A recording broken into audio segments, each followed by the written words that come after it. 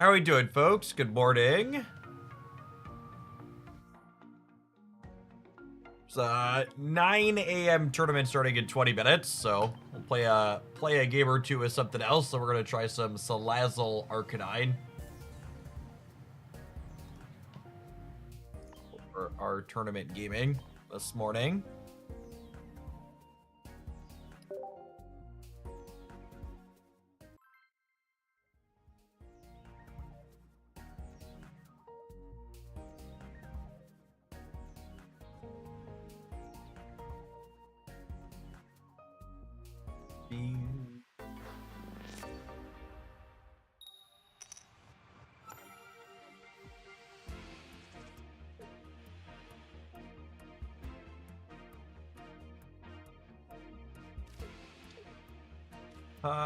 We're going first. We'll lead Drudigon. Am I leading Drudigon against a Fire Energy? I wonder if there's a world where I lead the Articuno, actually.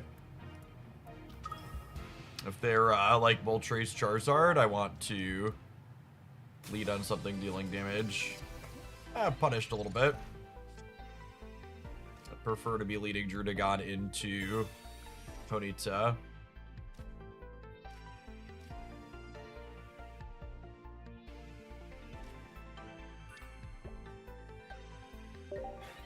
Was not going to have much text here, most likely. Only need a single Misty Heads to... Oh, honey. Put it about to get a very, very valuable lesson about how their deck functions here.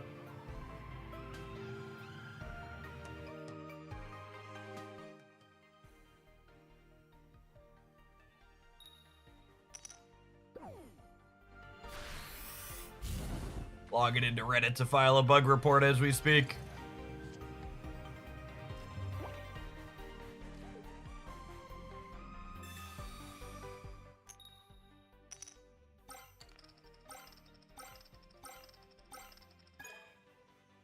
Well, you know.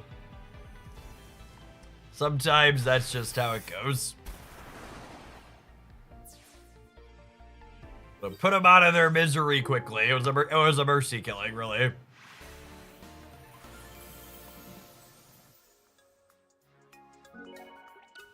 Getting to play Fitted Articuno is a really solid upside to not being on the full Greninja line in Gyarados. Gives you a secondary game plan.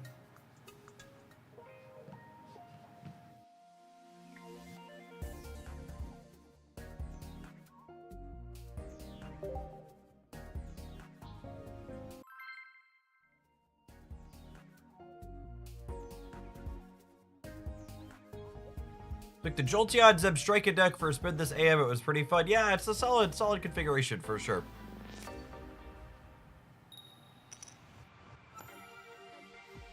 Limitless TCG runs most of the tournament entries for Pokemon Pocket stuff. T-Bike. Whenever you're going first, there's never any reason to play out anything other than your starting Pokemon. Pokeballs and researches and stuff could change what you want to play out on the bench, so hold these back for half a second while you gain more information about what you're going to be drawing. Let's do this.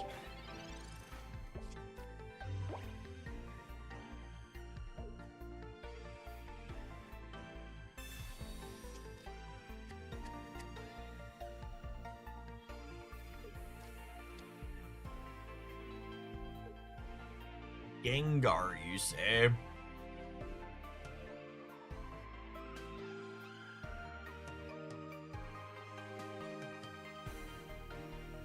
Would we rather build Gyarados or Tauros? I think ideally we want both of them, yeah?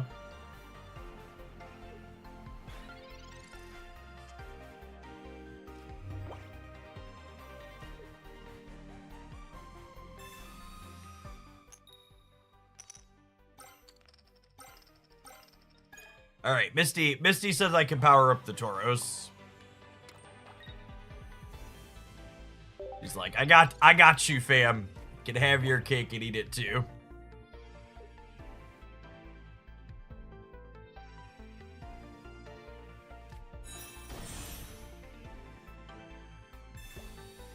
Oh, you know what? I should probably play this Tauros out next turn to insulate against Sabrina. Although I suppose if they Sabrina me next turn, we put the Tauros up and then we just crack them back. It's probably fine.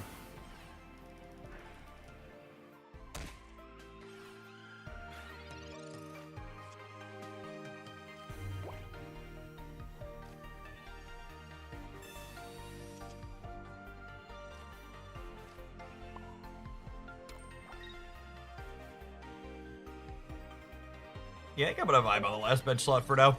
They put Tauros up, they can't clear it. It'll just save us a leaf, basically.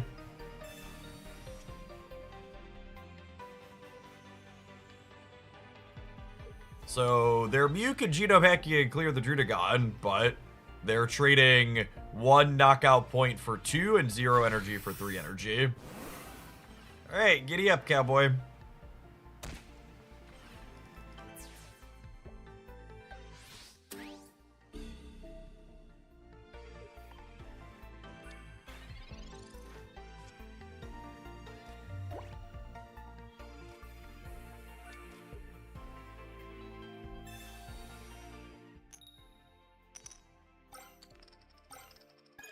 Our Misties are hot this morning. Holy.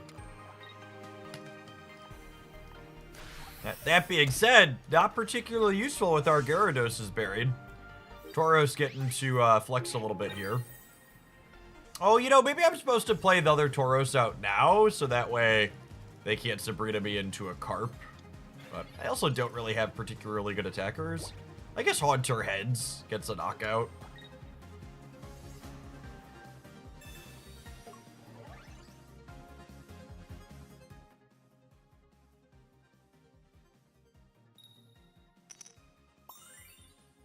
That's a pretty good one.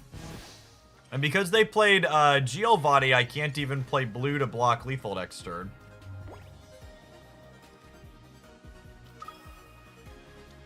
Articuno is their lovely draw. Our backup plan truly getting to flex this game. Foolhardy Dragon, thank you for the 2 years. Welcome back. Appreciate it.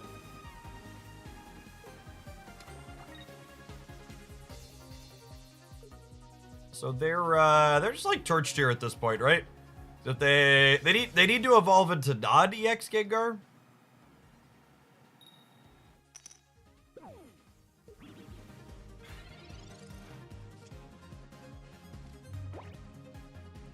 All right, no Gyarados in our top 14 cards, no problem. Crunched it through anyways.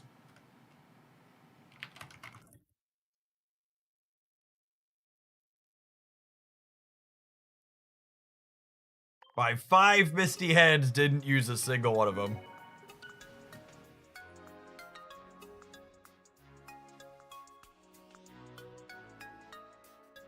Regarding the exact deck list you reported, you make your own adjustments. This deck list has not been covered in any of the roundups I've done. It doesn't have any tournament success yet. Might be something we try at an event later this week.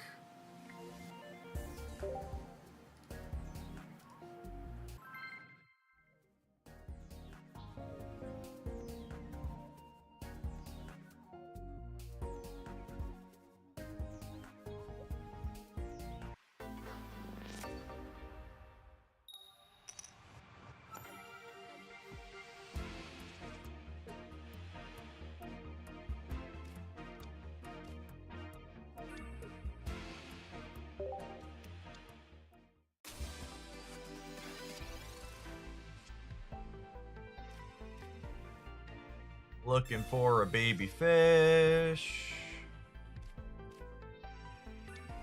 Our Gyarados plan does not want to cooperate today. I think I vibe on the second Tauros for now. Playing it out's like slightly better against a red card, but a lot of people don't have room for that these days. And there's a reality where I want either 2 Magic Carp with the 2 Gyarados or like a Magic Carp and an Articuno.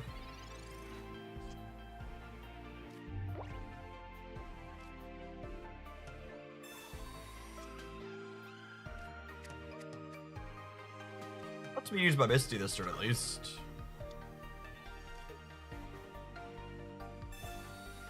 Even if we hit on this, I think we're powering up the Tauros. Get this going into the Celebi.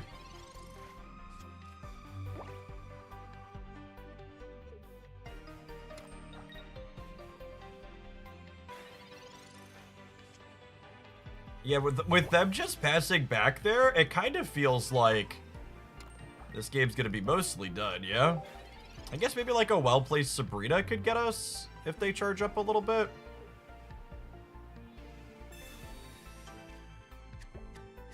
Which Pokemon are you hoping for in the next pack selection? I hope we get a Johto-themed set for the next set. Executor could be scary. Executor plus a Sabrina, if we don't find any copies of Leaf, could be challenging. Let's see what they do here.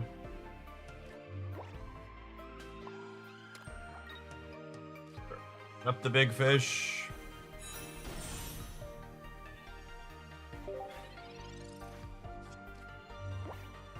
George, thanks for the raid. Hope you had a good stream.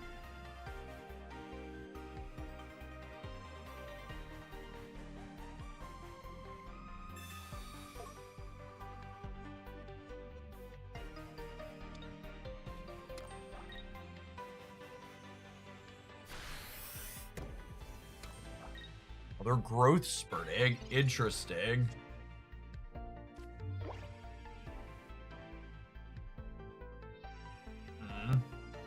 Leaf is potentially good down the line. I wonder if they're charging, I wonder if they're charging up non-EX Executor here. That's a card some of these superior builds play.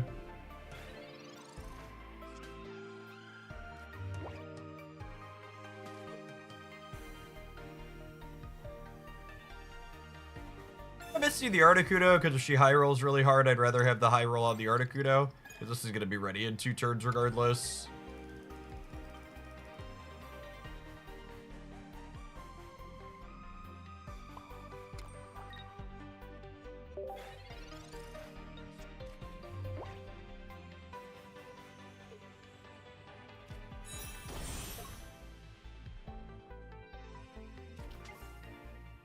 So the goal here is to clear our first knockout point without needing the Gyarados, so the Gyarados can clear the second. So now we'll put energy on Articuno, and then next turn, if they still don't have an evolution for this, we can swap to Articuno with the Leaf and clear it.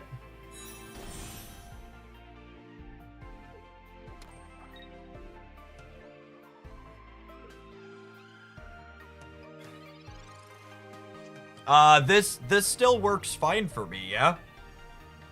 I do energy on the Gyarados, and now we Leaf this out and use the I guess if our Gyarados takes an energy off the Tauros and Celebi kills the Gyarados, we lose the game.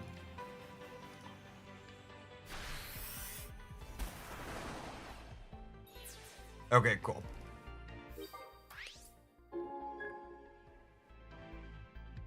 Yeah, Tauros really getting to flex here for us.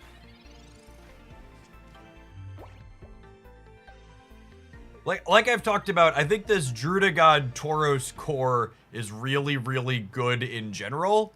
And there's probably a good chance that just Gyarados is the best pairing for it. But the Drudagod Tauros X has felt super clean. So Gyarados is statistically dead here, but we've got they've got Tauros with Giovanni lined up. So we got 2 copies of Geo in our deck.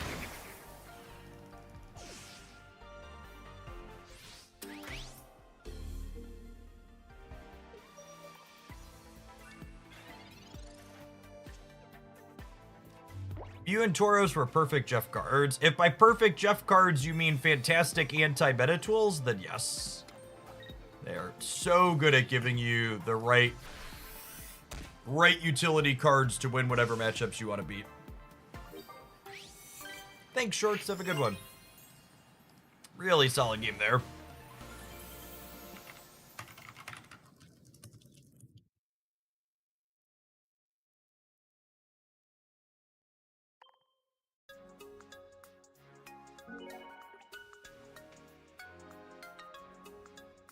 All right, we're going to take a brief pause for the cause and let some Twitch ads roll. Our morning tournament's going to be firing in 5 minutes. I'll throw this Gyarados list on stream for the first minute of the ads, and then I'll show off the Salazzle Arcanine list we're going to play in the event this morning. Thanks, everybody, for hanging out. Don't go to, I got a ton of Pocket coming up today.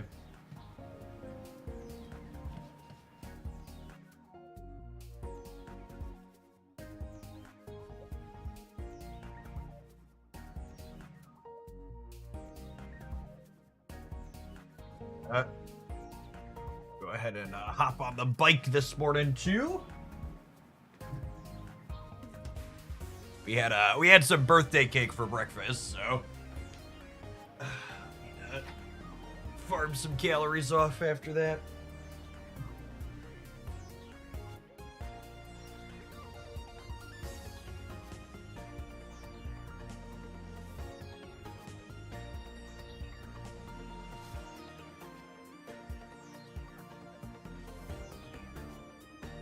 Yes, this deck is using only water energy. You need the 3 or 4 water for Gyarados. I guess you technically only need 3, but yeah, playing 2 colors is not tenable there.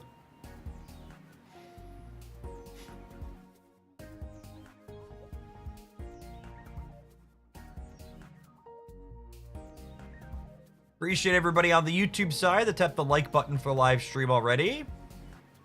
55 legends in the chat. What kind of cake did you get? Christy got me a chocolate cake that had a peanut butter mousse on the inside. That was very good. You're a big peanut butter stan. All right, so this deck posted a result inside of community tournaments last week, and I wanted to give it a try because it looked good. For people that are new and haven't seen us on tournament day, we play one specific deck during the tournament, then I play other decks in between tournament rounds when there's downtime, so that way cuts down on confusion for folks when we're playing a tournament round and when we're not.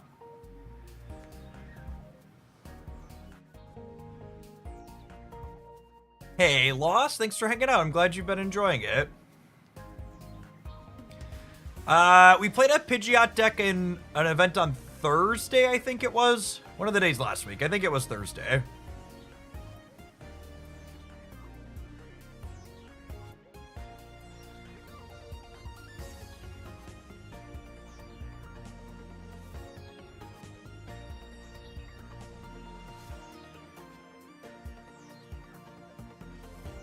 Rhino, thank you for the gift sub. Appreciate it.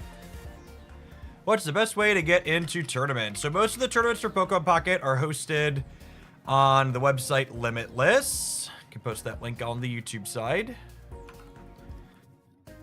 There's stuff running up there 7 days a week. The bigger ones tend to happen on the weekends. I think it's 9 a.m. this morning. Caps at 120 players. Yeah, so a little bit smaller.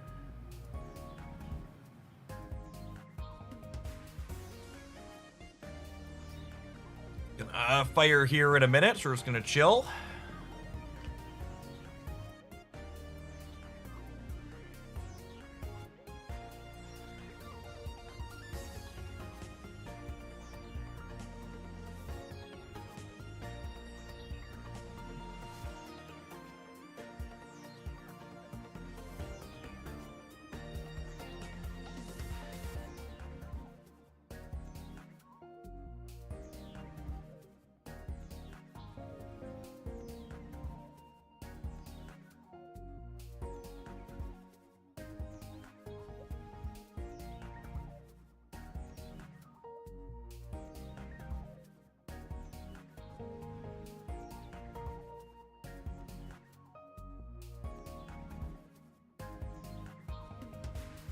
All right, tournament is about to start.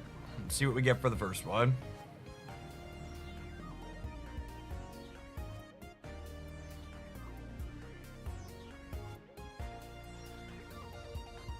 It's really curious to me how many people always ask about Salazzle and Salandit not being in the right order. Salazzle is very clearly a card that wants to go first, so you evolve into it on your first turn and put your first energy on it and attack it. Why do you tend to use Farfetch'd as a 5th basic? I have been leaning towards Tauros. Well, I think you lack object permanence, because if you go back and look at all the decks I've played in the last week and a half to 2 weeks, I would wager you I've played a lot more Tauros than Farfetch'd. This particular deck is playing Farfetch'd as opposed to Tauros because this is an aggressive deck and we want a 3rd Pokemon to start on that attacks for 1 energy. While Arcanine is our finisher. One of the things that's interesting from a thought perspective about Salazzle versus, say, Rapidash, which is another card that fills a similar role in the same color, is that Poison Claws effectively does 50 damage per turn cycle. You do 30, you pass, you deal 10, they pass back, they take another 10. And dealing 50 over a full back and forth means that Salazzle clears a Druddigon or a Tauros in 2 attacks, whereas Rapidash would take 3 attacks to do that.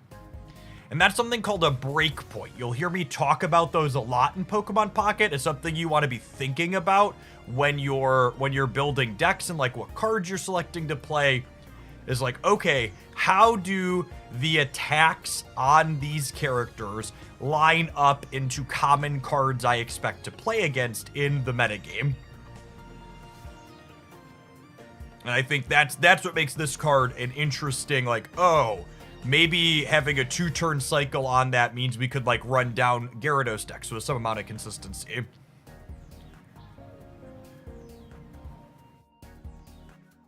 I don't know. Maybe it's not good. Maybe it was a one-off result and it's not going to work out for us. But from a just general, is this interesting? Is it hitting something that we want to be hitting? I think the answer is definitely yes.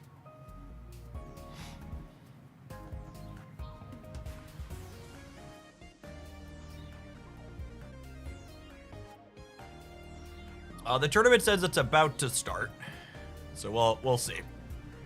Sometimes it takes a minute for them to click the button. Are people playing old Rapidash? Old Rapidash sees more play in Blaine variations than new Rapidash, but neither of them are particularly popular.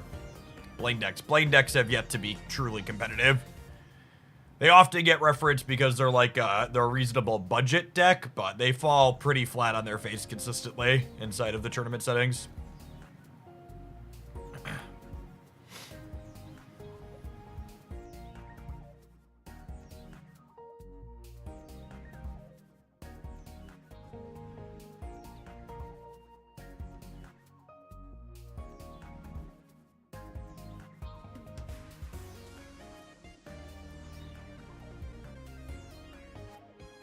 Probably could have played another game if we knew they weren't going to start at the top of the hour. I think this is, I think the person running this is a person who hasn't run many things before, so we'll see how this goes. I didn't recognize the name.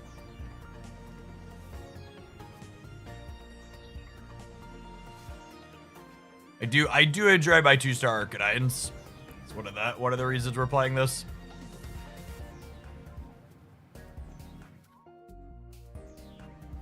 You like Farfetch'd over Heatmor? Yeah, I think so. Heatmor is like marginally better against the Celebi deck, but you should probably be pretty favored against Celebi as is. Do you think fire types need a way to attack the bench like many other types? By many other types, you mean exactly fighting and electric? No, most of these events are free to play in, Kitsune. Water 2. Water's kind of Lumion attacking for 2 as opposed to 1 is a big deal. Greninja. Yeah, I feel like once you get into the weeds of calling out Lumion and Greninja, you could be like, well, technically Fire has Volcarona. And it's like, well, that card's not good, but it like technically exists.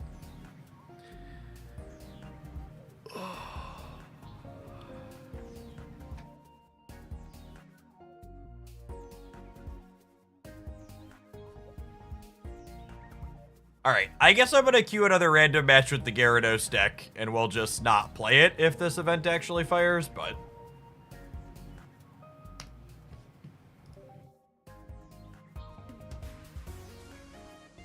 may or may not be firing.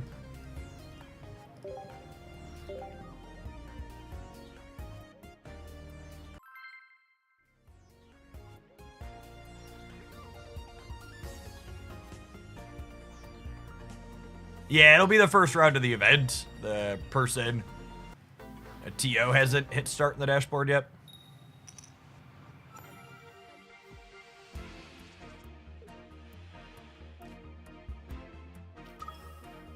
Am I leading Articuno? They're an electric deck. If they're Pikachu, I actually want to lead Articuno and power up Tauros on the bench. I'm going to hold the Magikarp for the time being.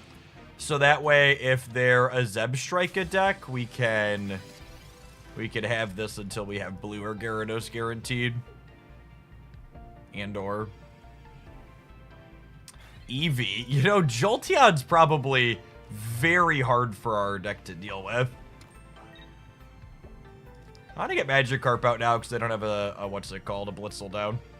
We'll just start powering this up, I suppose. Poro King, thank you for the 28 months. Welcome back. How am I today? I'm doing swell. Life's good.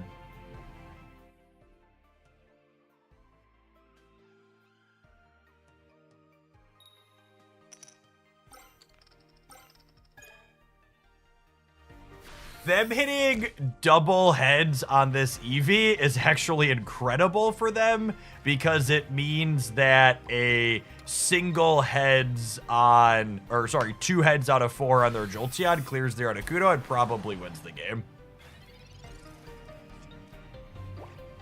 No blue in sight for us. Dubba-dee-dubba-die.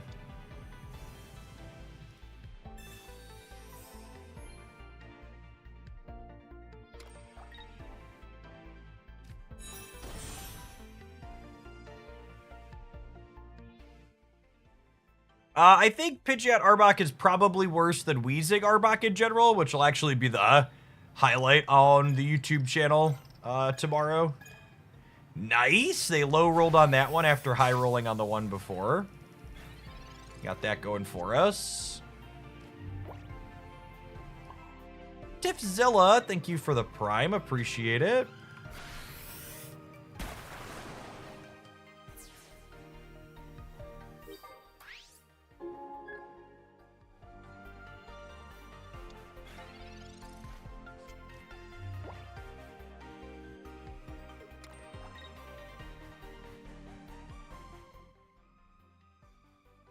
All right, could their EV high roll again, or are we done here?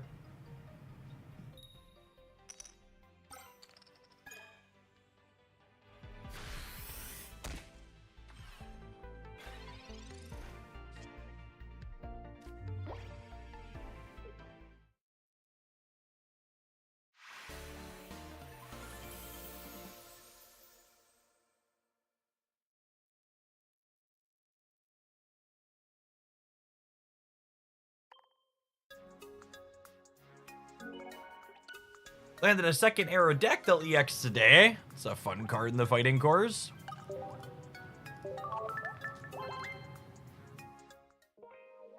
What's the best shell for Pidgeot EX? Druddigon plus Tauros? I think Druddigon Tauros is probably the best shell for Pidgeot EX, but I don't think Pidgeot EX is the best shell for Druddigon Tauros, if that makes sense. So if you're like dead set on playing Pidgeot, I think Druddigon Tauros is the way to go. But if you're looking to just like build the best core with Druddigon Tauros, I don't think that's ideal. The tournament was supposed to start 10 minutes ago, so we might not have a morning one. There's another thing that's supposed to fire at noon, so we'll wait a few hours and play that, but it's actually the first time I've joined something on Limitless and had it not happen. A little weird champ.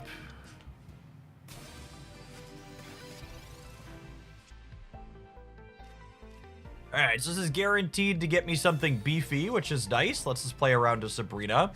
So Tauros is not stellar against the Wheezing deck, but I want 100 HP Dorko to switch into if they Sabrina us.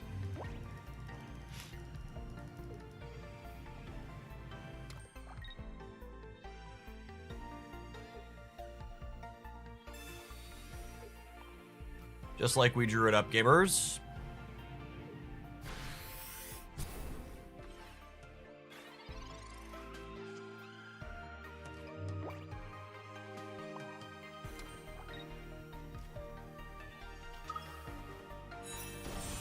There's our Raging Fish. Would you consider playing Mew EX in your Tauros Drudagon shells? So, one of the things to note about the Tauros Drudagon shell is I think all Tauros Drudagon decks should have 2 copies of Giovanni in them. And if you have 2 Giovannis and a Drudagon and a Tauros, when a Mewtwo knocks out your Drudagon, it goes down to 130 HP, which means your Tauros with the Giovanni can finish it off. So I think Mew is fine in these Tauros Drudagon decks, but I also wouldn't consider it a must-have. You need to be playing this card. Just because the way the breakpoints line up with these 3 cards, a lot of the time you're beating Mewtwo anyways.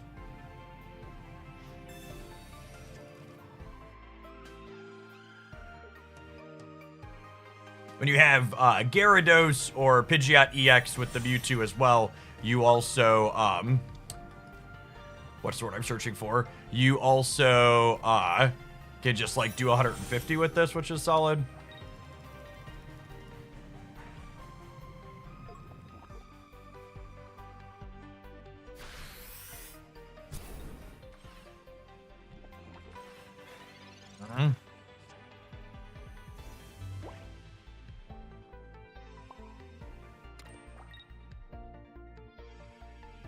Second Wheezing's a little scary with the Mew, so I go Gyarados, I go Gyarados clear, and then they put this up, and they hit us for 50, and then this finishes me. Yeah, I think second Wheezing plus Mew actually means we're dead here, yeah?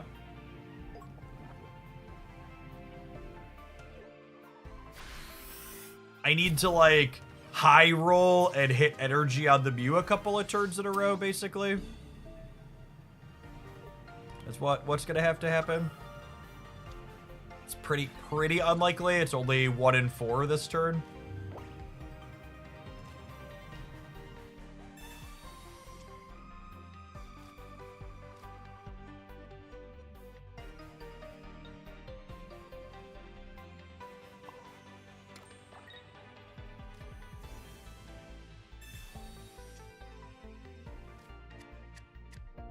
All right, we actually can't finish this game because it looks like the tournament round finally paired 15 minutes in.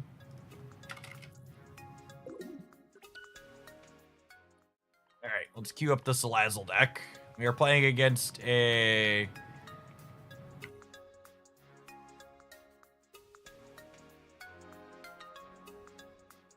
Playing against some good old-fashioned Misty Cheese. 2 Articuno EX, Starmie, and a Vaporeon. With only 1-ofs on the Starmie line and the Vaporeon line.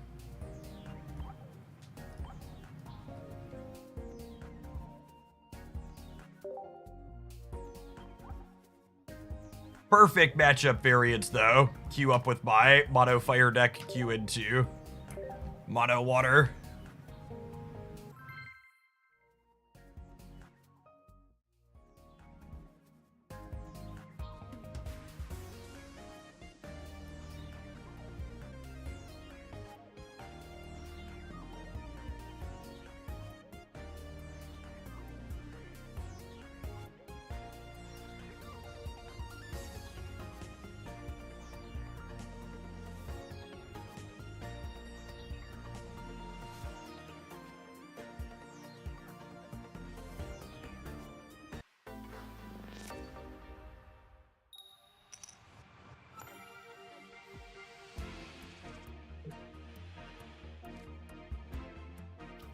We're going first, which is not terrible with Sandalit if we could draw Salazzle.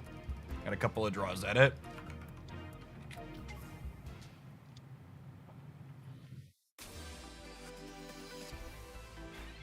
It does hurt my former VGC sensibilities from the Pokemon mainline games that Articuno is super effective against my fire cards. Unsurprisingly, our person playing Articuno Misty Cheese is also playing red cards, so we'll play all our basics out here. Maybe they'll red card us into a Salazzle. That would be great.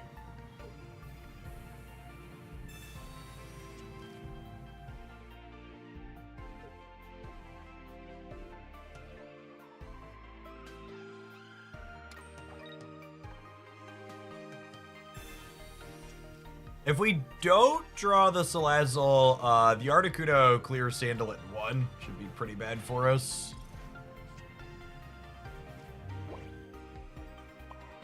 I'm gonna attempt to tempo Sabrina here because they only have 1 copy of Starmie. So, and if they have Starmie for later, Sabrina's not gonna be much use anyways, so we'll see if we can buy ourselves a turn with this. Starmie, Leaf, or X-Speed all mean the Sandalit still dies, but I don't have any agency here. Oh, I guess Misty Heads also does it, huh?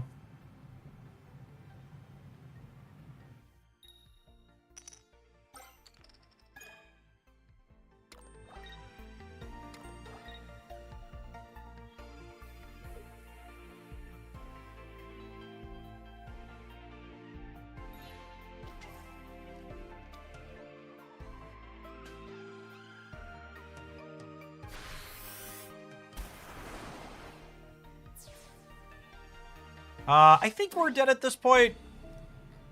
I'm gonna go ahead and go to the next one.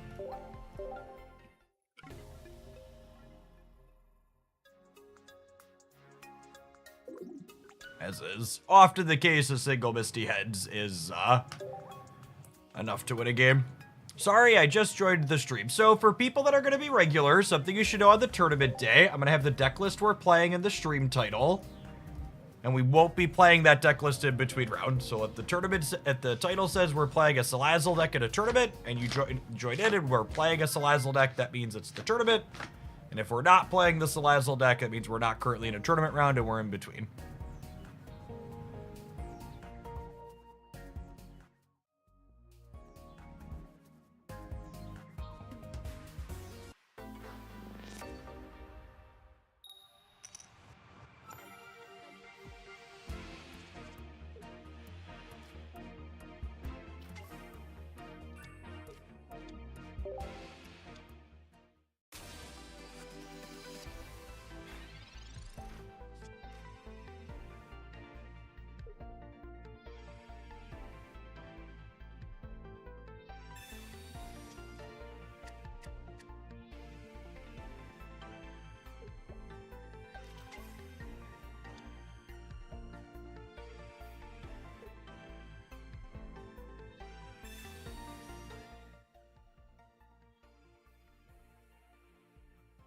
Might be a fast tournament round, gamers. All right, Misty says we're gonna actually play a game. So you're saying there's a chance. I think I'm supposed to wait on the research for a turn because they're a red card deck. If I do this and brick on a basic and they red card me, I'm pretty far behind. Whereas if they red card me when I have 2 research in my deck, it's significantly worse for them.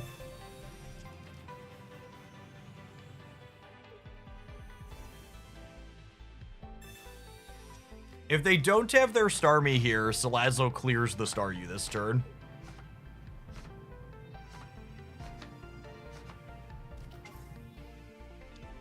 They only have 1 Starmie EX in their list. They're largely Articuno cheesing.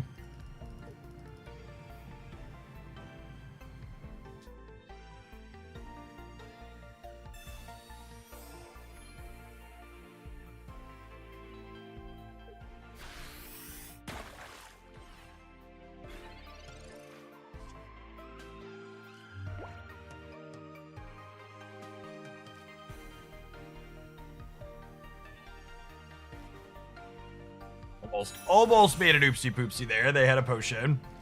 So let's Giovanni so we get this knockout. Do I potion up my Salazzle? I think we'll play one potion so we don't get cheesed by the Eevee. They've already played one Misty. Playing second potion plays... I forgot to attach the energy. We'll see if that costs us. Could matter when retreating later. I was talking through the potion line. Playing a potion like plays around one Misty Heads, I guess. I think this is officially my pick for most confusing cards for people in the set. People keep asking why we're playing Sandalite without cards that poison when there's two Salazzle in our deck. It's very confusing to me.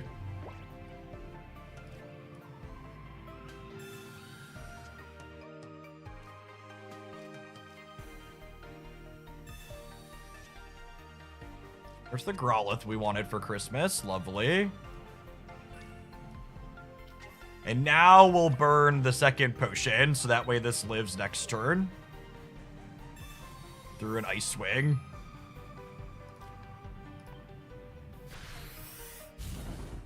And this does an extra 40 with Venoshock, right? So it cracks for 50.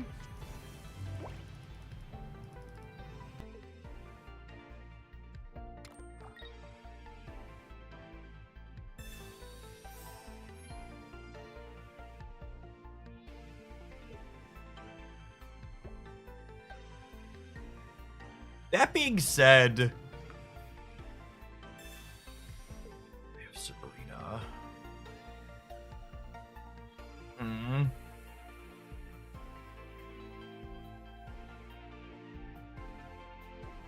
Is it crazy to put the Growlithe up? I feel like it's not.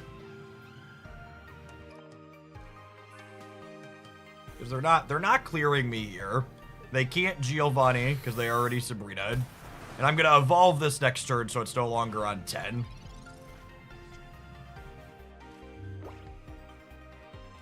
So let's X speed this out. We put out Arcanine. We attach second energy here.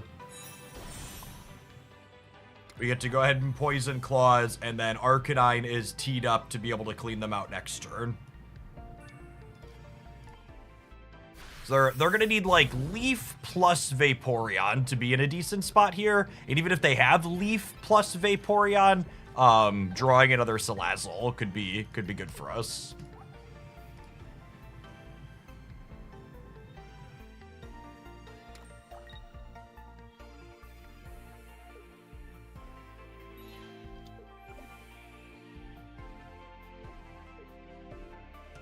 No Leaf here, meaning they reset their energy, is a big deal.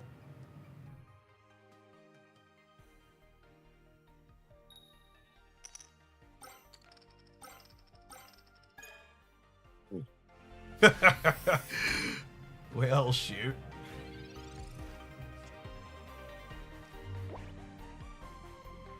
I think we just take a knockout here, yeah?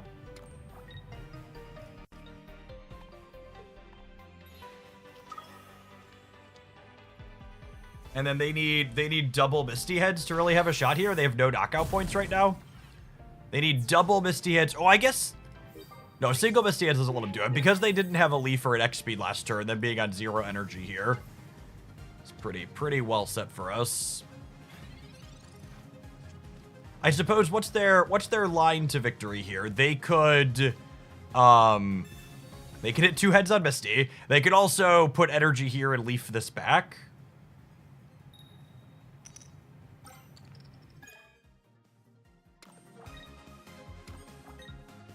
Oh, is single heads on Misty enough for them to win the game, actually?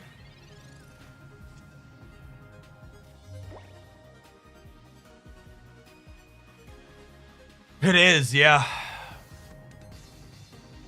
Because I don't have anything that gets us out of it. That's so frustrating. Because Arcanine knocks itself out if it wants to attack, and Blizzard knocks it out while it's on our bench. That's the way the cookie crumbles. That was a really, really close game, considering how polarized the matchup is not in our favor. Opponent's deck full of cards that are super effective, and the extra frustrating part on that is it wasn't even just Misty, right? Like if we'd have had just 10 more life somewhere, we'd have been okay.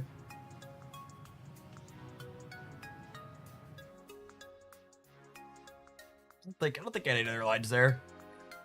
All right, let's take a brief pause for the cause and let the adverts roll.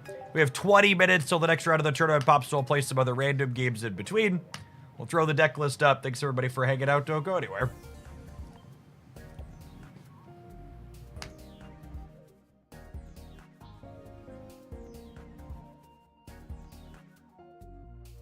I really am gonna keep banning people and having to repeat this, and it's really incredible. I wasn't expecting an incredible amount of racism when I switched to Pokemon content, but it is wild since I started focusing on Pokemon Pocket content in this last month, how many people I have banned on both YouTube and Twitch for making comments about Japanese players. Like, it's actually insane that we're close to double digits at this point between the two platforms. Like, I get that 76 million people in the United States just voted for racism, but like, please don't bring it into my channel.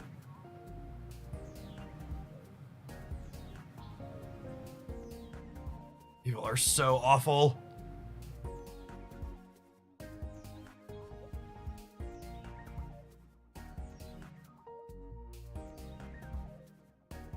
So Matt, your comment there about putting the Growlithe up to tank the hit. If I hadn't put the Growlithe up to tank the hit, they would have gotten a knockout point on the Sandalid on my bench, and then I would have lost the game when the Arcanine got knocked out anyways, and I still would have lost. So that Sabrina decision didn't matter, because they would have been up a knockout point.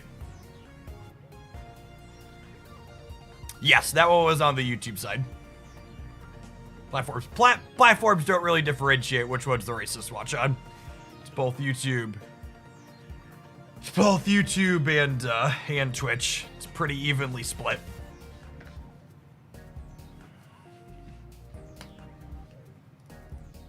Racists are platform agnostic.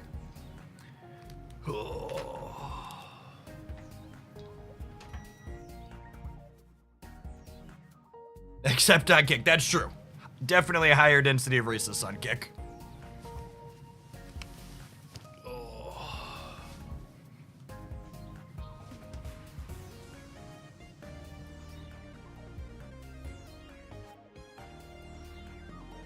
Is it easier to moderate Twitch or YouTube? Definitely Twitch. Basically, all of the surrounding platform features when it comes to live streaming are better developed on Twitch than on YouTube.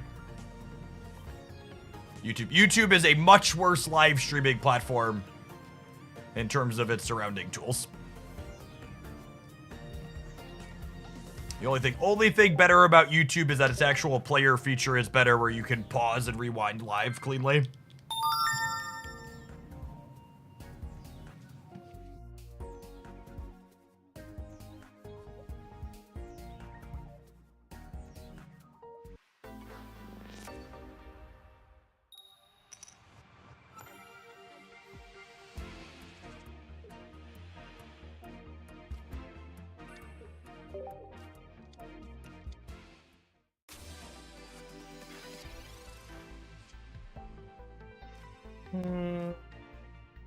With the Gyarados in hand already, I'm actually going to research before I Pokeball, because I wouldn't mind drawing two basics here. What actual perfection. We'll chill on the Tauros for now, I think. Colpado, thank you for the 15 months. Welcome back. We play out the second Drudigot here to insulate against Sabrina.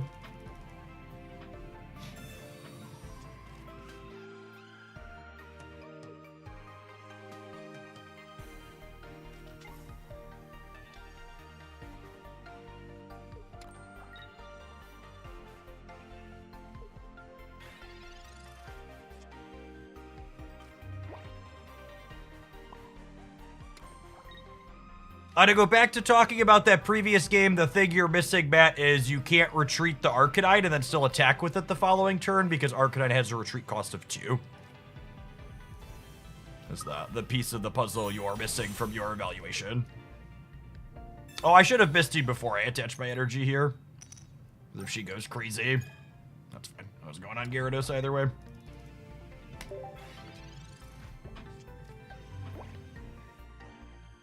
What is Tauros doing here? Tauros is providing a reasonable secondary game plan.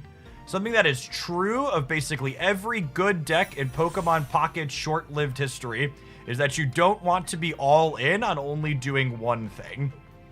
So Tauros gives us flexibility to attack when Gyarados doesn't show up, or flexibility to beat things that Gyarados can be awkward into on occasion, or sometimes you just need 2 good attackers to finish the game. Sometimes Gyarados is going to hard carry on its own. Tauros also doubles as a reasonable brick wall stall to set up Gyarados behind. Mewtwo players cover ears. You know, I frequently hear that comment from people when I talk about good decks being able to have diverse game plans, and it really shows how little people understand the Mewtwo deck. Last season, the Mewtwo deck, when it got optimized, was made better because it was playing Baby Mewtwo. And this season, they have Mew as an additional attacker. And then, not to mention, through all of that, Gardevoir is very, very reasonable as an attacker in that deck, and frequently is the reason you win the game. So I think if you think the Mewtwo deck is a one-trick, you don't understand the Mewtwo deck. Just Gyarados things here, running them down. Far more consistent than the Charizard deck.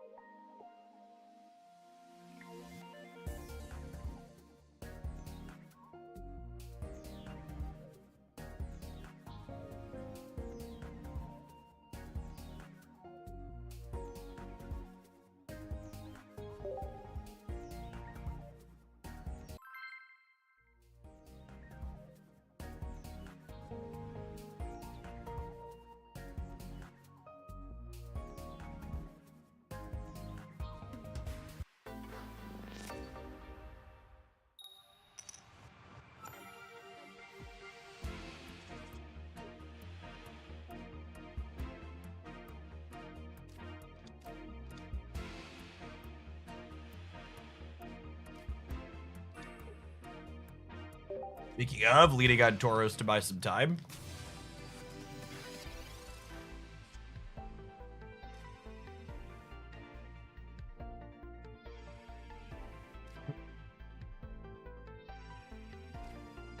They don't usually play Sabrina, so I don't think I'm playing out the Druddigon.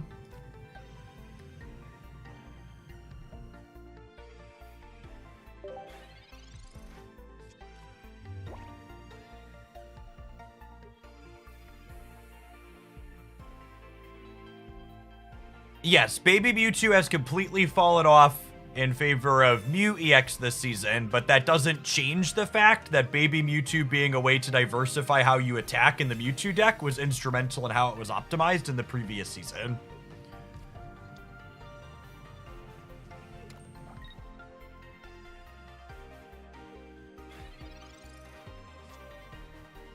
I think this build of Gyarados is probably not favored in the mirror, which is a big part of why this build is the popular build of Gyarados, because it's favored against other Gyarados decks.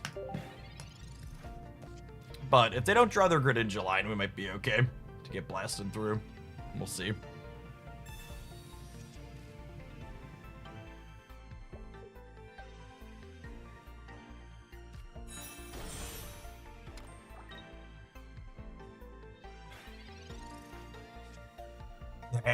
That's a Greninja.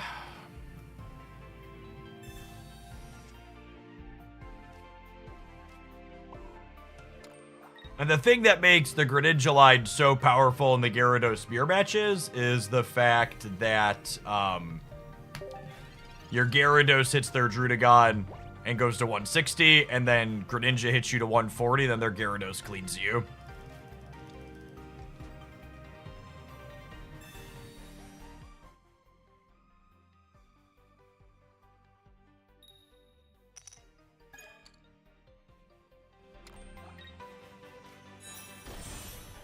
Alright, there's the Greninja. Maybe their Gyarados will be buried. There's only 7 cards in the deck. I think we're done here. Part of the reason why I haven't spent a ton of time playing this Gyarados deck is the way it ends up playing out tends to be pretty linear and dry. It doesn't tickle my brain to play it the way a lot of the other more interesting decks in Pokemon Pocket tend to play.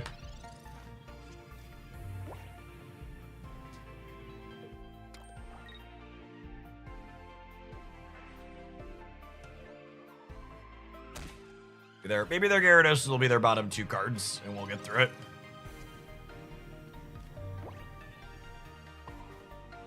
That is basically our only out here, so we're gonna put our Gyarados up and start blasting and hope they just don't have it. Is Greninja the most played Stage 2 Pokemon of the tournament scene? No, that's Gardevoir.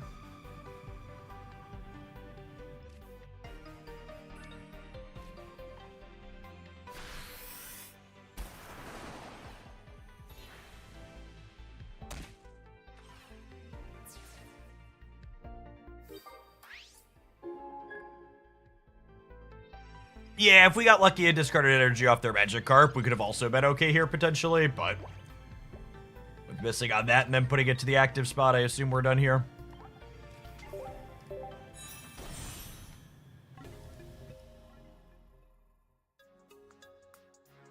Yeah, 6 minutes till our next tournament round pairs.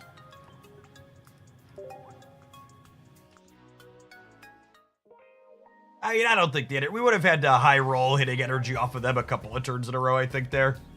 Like I said, on average, I think that matchup's pretty polarized, not in our favor.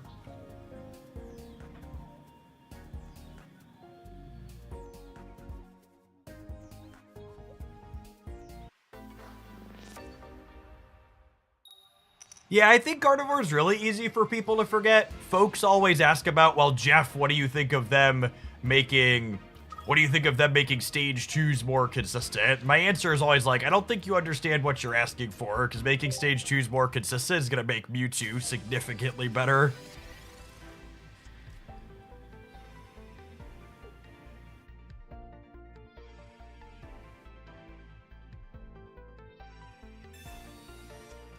I assume them adding cards to make Stage 2s more consistent is a when, not an if. It's definitely going to happen at some point. They just need to be careful about how they do it, so that way, ideally, they support some of the weaker Stage 2s like Blastoise and not just make Gardevoir strictly better. It's like the TLDR.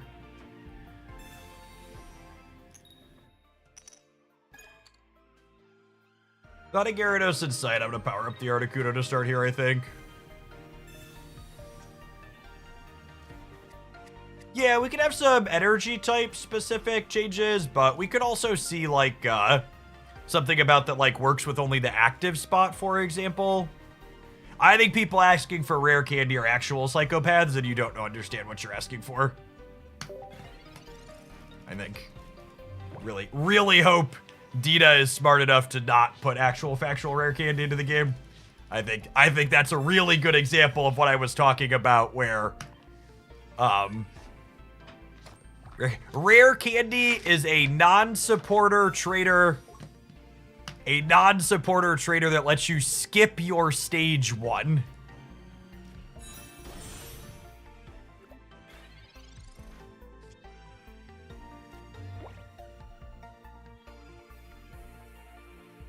This is my surprised face that the person who asserted they wanted rare candy again had already been banned once on the channel. I think we'll leave that one gone.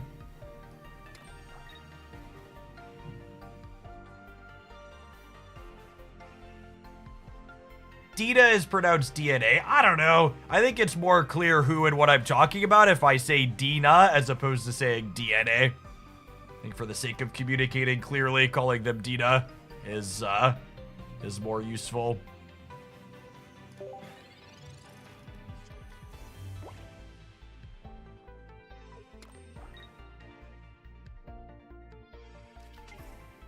Like, I'd bet money nobody's confused who I'm talking about when I say Dina.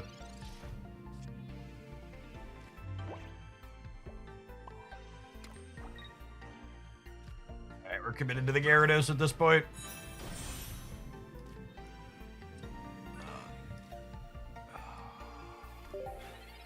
Might play this next one out next turn. I don't know. If I draw another Gyarados, I might want to slide Magikarp and have a 180 pointer.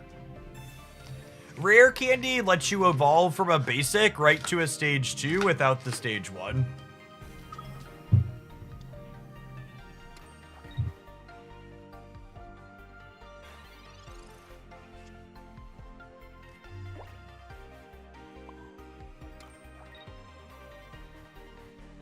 I don't play the Drudigon out. So if they have Leaf here, I have more bodies to absorb the damage.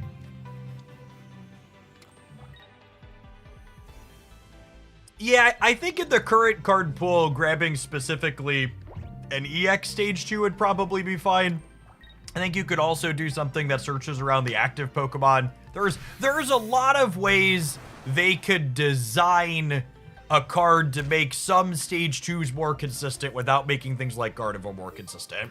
I think it's just worth acknowledging that that design space shouldn't just be all stage 2s are more consistent, because that's probably not good for the game.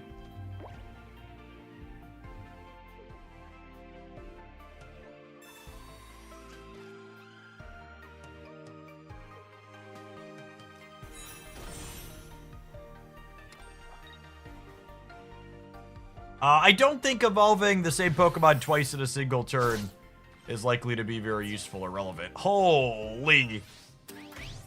What a sniper.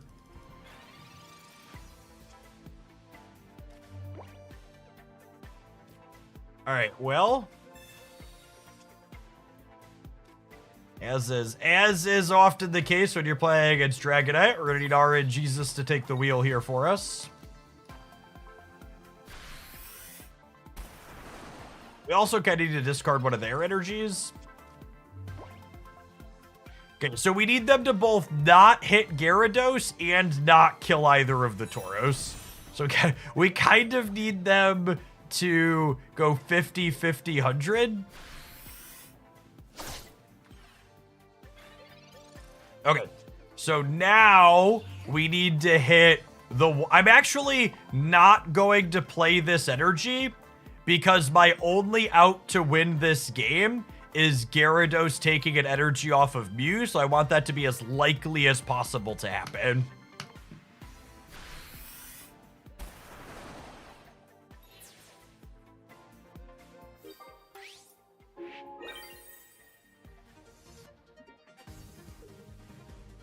Easy game.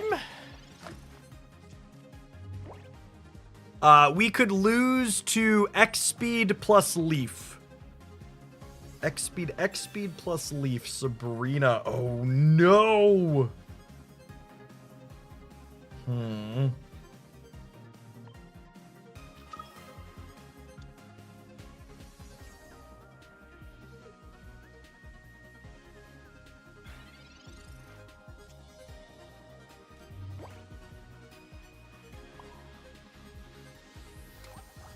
Both our copies of Leaf buried in the bottom 4 is so unlucky. Oh, looks like we actually can't finish this. Apologies. Tournament round is here. Oh my goodness. Loaded up a fire deck in a tournament for the first time in a while and queued into 2 mono water decks. Actually, just the entire universe stacked against us.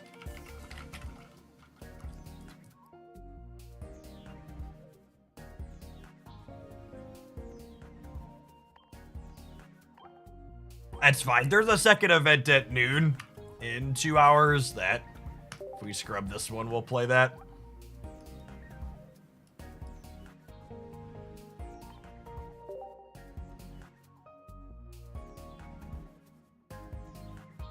Wake up, sheeple. The truth is out there.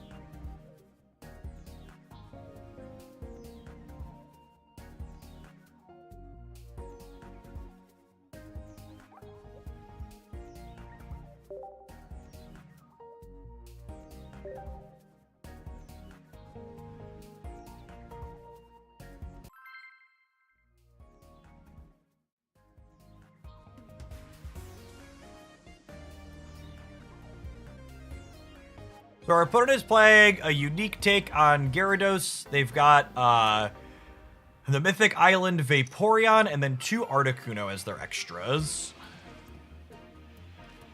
Growlithe lead is not what we're looking for, but we do have X speed and 2 Pokeballs here. And it's hard to be too upset about a double Pokeball research opener. Gonna get to see a lot of cards out of our deck, so we're gonna draw to 14, and then these will thin to 12, and these will get us, we're gonna see half our deck on the first turn of the game. Pretty good.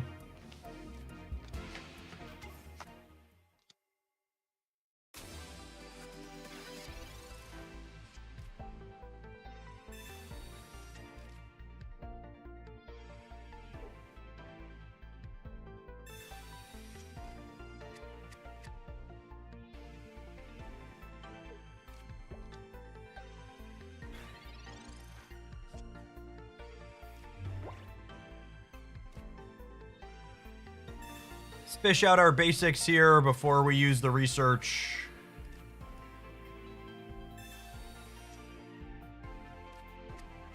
I think it's gonna be time to get quacking.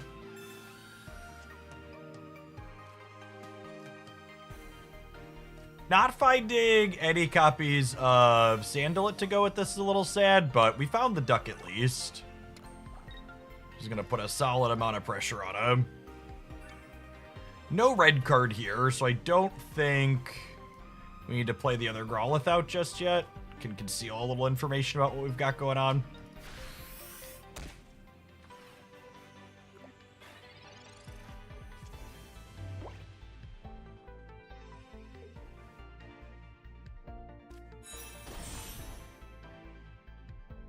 Opponent's only playing 1 copy of Leaf is really interesting in their deck that has 4 retreat 2s. All right, Misty, are we playing a game or are we done here?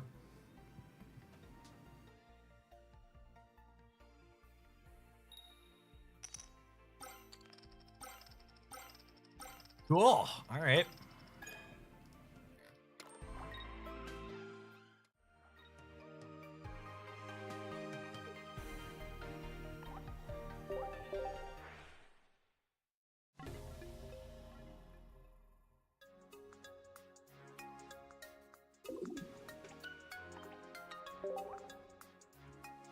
Do you think fire decks are inconsistent right now? Why would fire decks be any more or less inconsistent than anything else?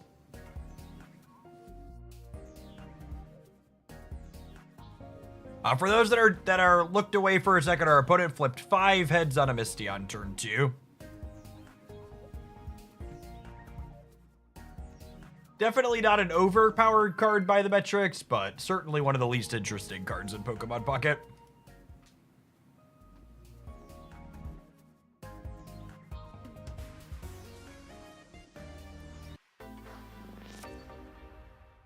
Yes, tournament matches are best of 3, which is one of the many reasons why Misty decks don't dominate. They can't do that every game. Gosh, we're so bad at having our Salazzle set up on curve.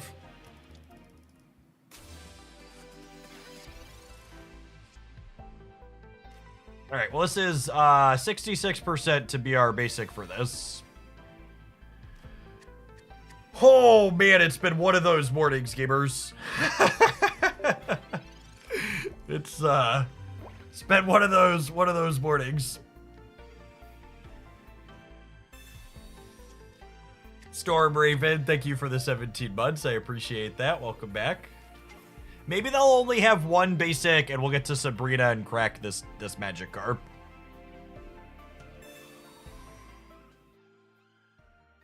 Yes, some days you are the Pidgey, other days you are the statue.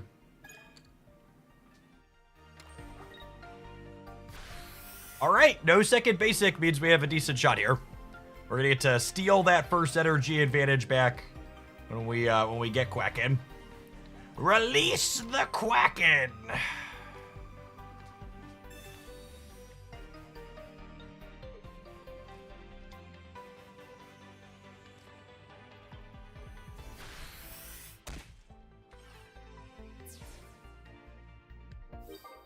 Based on how their Misty went in the other game, I'm assuming this Eevee is about to knock out my duck.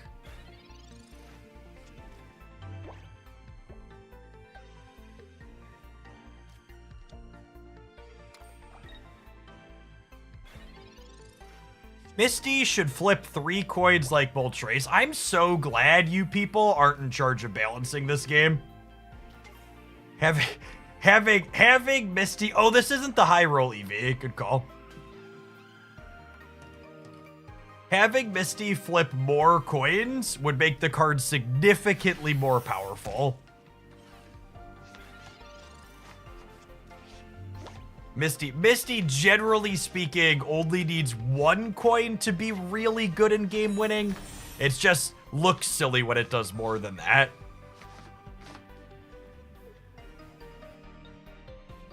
Even making Misty flip 2 coins would be a significant improvement over what it does now. All right, if they don't hit heads on a Misty next turn, we have a shot here, I think, so long as Arcanine shows up in due time.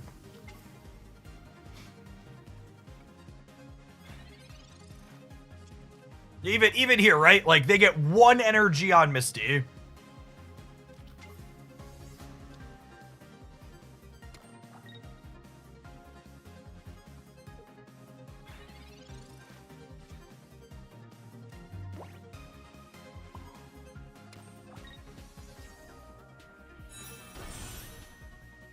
We're gonna get the poison going ASAP.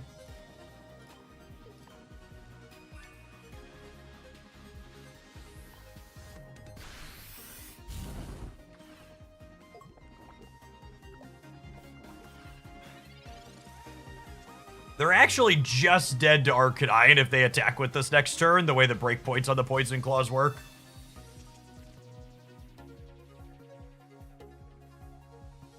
I suppose they can hit the 1 and 4 to clear this, but... Clear the energy on this. I'm going to put Salandit up, because I can X-speed to the Arcanine if we hit it, and if we don't hit it, I want to attack with this.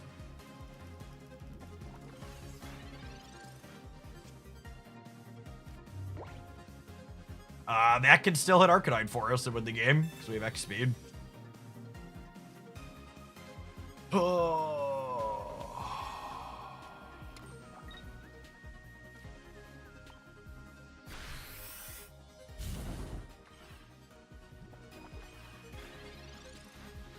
Okay, and then we're guaranteed here if they attack again, right? Because they're going to 60 when they pass to me, which means Giovanni with Duck is 50, and then the poison finishes them.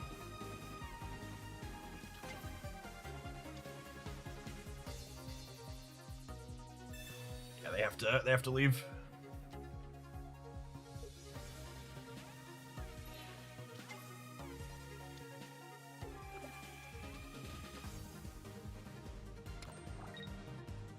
I need a Salazzle now.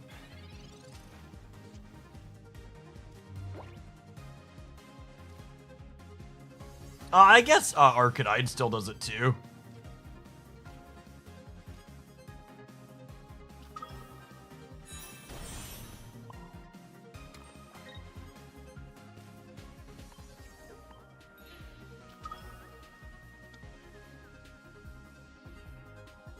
2 Misty heads next turn would win them the game.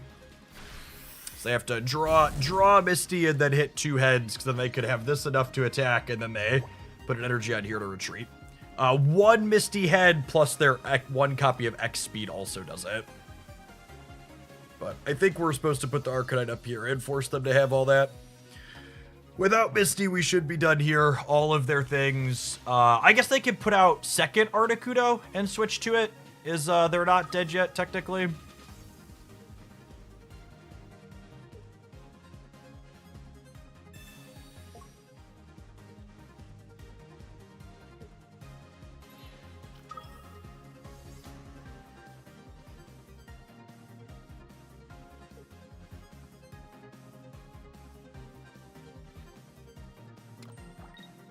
I believe they're on... No, Misty X speed could still do it. Alright, so can we play around that? Is it just Salazzle?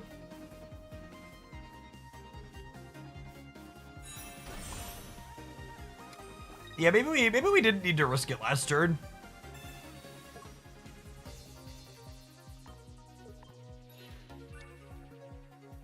I think we're good now. Everything on their board is gonna die in 1 to the Arcanine, and they only have 1 knockout point here. I was probably supposed to Farfetch last turn rather than Arcanine to force them into a similar spot.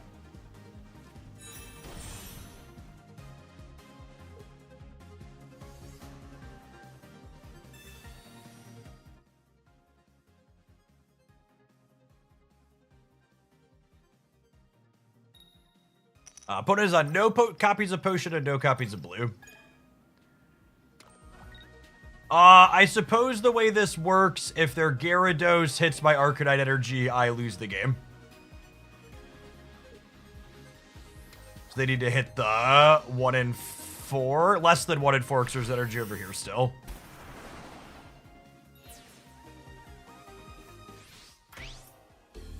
Yep, I know. I know that one feels bad, but I lost that because I made a mistake, right? Like, it's so easy.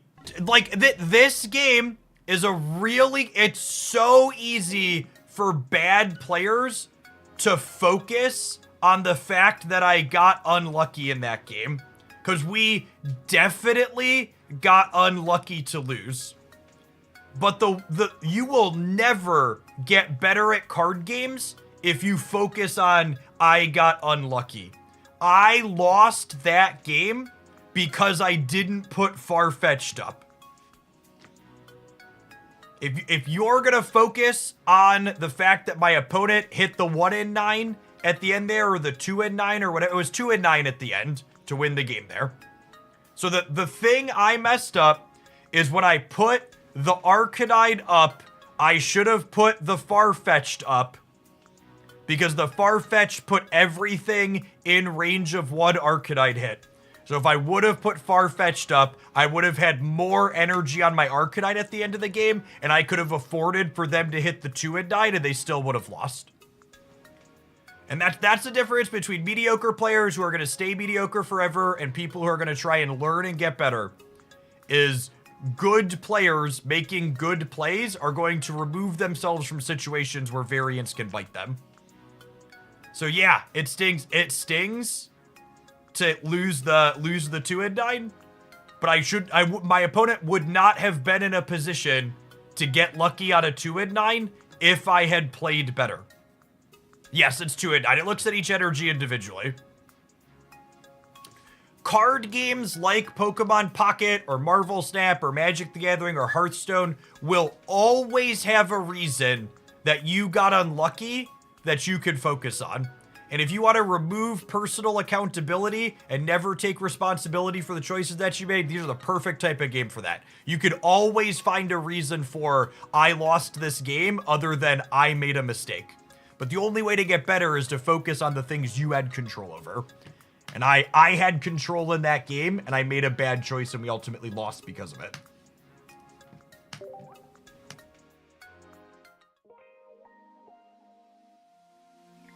Yeah, I agree, Vespa. That type of game there is one that makes me enjoy Pokemon Pocket and enjoy the depth that it has.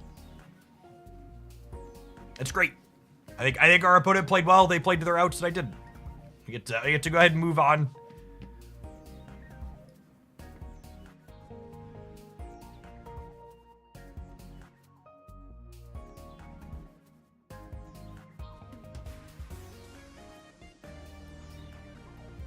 We were fortunate to scrub our tournament on the day where there's another thing coming up. So there's another event in 2 hours we're gonna go ahead and play in.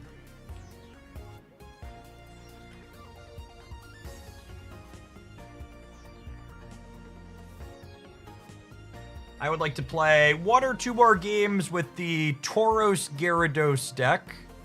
Do I need to? Do I have a...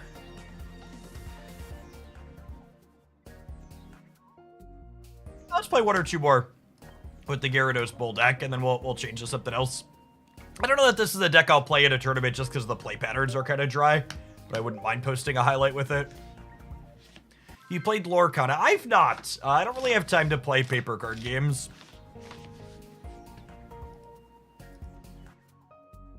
From a viewer standpoint, that loss generated more learning value for me than a win. Yeah, it's a shame that those types of things perform poorly in YouTube highlights, but they're good live stream content for sure.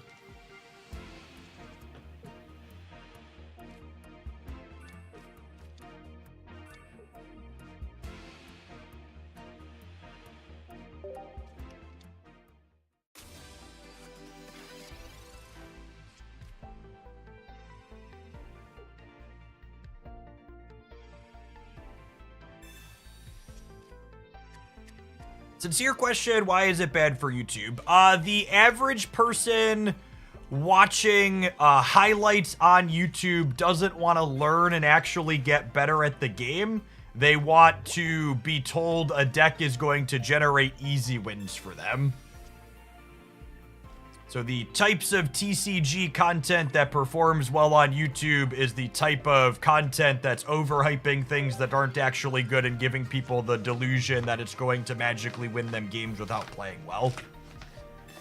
Educationally focused content tends to underperform by a significant margin.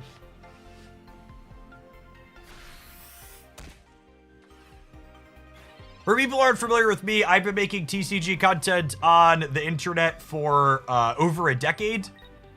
And I've done a lot of A/B testing and things like that. And a fun/depressing stat is that when I include losses in highlight videos, even if they're a really educational loss, like that last tournament round, people unsubscribe from the channel and turn the video off at really high rates.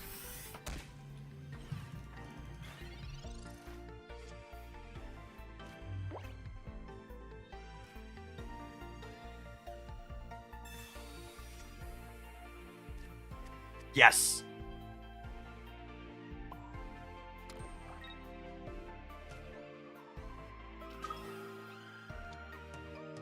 YouTube gives you a lot of really good metrics surrounding, like, when people are turning your stuff off and how much they're watching, and it's a big turn stuff off type thing. I haven't decided if we're gonna run back the Arcanine deck or not.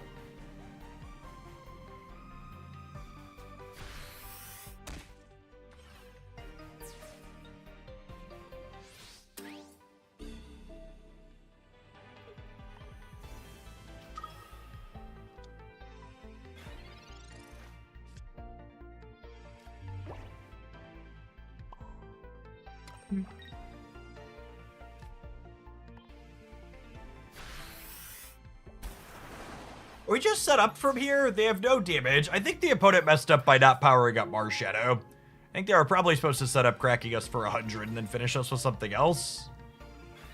I suppose they could just try and win the 50-50 here. I guess if they win the 50-50 on genome hacking, taking our energy after we lost the first one, they could get us.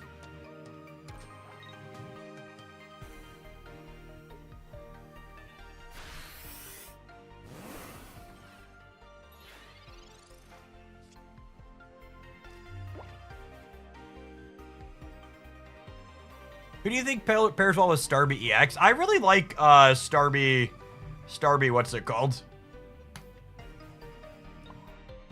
What's his name? Starby Lumiere was a highlight we posted yesterday that I enjoyed.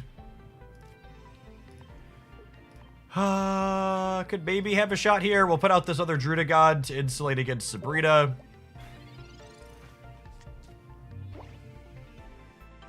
I think there should be a third player pool beyond beginner and TCG player. I think there should be 0 player pools, and the fact that player pools exist at all is one of the most baffling and silly things to me about this client.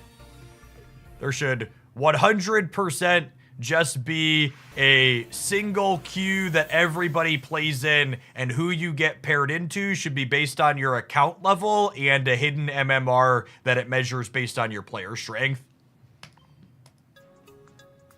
The self-selecting beginner versus TCG player is really silly and absolutely should not be a thing.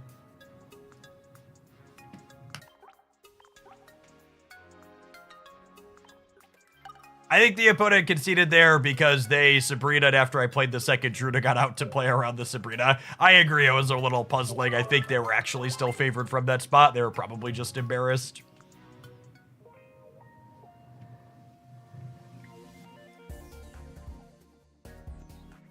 All right, I think I'm bored of this deck. I think I have enough highlights with it. Games to do a highlight later.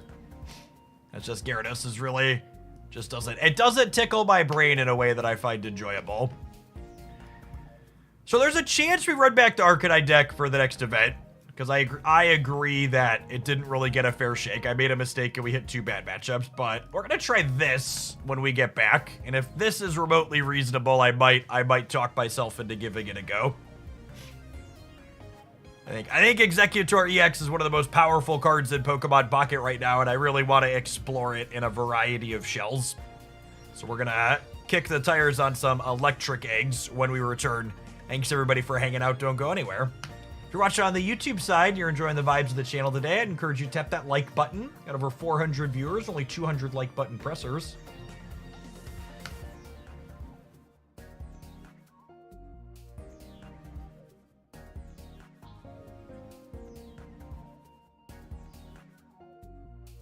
Oh, speaking of things that are potentially exciting for Pokemon strategy game enjoyers, I really hope this comes to their global release. There is a auto chess game variation inside of the Chinese version of Pokemon Unite. Feels like that could be an absolute banger if done remotely well and coming to the global version. Would be incredible if it's done even remotely well. Yeah, if we get a global version of this, it'll be definitely something we check out on the channel. That's free money. Yep. Yeah, Pokemon with the evolution stuff does feel like it was made for auto chess. Agree.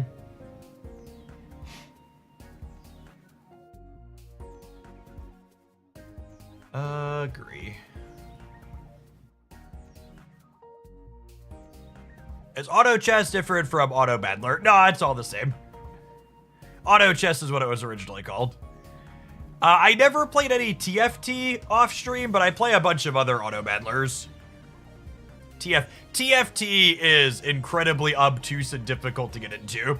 Its complete and total lack of any onboarding process is honestly embarrassing. Basically have to have like 1,200 wiki pages open to remotely understand what's going on and be reasonable at it until you have 1,000 hours in. And then they rotate the sets often enough that it's still tough to keep up with.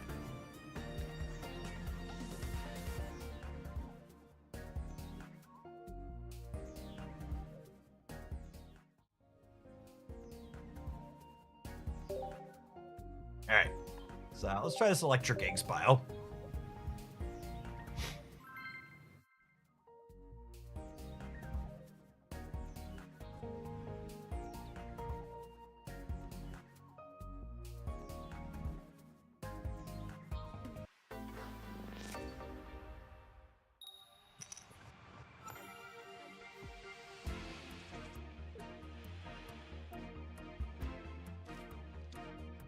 We're going first and we have eggs, but we have lightning energy in our 2-color deck.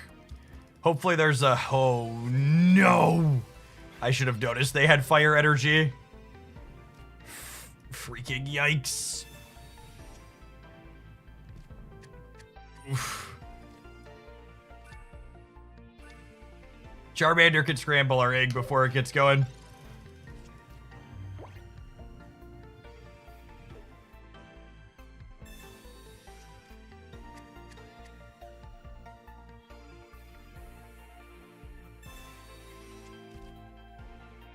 If they use Ember to clear the egg on 1, we could potentially run them down with Jolteon.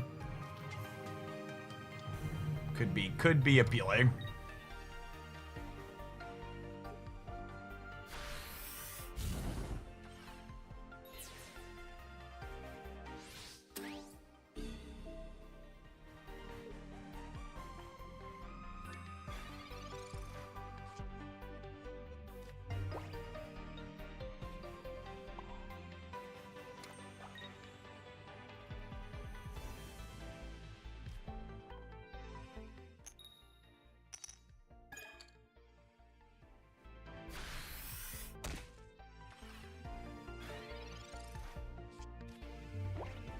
A lot of people edit their YouTube videos to only show wins with bad decks to allege that it beats the meta. I mean, my YouTube videos only show wins as well, but I also try and make it a point not to tell you that, like, the 3-color EV deck is a meta breaker when it's not.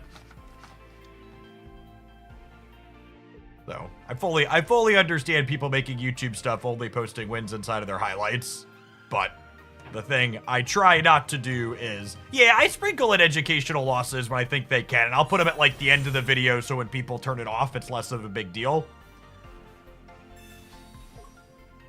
Oh my goodness, I'm gonna get punished for not evolving this because they have a Chatot. That's so funny. They get one extra card out of me.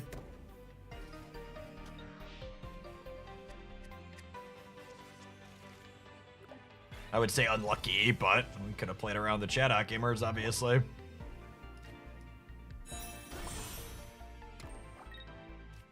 Alright, EV, light him up.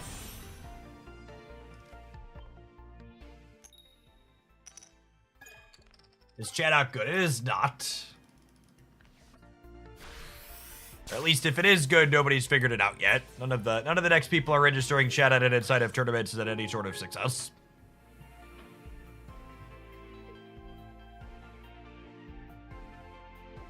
God, speaking of people overhyping things by editing in only the good games, Chatot's been a card that's been significantly overhyped on the YouTube side.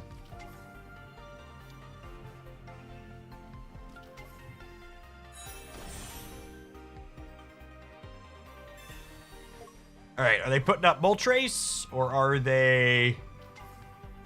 Putting up the Moltres is bold here. 3 heads on the Jolteon ends the game on the spot, which is one of the reasons why this is so powerful.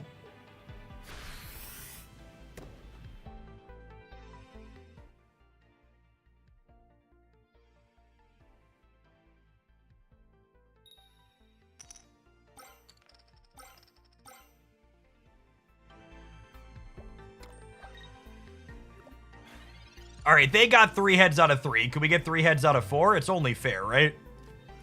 It's only fair that we get 3 heads out of 4 now. Turnabout being fair game and all that.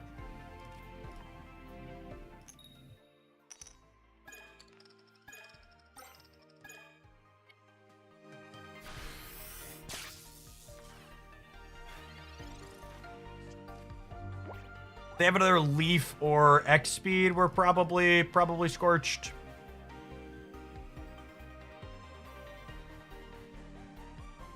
We'll let them switch to Charizard and then Crimson Slash us out of the game.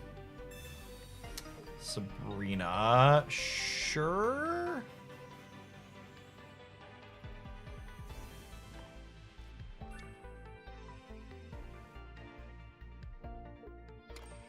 Oh, I shouldn't have given them a free point. I should have put the Zebstrika up, yeah?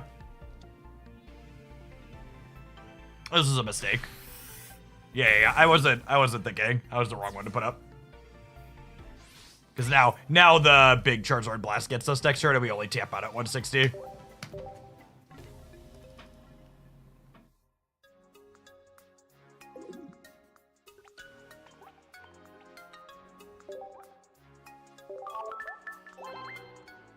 Snap has a lot more blowout style games. The way their tech cards are structured.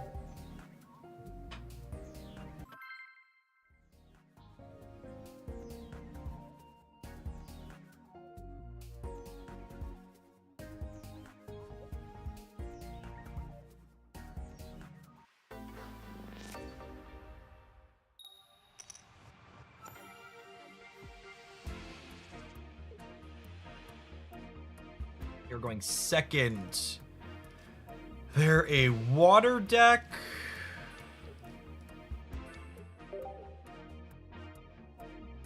Wilco, thank you for the 16 months. Welcome back. Have Grass Energy to start here. We'll have Egg Boy ready to go.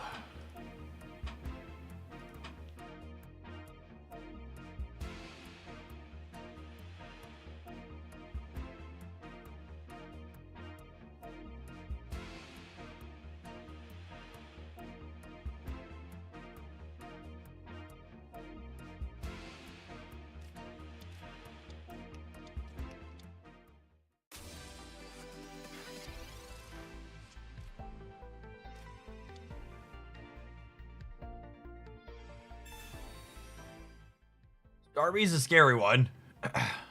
Single heads on Misty here means their Starmie fires up and clears us before we can evolve. Yep. That is a lot more than a single one.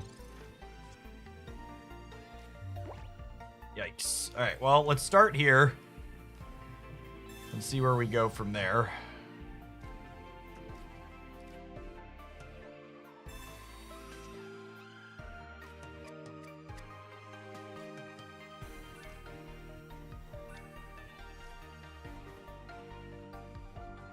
I think I need to pull this out of the active spot.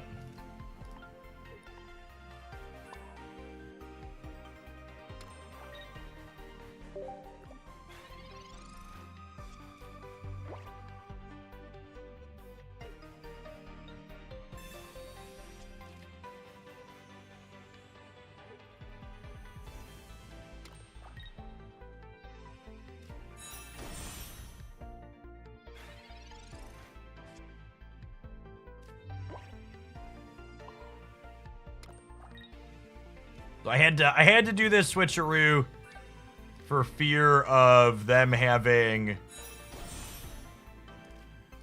the Starmie to attack on the second turn after the Misty.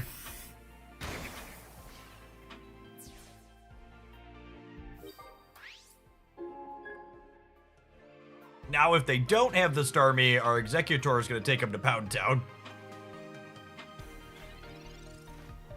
And if they do have the Starmie, we have a decent shot still because Erica lets us survive a crack.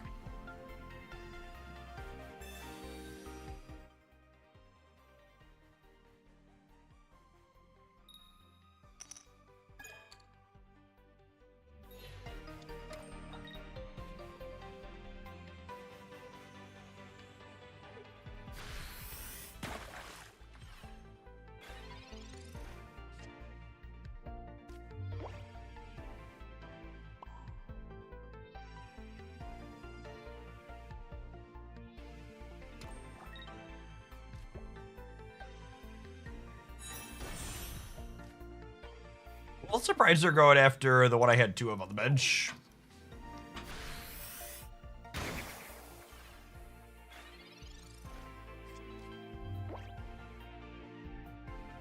Have you made a video comparing Pokemon Pocket to Marvel Snap? I don't think there's a lot of good straight parallels between Pocket and Snap.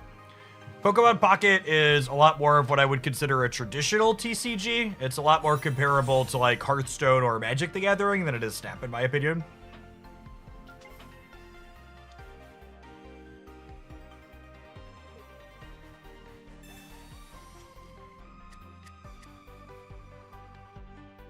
Pocket is set to release new cards at the end of the month. Data mines imply like the 20, 26, 27, 28, somewhere in there. But they don't really announce those super far in advance. We're hoping for a lightning energy underneath this grass and then a X speed and a couple of cards off the top. Oh, that's unfortunate.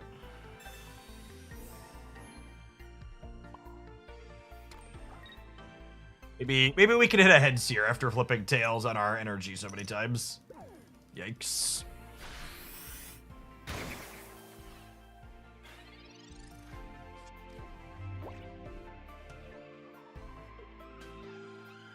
I saw a post on Reddit claiming the new pack's going to use a new hourglass. There's nothing officially confirmed in either direction about that.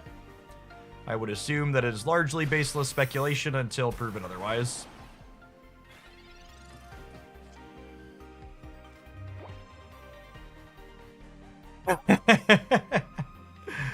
Oh, man. That's so unfortunate.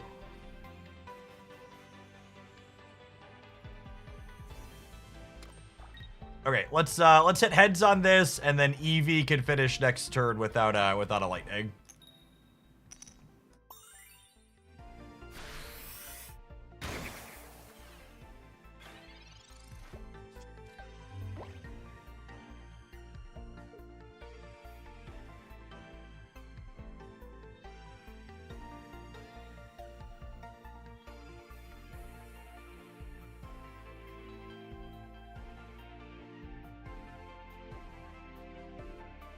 What's their best possible here? They could Sabrina me, which they've not played any copies of yet.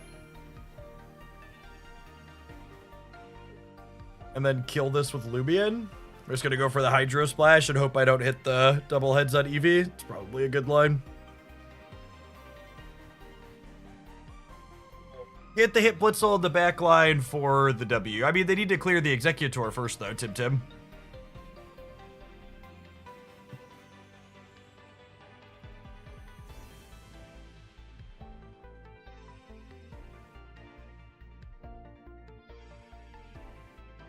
You're right. It's probably optimal for them too. I think they're supposed to switch the Lumineon and then have Lumineon crack this. I think this play is wrong. I think it gives me a needless out. I think if they switched to the fish and cleared this, I'd be on the 0%er because I haven't hit any lightning energy.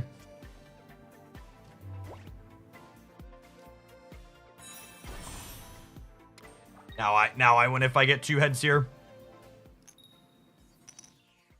Oh, we bricked. It was like, what, 7 tails in a row?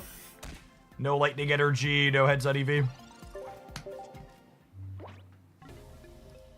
But we wouldn't have been in a position to be able to get lucky there if the opponent had played a little bit better.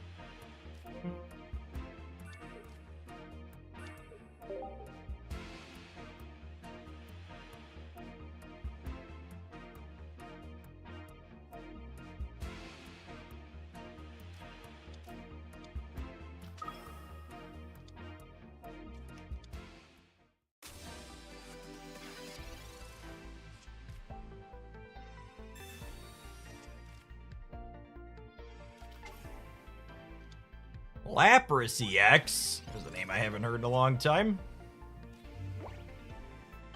Well, there is lightning in my energy zone. Look at that.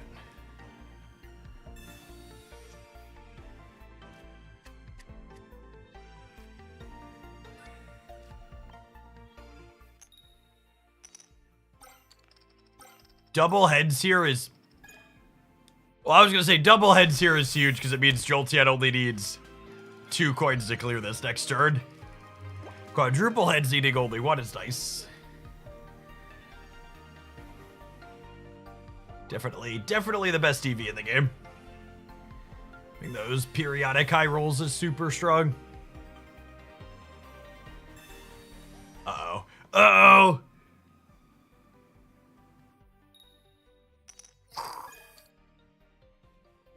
Opponent not quite as skilled as we are.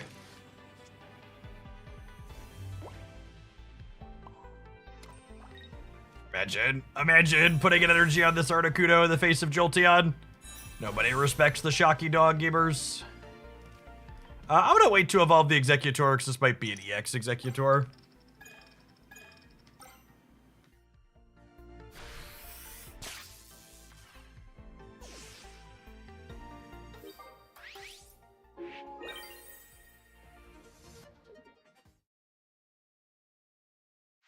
Superior coin flip gamer.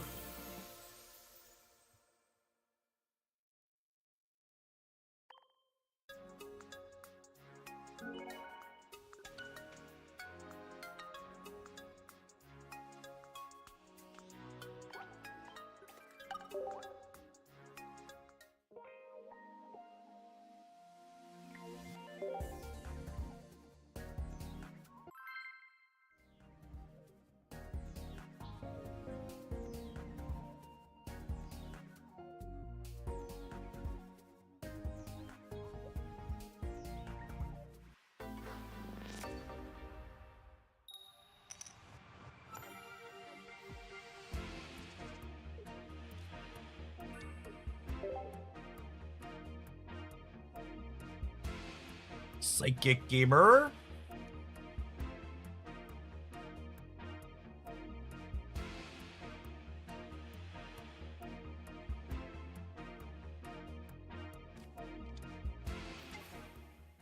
Jolteon's actually pretty good against Mewtwo, especially when you have first energy advantage. This does 80 on average for 2, which clears this before they clear you.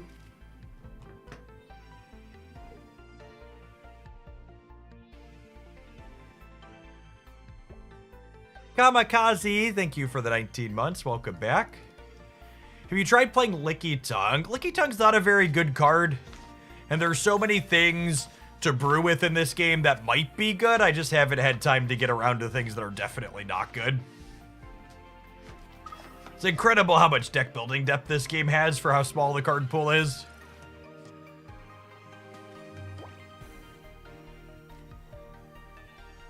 Primarily looking for a basic egg here, so gonna go ahead and research before I Pokeball to increase our chance of finding it. Another Zappy Friend is fine. Just get 8 heads with Eevee. That's true. 8 heads with Eevee would do it. Slightly less than 8.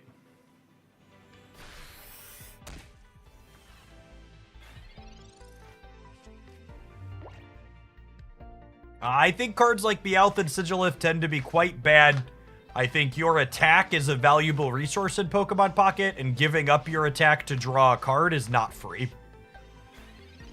You, generally speaking, would rather just play something bulkier or play something that can actually deal damage with your attack rather than churning through a few cards. That's true. A super high roll on Jolteon can clear them here, but we just need average coins over 2 turns to get them. 80 and 80 is enough to clean them out.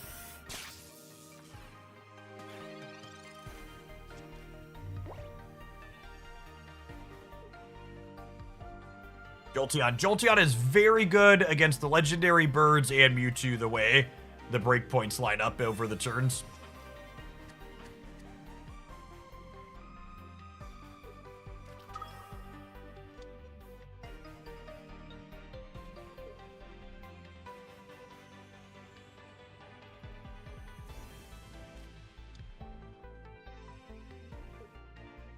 Clefairy gamer.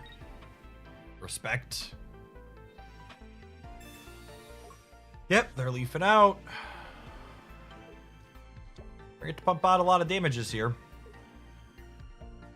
Super Freak, thank you for the over 2 years. Welcome back.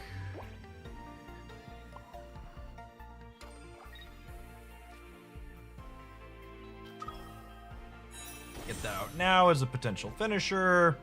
Hopefully our next energy is a lightning so we can get a second Jolteon charging up. Jolteon constantly being a tease here with the 2 tails into the 2 heads making me clench. Clefable is a 100 HP, deal 40 for 1. It's fine. I played a bit of it in the first set. Not a format-defining cards by any means, but plenty playable, I think.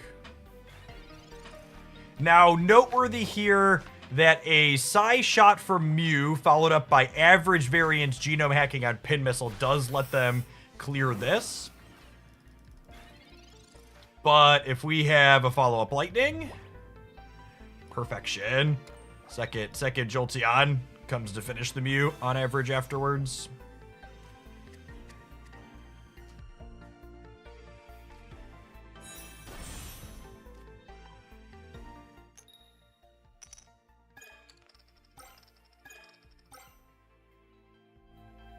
Actually just the king of consistency. Hitting for 80 every time so far.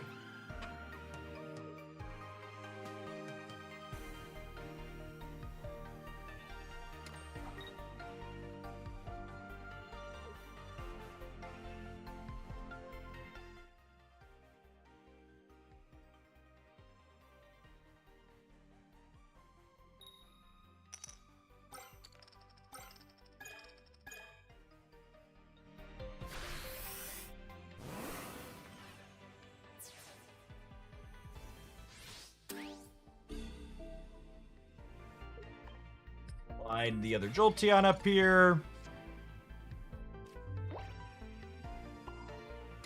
Play this other Execute out. Alright. Average spin wins the game. Clean it up.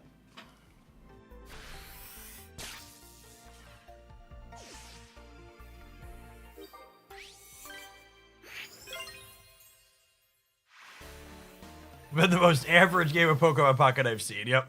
Jolteon doing its best Aerodactyl impression today. I mean, truly, that's really good on a non-EX card. 80 damage. 80 damage for 2 that doesn't risk 2 knockout points is quite stellar.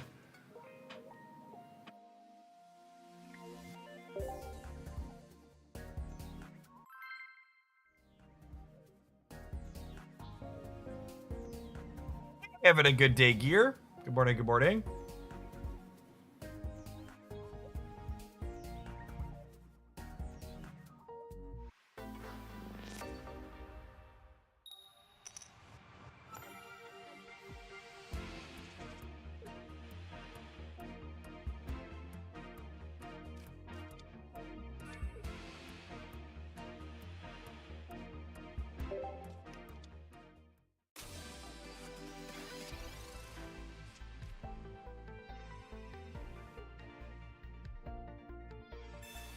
I haven't decided what we're going to play in the tournament this afternoon yet. Got a few different things that seem reasonable.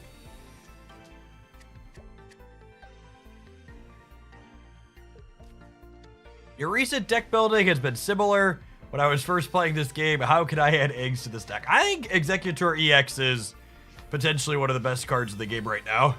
I am wanting to try it in as many forms as possible, for sure.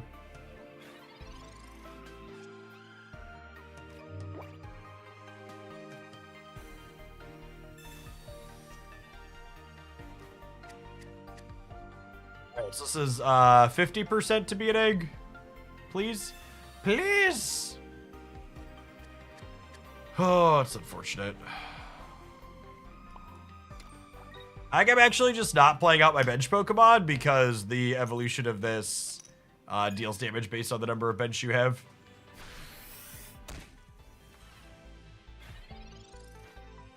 No electric energy or evolution in sight. Not in a rush to get my bench down.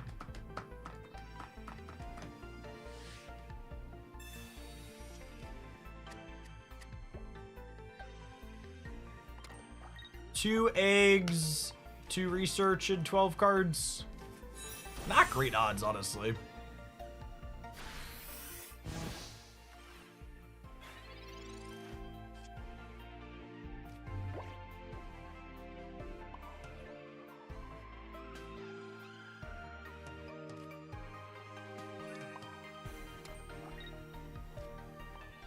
The lightning coming up will play a Blitzel out. If they have Behem plus a Giovanni, they get to clear by EV now, but I definitely want to get this going, I think.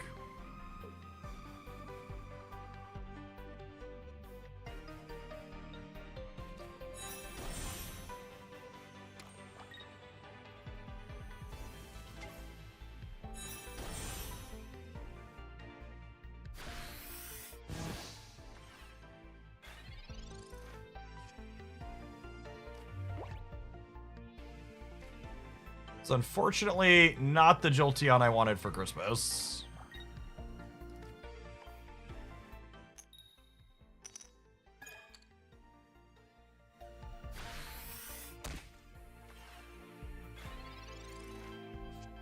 I have another grass energy on top though, which makes this execute a bit better.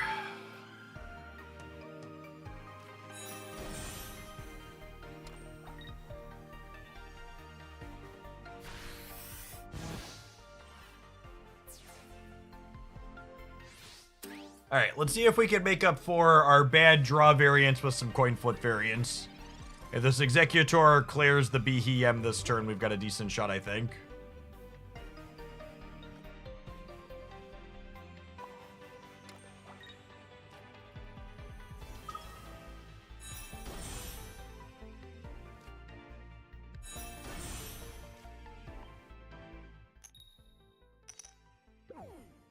Too many tails.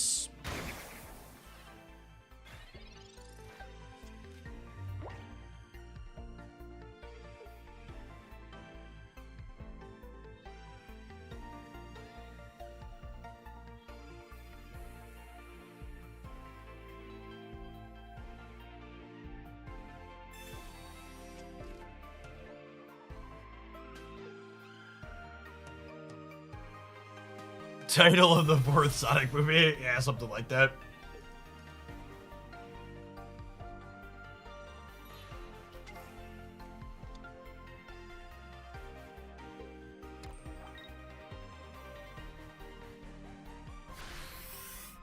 Them switching to Alakazam right away, I think is good for me.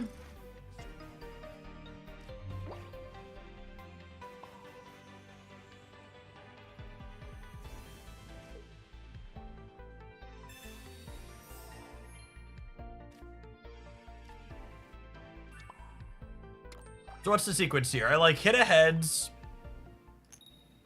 They crack me for 90. I X speed out and Zeb strike of them. They clear the Zeb striker taking their second point, and then I draw Jolteon and can clear the Alakazam back.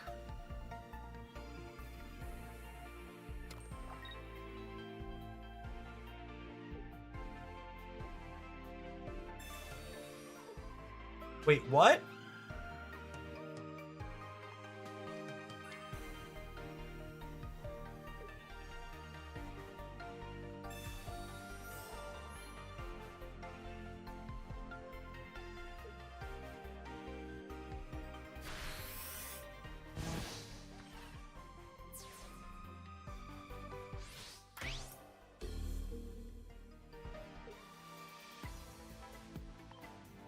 It's a curious decision. Maybe they have running Sabrinas here?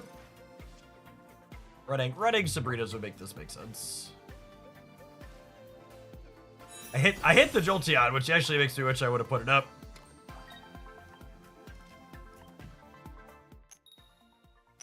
Nice, hit the heads anyways. This is only our first knockout point though. But I guess they don't have a stellar attacker lined up here after it.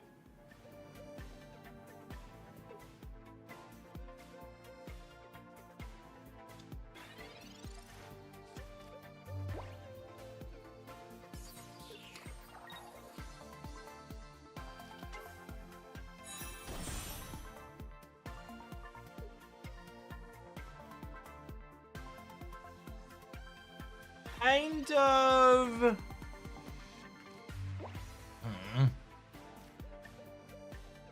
I'm not going to be in a spot to play around X-Speed Sabrina, but that's a pretty specific combination of cards for them to need to have here.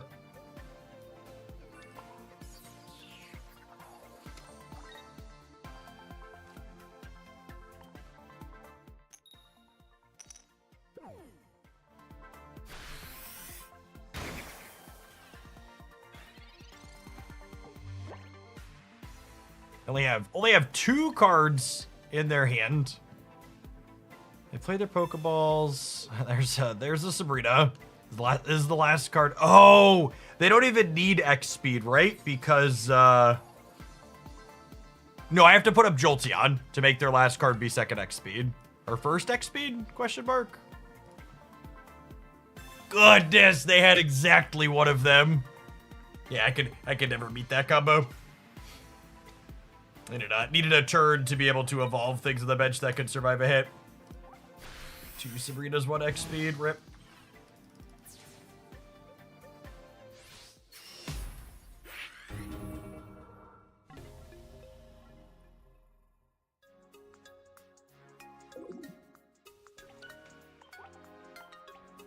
I've not revisited Arcanine Executor, but we should do that at some point. Well, maybe we'll do that after this one. I think that core is potentially extra sweet with the new egg helping you color fix.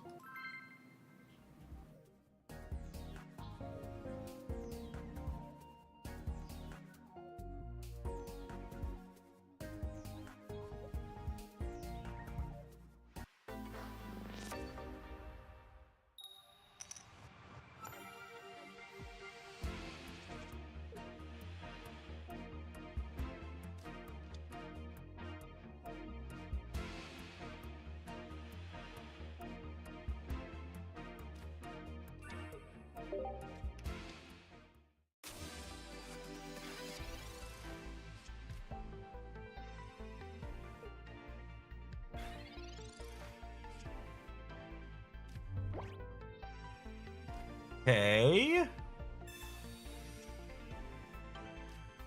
Was kind of hoping to draw Eevee there. Can we just chill for the time being?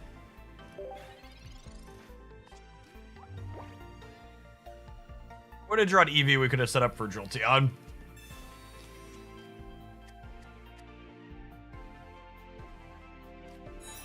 I think one of the most amusing things that never fails to make me chuckle is regardless of what card game I'm playing, someone in chat inevitably commenting that there's been a recent uptick in whatever deck I just recently played against.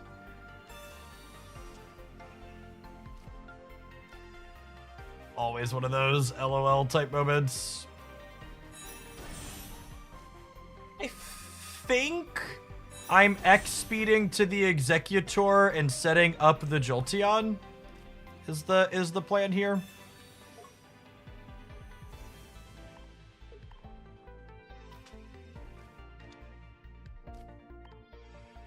And then even if they have Sabrina here, we can put the Zebstrike up and get a crack in with it before they clear us out.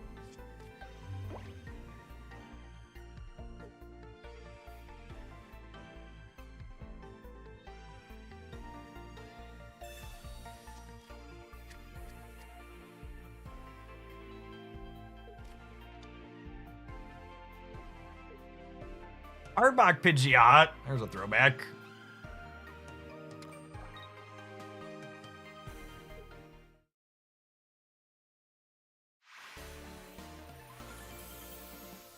Not gonna be able to get through what we have set up though.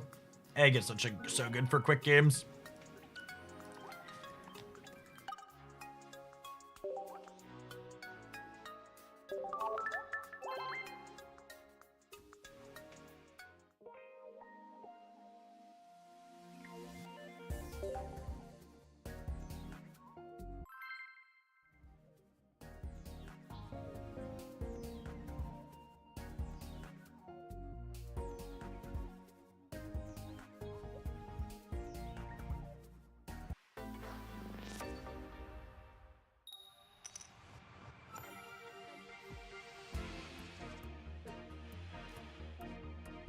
Huh.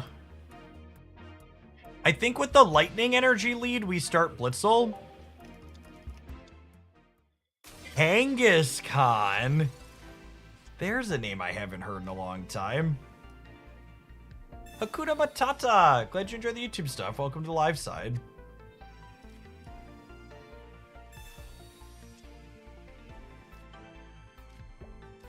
I really hope Arbok finds a home with a Dark EXR in the future. Yeah, Arbok and Arbok and Weezing both feel like cards that, like, when you read their text boxes, you're like, these should definitely go in decks that are really powerful. And they just, like, have not found the right combination of cards to support them as of yet.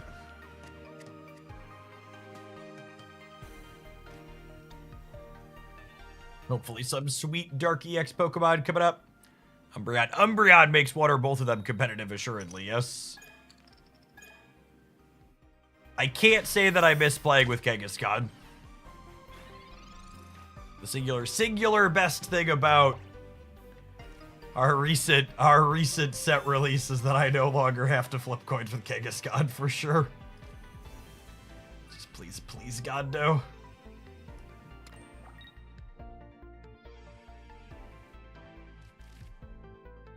Think we chill? I think we chill.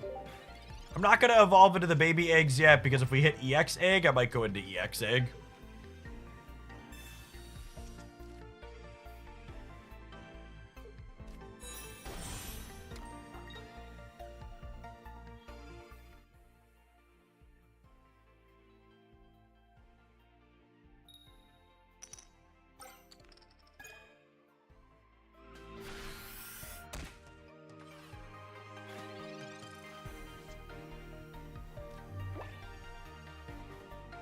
All right, with another lightning energy coming up, I think I put the guaranteed grass on here, and now we'll take our evolution and X speed into attacking. I'm gonna get this out here too, just so we don't get tagged by a stray red card.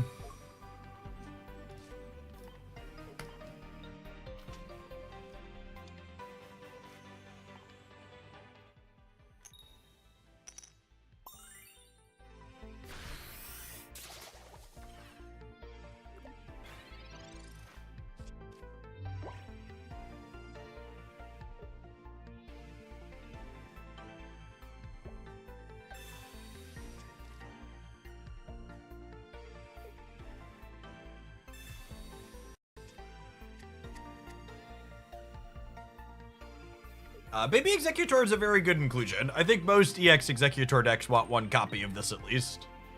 Having the option to have a lead on a single knockout point Pokemon is pretty powerful. And just having your card more consistently is good here, because you would have the option to play into an EX, so having a non-EX to still get to move up is great.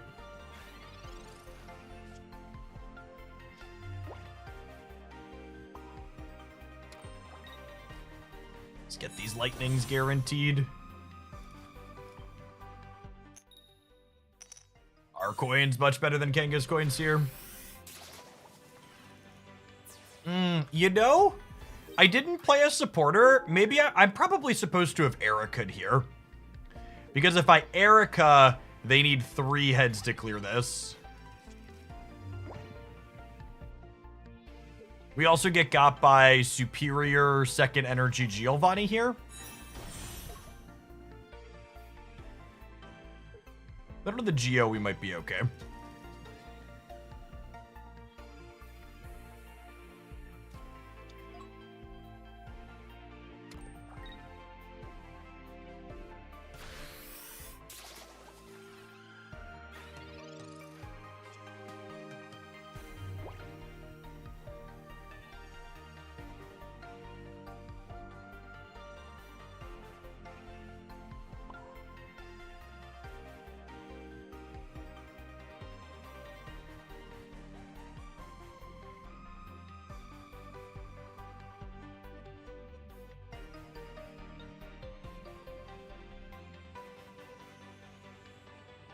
I think we struggle from here without a Tauros. Which it could be right to have a Tauros in our deck. I don't have a way to set up to clear the Celebi in the back is the problem.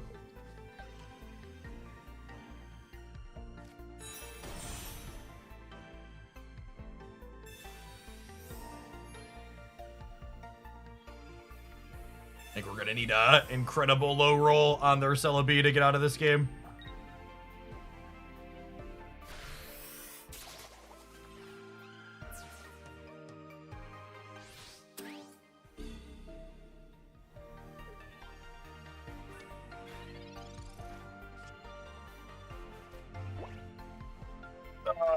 And then running grass in a row here means that, or even less likely.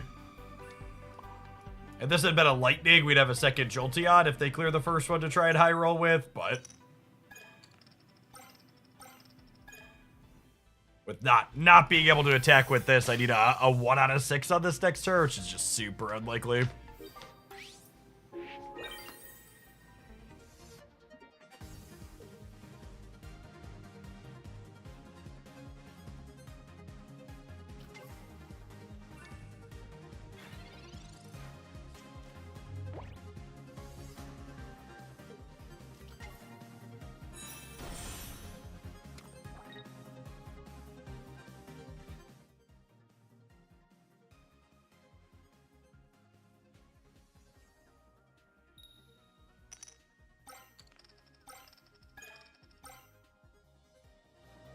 All right, so what's the line here? They low roll on the Zebstrika. We hit a lightning energy. We finish with Jolteon. Pretty unlikely, but there's a line because of coin flips. All right, we won that coin flip. That was the first flip we needed to win. We could high roll on EV. That's true. Accurate.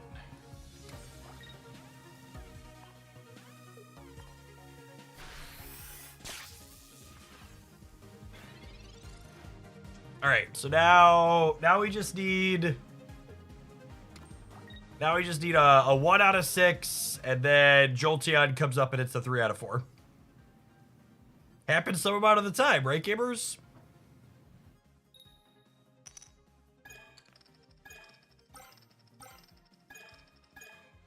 Close. Thanks, Justin. All right, we need to take a brief pause for the cause and let some adverts roll. We're gonna try a few more with this when we get back. Are we? I don't know. Maybe we'll try something else. We might revisit this one in the future. Okay, I think I want to change it up. People have been talking about Alakazam, so I think I want to get some Alakazam out of my system. We played a bad Alakazam deck yesterday. This is probably another bad Alakazam deck today, but I want to at least try it to say we tried it. So we'll see you in 120 seconds. Thanks for hanging out. Don't go anywhere. We're going to play this when we get back. If you're watching on the YouTube side, you haven't done so already, consider tapping the like button on the live stream. We have almost 500 people watching and only 278 like button pressers so far. All right, 2 more minutes of cardio, and then we're standing up for a little bit.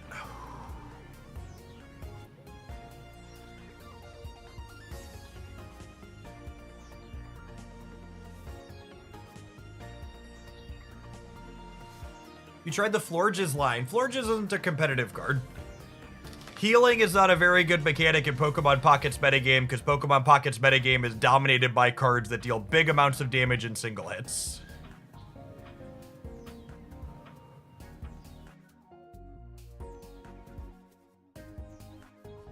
Why is he wiggling? So I'm currently pedaling on a bike.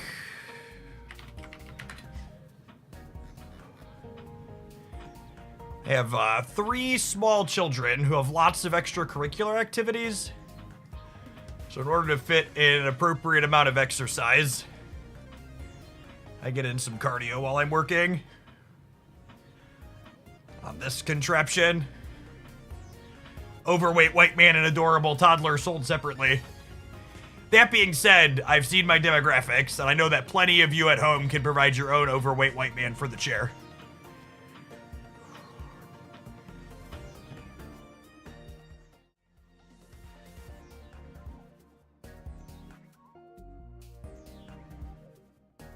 Did you get any snow? We got like the very smallest dusting over the weekend, but we missed the bulk of it. How old am I? I'm 34.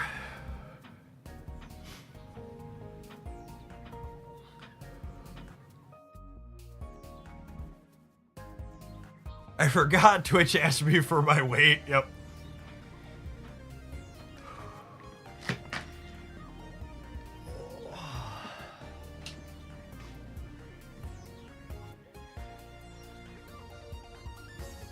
People always tell me 34 is not that old. But the important thing to understand, gamers, is that every child you have ages you by a minimum of 5 years. So really, we're solidly over 50.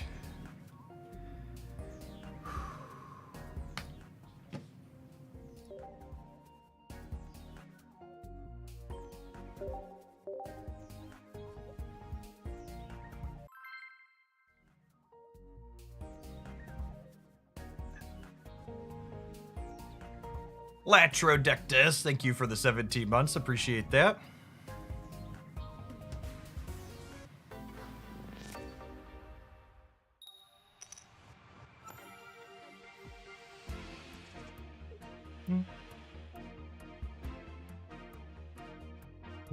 Psychic energy on the open, but I think we still lead coughing, so if we find wheezing, we can toggle the poison gas.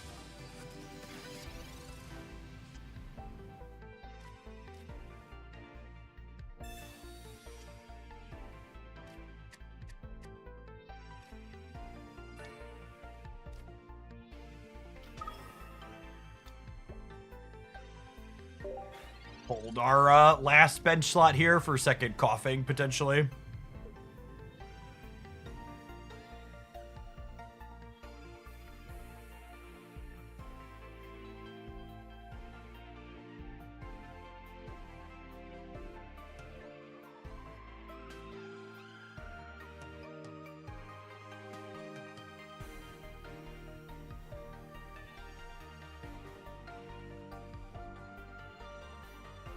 We are playing both colors of energy, yes.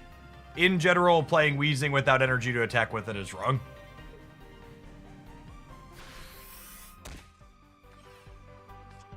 Are you free to play, sir? Did you really just ask that question while I sit here with this Mew in my hand and this Mew on the board? Come on now, gamer. Come on now, gamer.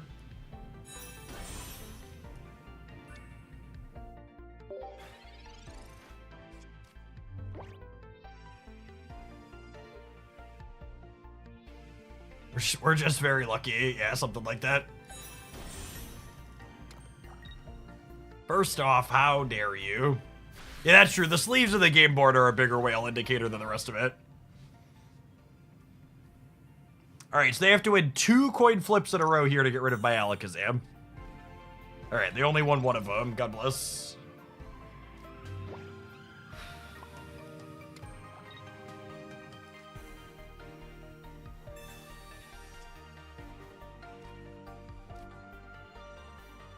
Going on, Vano. Hope life's treating you well.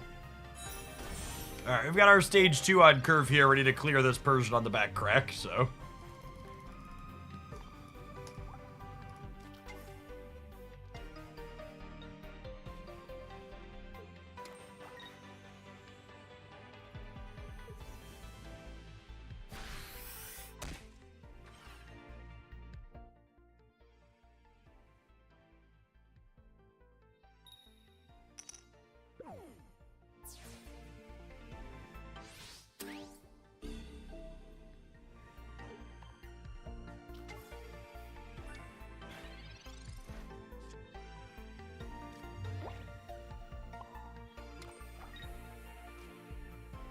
Guess we'll start building up a second line here. Probably can't hurt.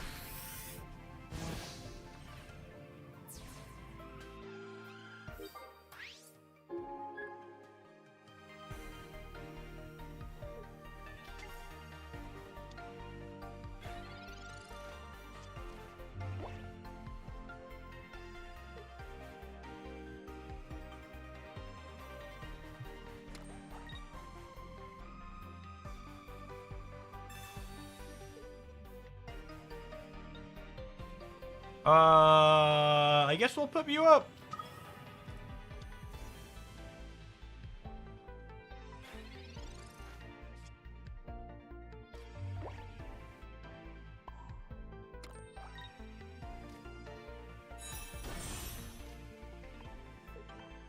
Then we're probably done here.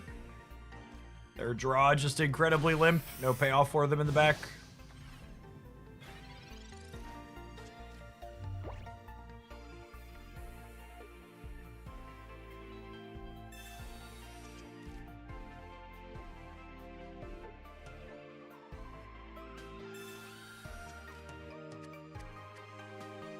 Yeah, in general, I'm not a huge fan of how the crown rares look. They're pretty gaudy.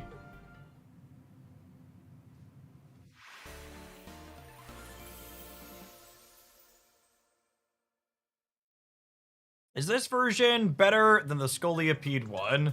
Scoliopeed is definitely bad. This deck might be bad, but I don't have enough games with it to know that as of yet. There's still some optimism here. Whereas Scoliopeed definitely isn't it.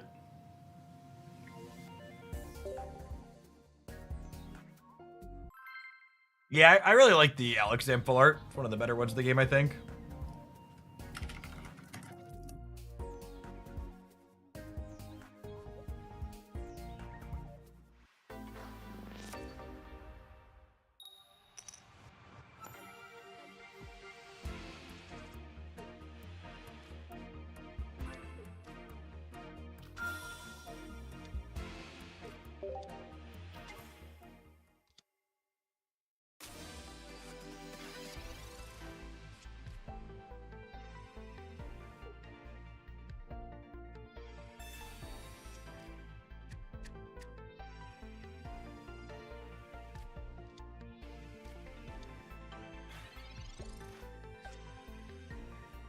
For a Kadabra.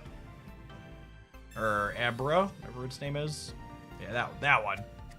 Looking for that one.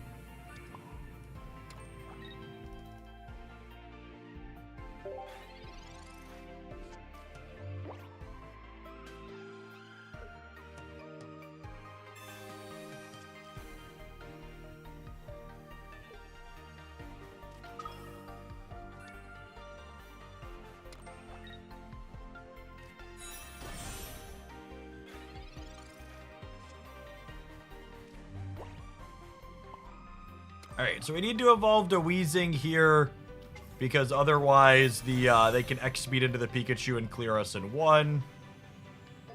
We're hoping to draw either a second Coughing or a Kadabra next turn. In a perfect world, we high roll into Professor's Research and get both.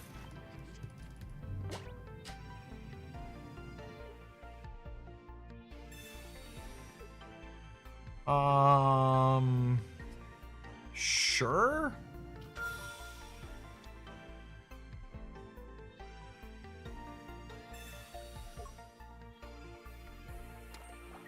Oh, I guess them cracking the Mew for 90 means Electabuzz can claim 2 points at any point in the future, right? If I don't draw my Budding Expeditioner.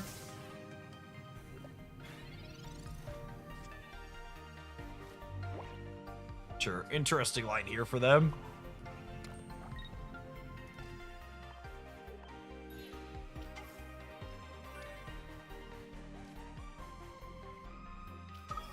I'm playing out my other Mew to insulate against the second Sabrina.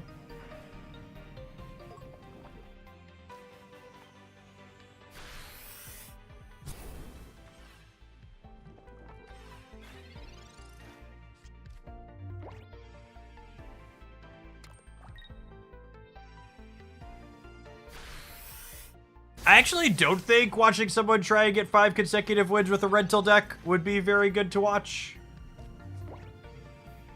I think the only way that realistically happens is if that person runs into an incredible streak of good variance. And just like watching your opponent, watching someone high roll a bunch of people who low rolled a bunch isn't particularly good content. It's fun. It always makes me chuckle when you'll see like I had a 12x win streak with this deck, and it's like half or more of their games their opponent just like didn't play a game or wasn't playing a functional deck.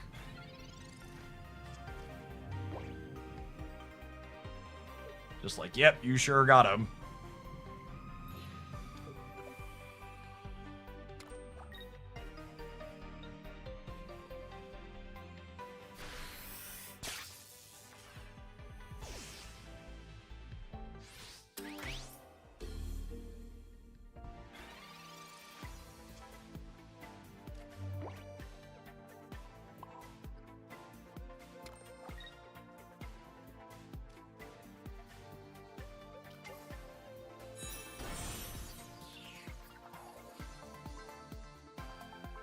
Think we're dead. I think we're dead. Electabuzz looking real slick here for the opponent. If I'd have put this burst energy on Mew, we'd have actually been able to win this game because we'd have been able to Thunder Spear this and this. Oh gosh, they just have the Surge. Yeah, GG opponent. Alright, I think I'm dropping Alakazam back into the trash can where he belongs, gamers.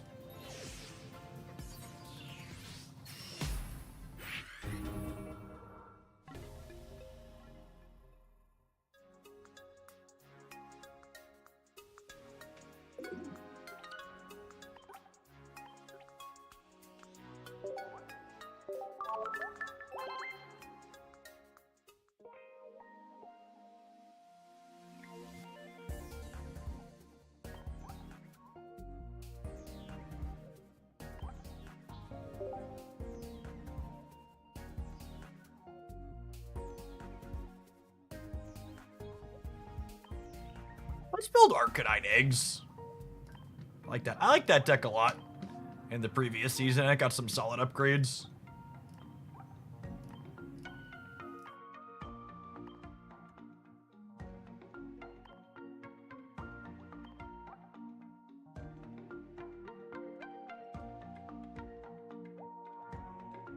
Is the current meta balanced? Yeah, I think so.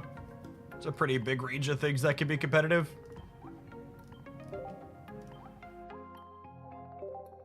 Last time I played this deck, I didn't have 2 full-art Arcanine, so we're going to be strictly better than before.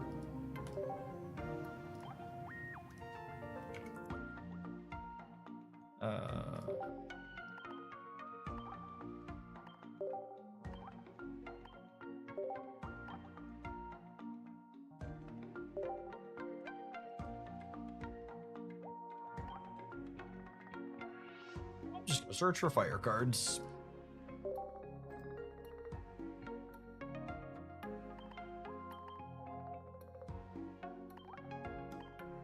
Just 2-star variants. I have 2 of these flared, and I still have 3 copies of them. Just LOL.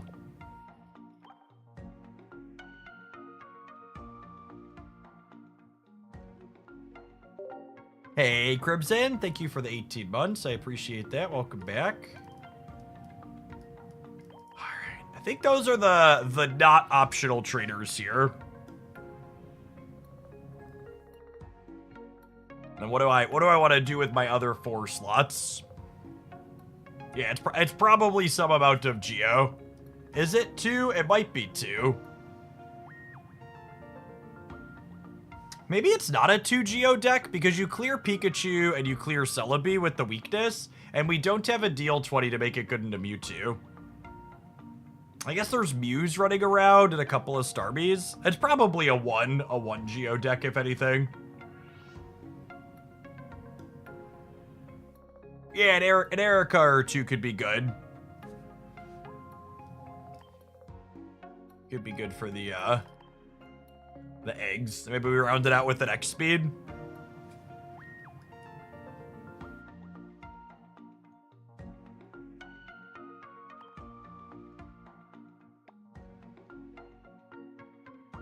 We could play less than 2 Erica. That's true. I only have 1 target for it.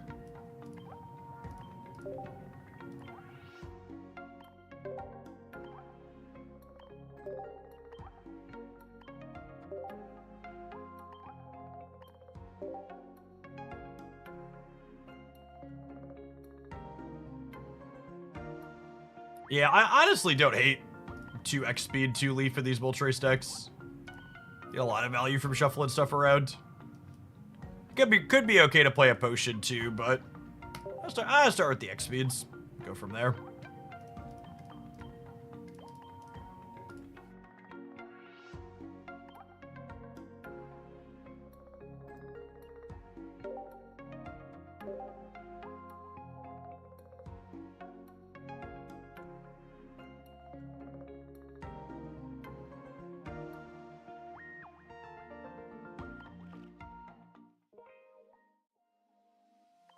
Yeah, setting a default flare would be a welcome addition for sure.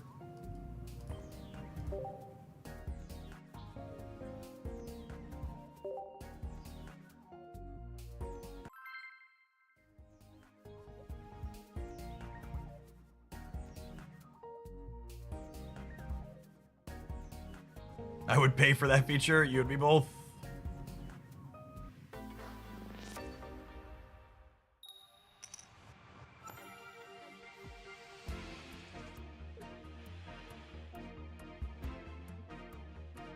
Yeah, let's go finish it.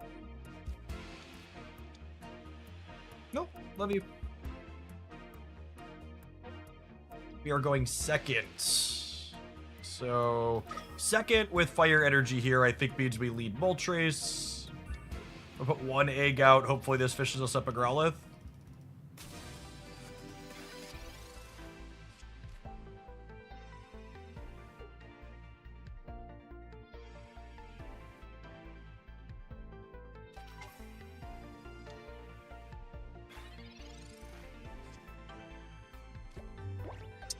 I guess with both eggs in hand, we're guaranteed to get a fire Pokemon with this. Which is nice. Notable that Moltres only needs one fire energy to Heat Blast, so as long as we find one to start, if we roll grass, we can still get attacking with this, which is nice. And Arcanine actually attacks with a colorless energy as well. It only needs 2 fire.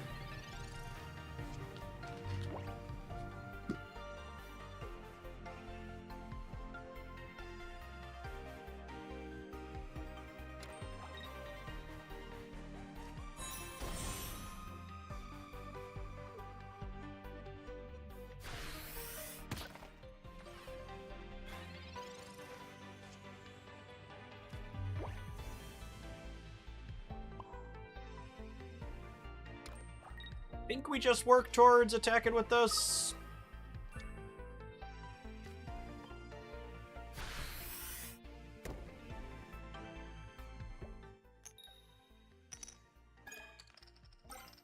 Would love to draw our copy of Giovanni next turn to be able to clear this out before it can hurt our Growlithe.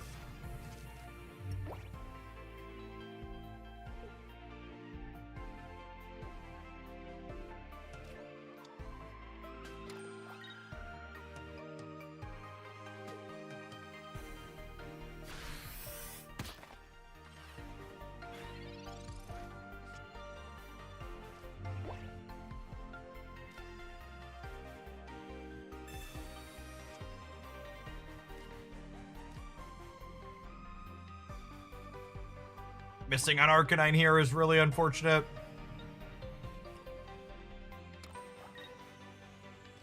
Them getting their first knockout point means that clearing any of our other EXs gives them the game win.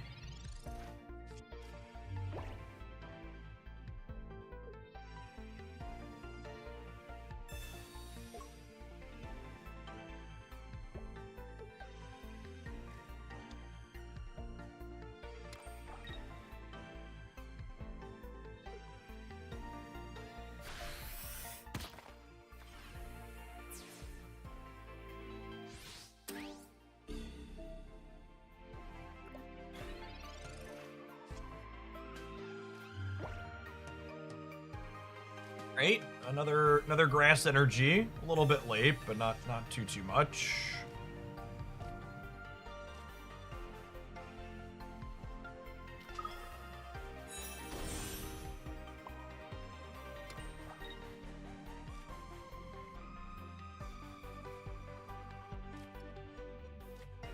I might actually want this to be another. Might actually want this to be another egg. So I'm gonna chill for now.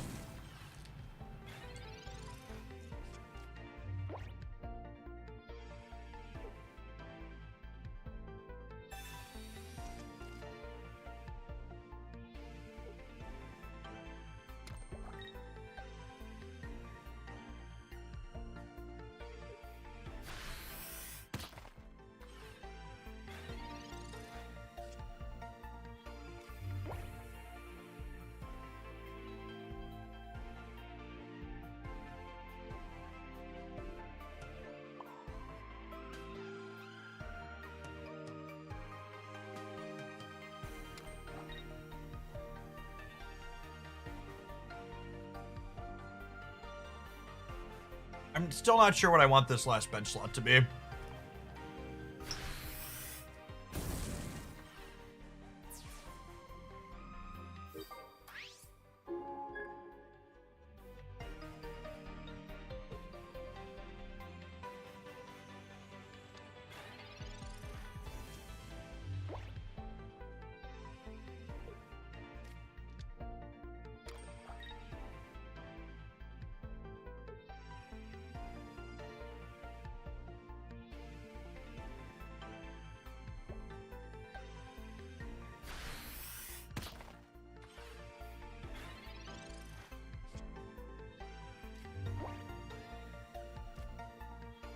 This is bricked at this point, yeah?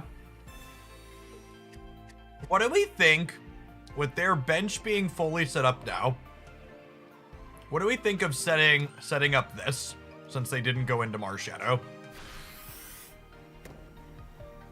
I guess this loses to Aerodactyl plus Geo. But if they don't have exactly that, we're in a really good spot having Arcanine online. It's possible this is wrong.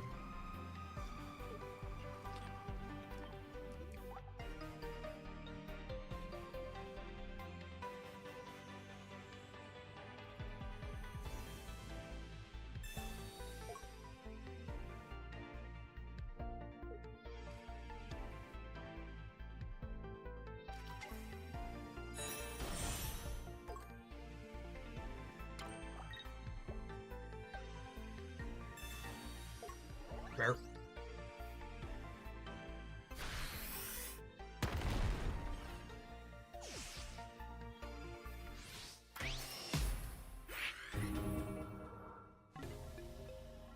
We gotta switch to second Moltres. Yeah, maybe that's the better line.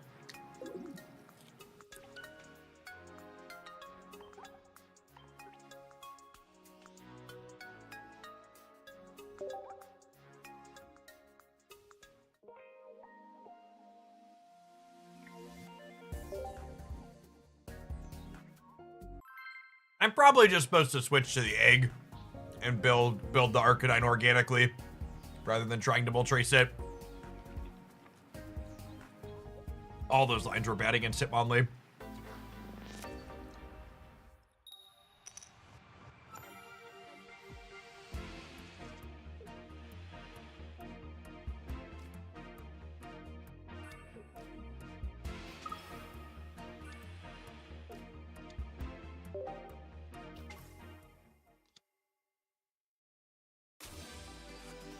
Apocalypse, thank you for the almost over 2.5 years. Welcome back. There were user reviews saying LD player is flagged as malware. So something Windows does is that it flags any installer that's not signed by Microsoft as a potential security risk. And some of the LD player installers bundle Android APKs with your download, and an Android APK is an installer package that's not signed by Microsoft because it's not an installer for Windows.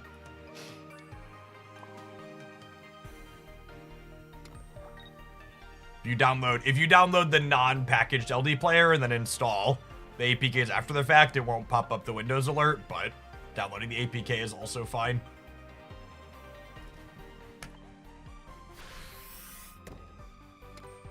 Yeah, tournament starts at the top of the hour in about 40 minutes. Haven't decided what we're playing yet. What are we eating? I've got a chickpea and rice and some zucchini and a bed of greens. A little honey mustard dressing.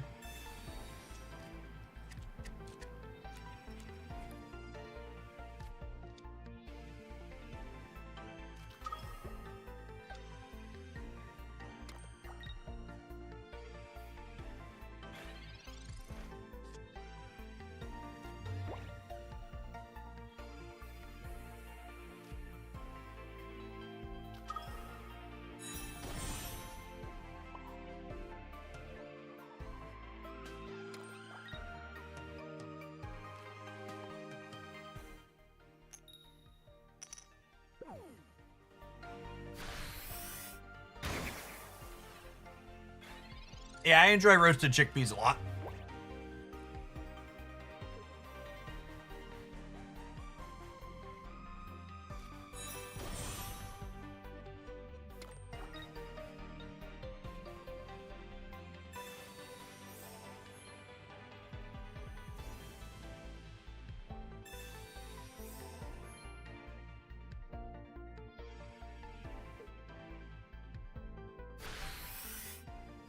I don't intend to ever make a point to play in custom ban list tournaments.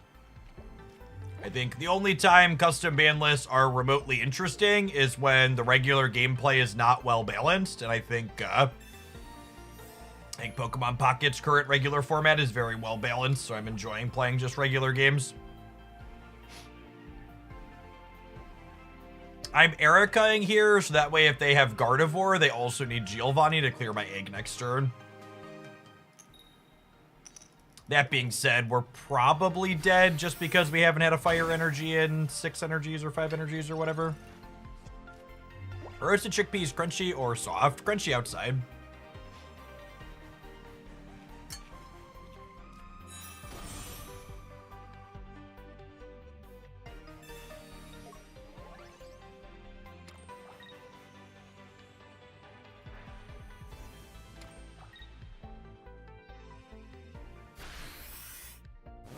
What's the story behind you leaving your corporate job to end up doing YouTube videos? When my oldest son was born, I was only making about 50 grand a year. And it was gonna cost us about 20 grand a year for full-time childcare. 50 grand a year was before taxes. So my wife and I talked and we're like, well, is one of us really gonna work a job for what's effectively, you know, 10 or 15 grand a year or whatever post-taxes, rather than one of us staying home with the kid? And her job had more job security and better benefits, like a pension and better health insurance, so I did the stay-at-home dad thing when my oldest was born for a little while. And I had always been playing games and streaming a little bit casually during that. I was like streaming during nap time.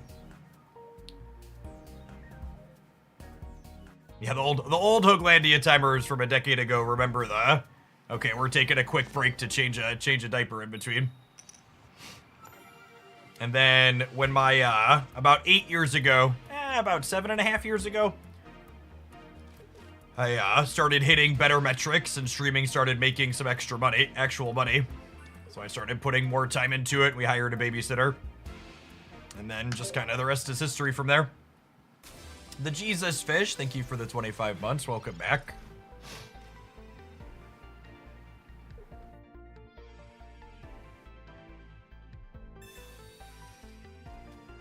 Card gamer. And my oldest is now almost 11. It's been a little bit.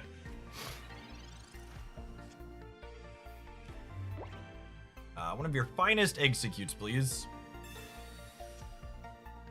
I need to go get full art professor's research, hopefully soon.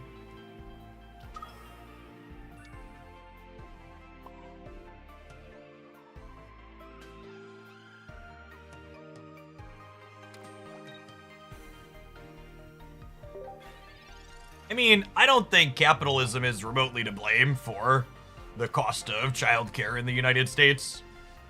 Like, there are lots of plenty developed countries that operate under a capitalistic economy that have appropriate social safety nets and value things like having and raising children, and allow people to have and raise a family without needing to go into piles of debt.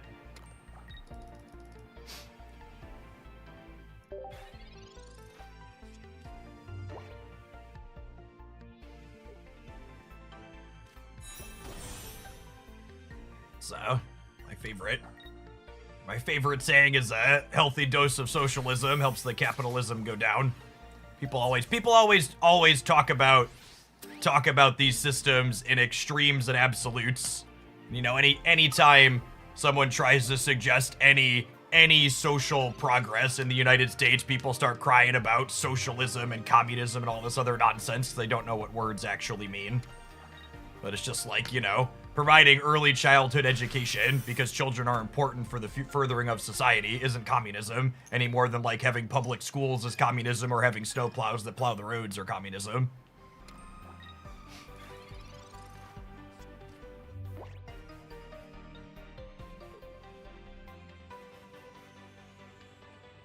Same thing with medicine, right? Like healthcare is really expensive in the United States, so people just don't go see doctors a lot of the time.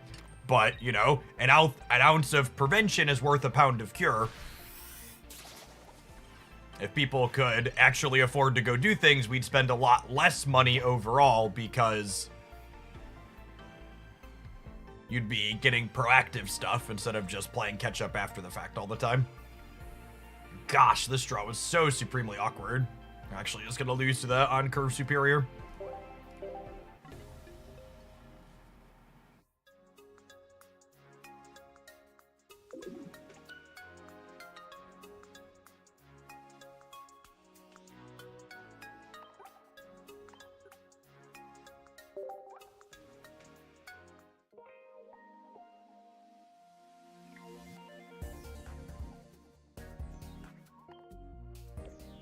All right.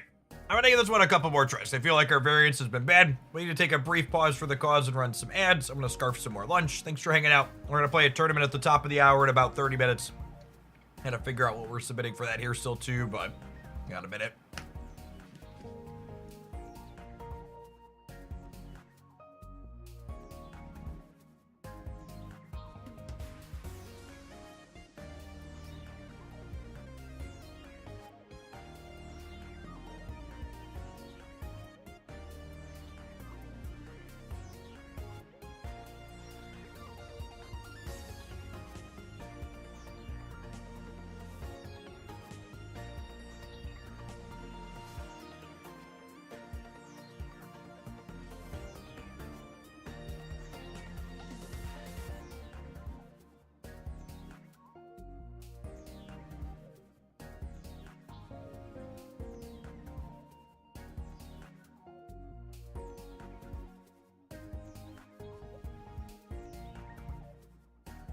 Any Shillionaire's about to gift some shillings. Actually, the reason why we don't do channel betting here, everybody who's obtained Shillionaire has done it through watching a whole bunch.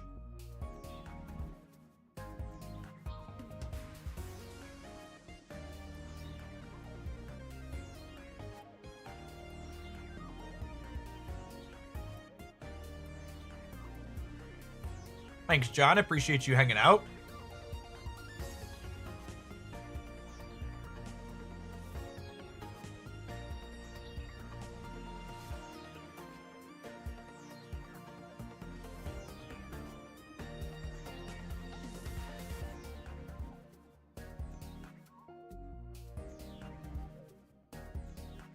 Daring Bacon Thief, thanks for the Baker's Dozen. Appreciate that.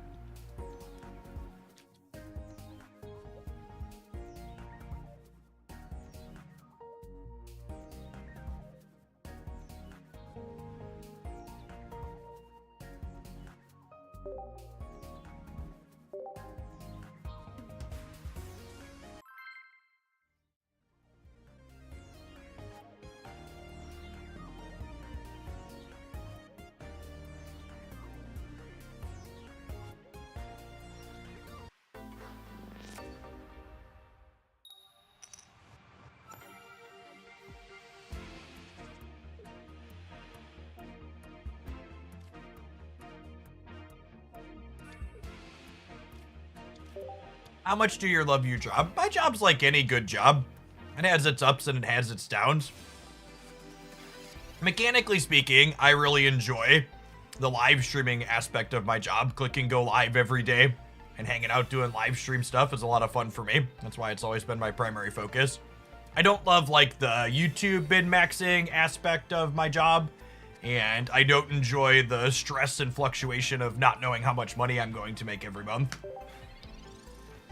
Even as someone who's been doing this for almost a decade now as a job, you know, having anywhere from 25 to 50% swings, ups and downs in how much you make in a given month makes planning a little bit difficult and stressful.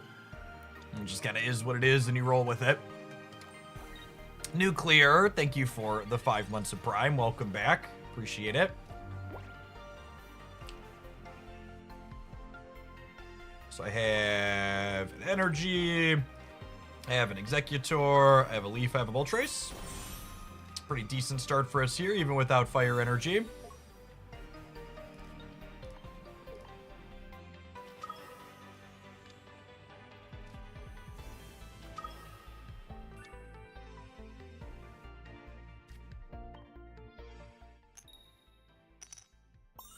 I always knew I wanted a family pretty early on. So like I mentioned, my oldest is almost 11 and I'm only 34. So comparatively speaking to a lot of people in my generation, my wife and I had kids fairly young.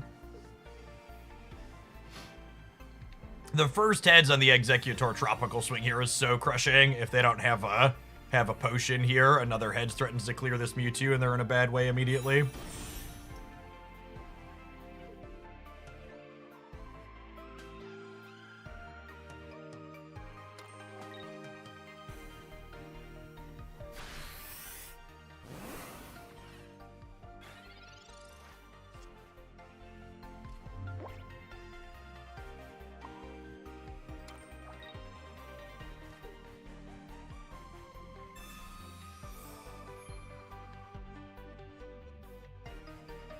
We want an Erica here, because if we flip Tails and they have Gardevoir, they'll need Giovanni to clear me with Side Drive.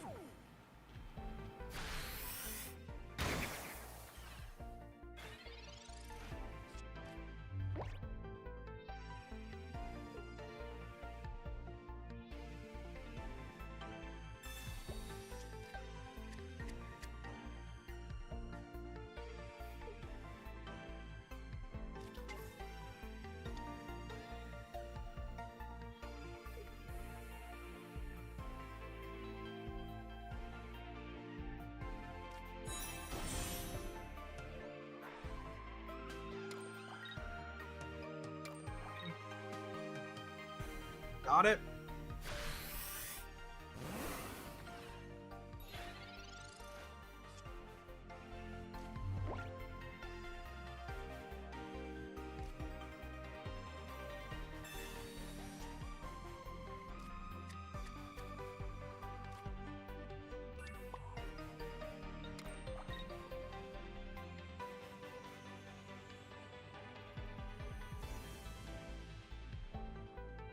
That fire energy was wrong. My out to play for here is I should have put this fire energy on the Growlithe because they're going to put up this Mewtwo and clear the Executor. And then I put up Execute, I put a grass energy, I evolve, I crack them, and then I clear with the Arcanine if there's other fire energy underneath. Because they're going to have this set up to start side driving, so I'm not going to have time to Moltres here.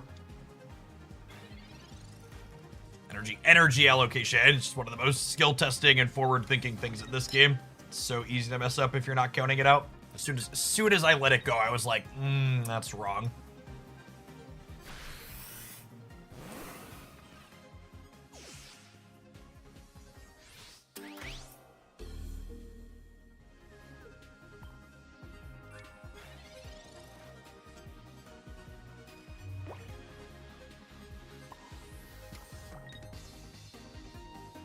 All right, if there's an Arcanine on top of our deck, we'd have won this game.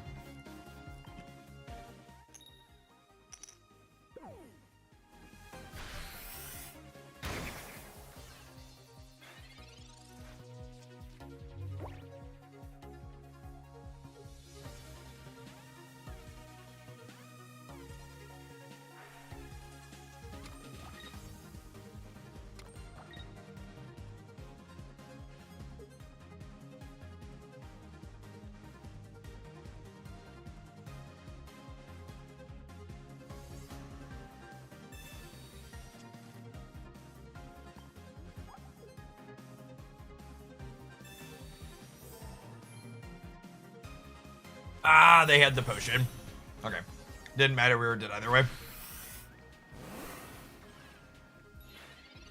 It's no mistake, the best decks in this game have relatively simple energy allocation. Yeah, 100%. In fact, I would go so far as to speculate the reason why Pikachu is anecdotally a lot less popular in the random queues than Mewtwo and Gyarados is that Pikachu's a lot harder to play. Pikachu's the only one of the really popular, or the only one of the really good decks that doesn't have a you just power up this specific thing and go all in on it. Did you watch any anime as a kid? Not really. Mostly just Pokemon.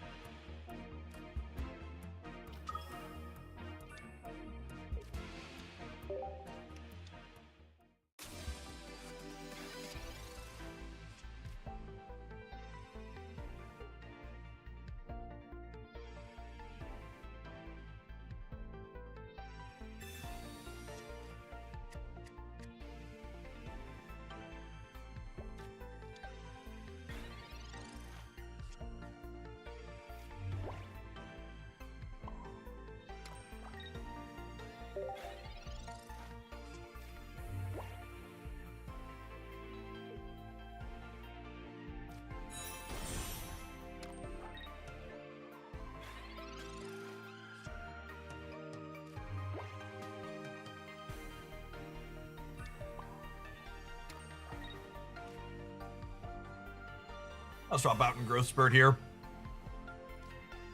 They shouldn't be able to clear us next turn. Might as well get our free energy. If they have like a Sabrina to like try and tempo us, I can still X speed back into this.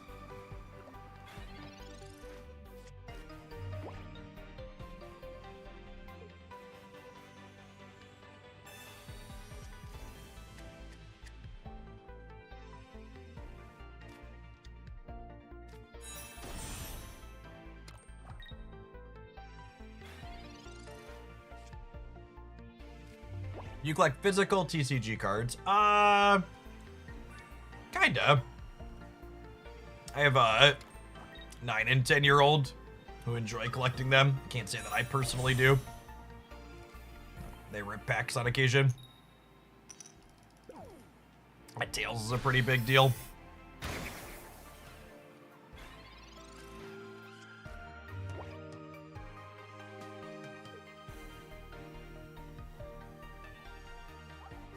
I might have been wrong to play this out without the other Executor in hand.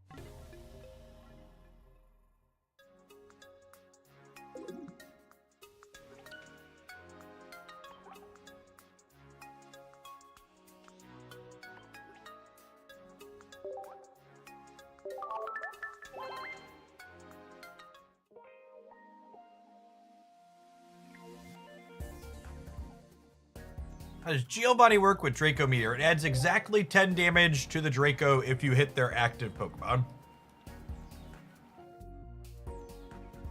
Pretty specific.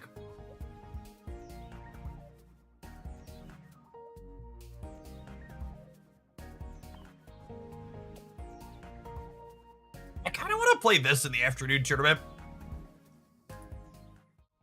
Posted a highlight with it yesterday. It generates some pretty fun games. I don't know that's very good, but plays the kind of Pokemon pocket I like.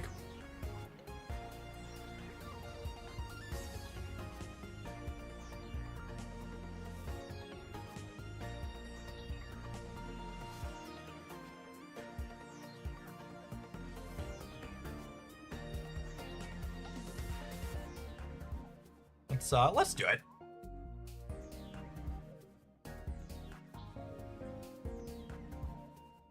Play with my full art Starmies enough.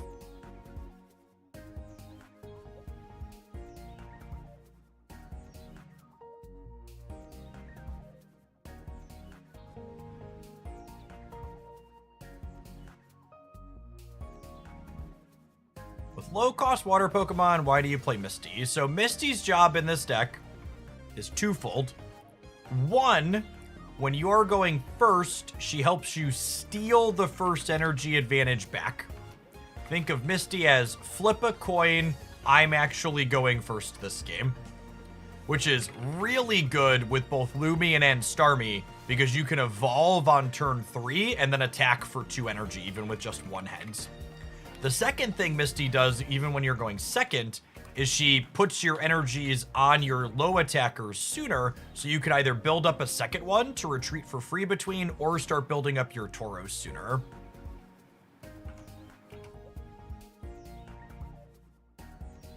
A lot of people get so caught up in Misty's crazy high rolls that they just fail to recognize how good she is with the single heads in a lot of spots. I think Pokeflute would work with Lumion. I mean, I don't think Pokeflute is good in this deck, which is why I'm not playing it. In general, that type of effect tends to be bait. It is currently a quarter to 12. I live in the Midwestern United States, about 2 hours south of Chicago. But if Misty isn't letting your Blastoise attack for 160 on turn 1, what's the point? Asking the real questions. I'd assume you use Articuno over the normal Pokemon. No, Articuno doesn't help your Pikachu matchup like Tauros does. Tauros is really good against both Pikachu and Celebi, which can be harder for this deck on occasion.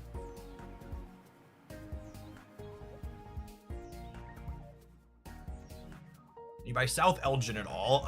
Elgin is north of me, so I'm like in the middle of Illinois, like 2 hours south of Chicago. All right, 15 minutes. I'm gonna play this before. Nah, I'm pretty happy with this deck. Let's play something else. We'll play this in the tournament rounds here in a minute.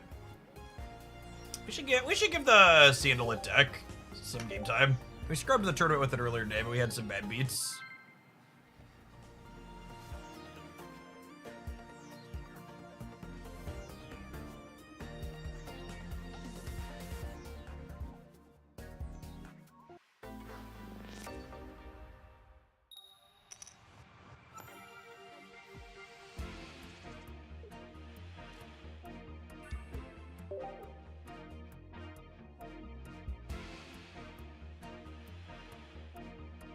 As opener is absolutely quacked with going second.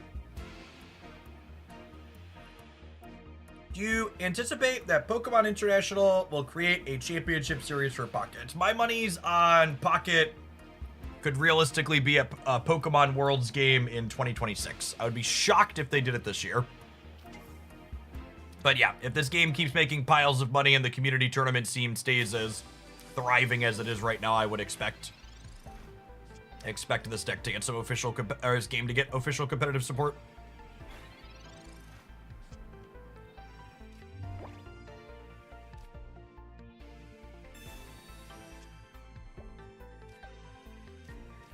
I would love a couple of Sandalets.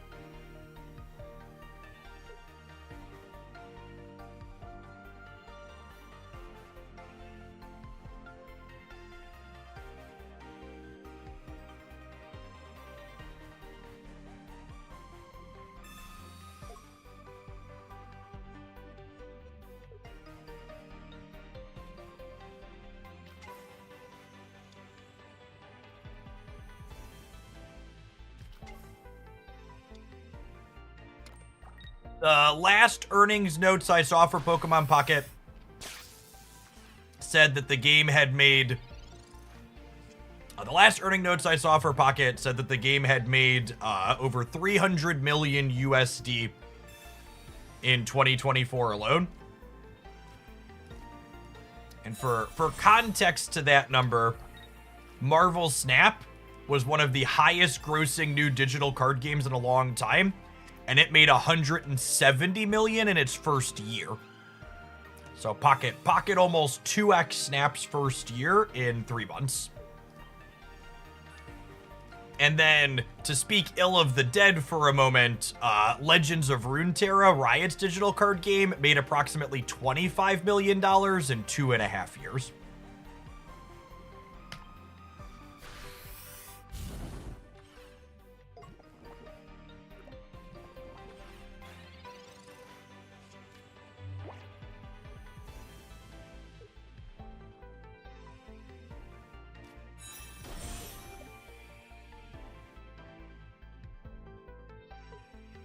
Are we powering up Raichu? Really? That's an interesting choice. Or maybe we're just taking some hits here.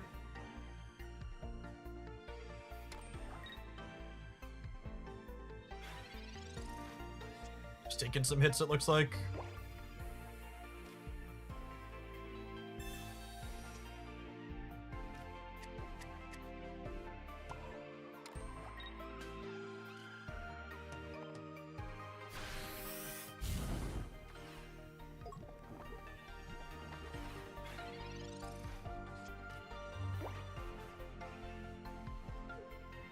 Hey, local, welcome to a live one.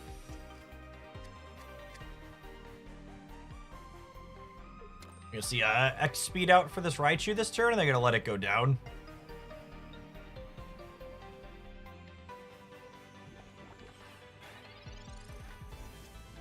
Alright, giving us a knockout point here is bold when we're Arcanine deck. This is obviously getting knocked out, so I'm gonna go ahead and evolve this just to play around red card a little bit. And then we're hoping to draw Arcanine next turn then.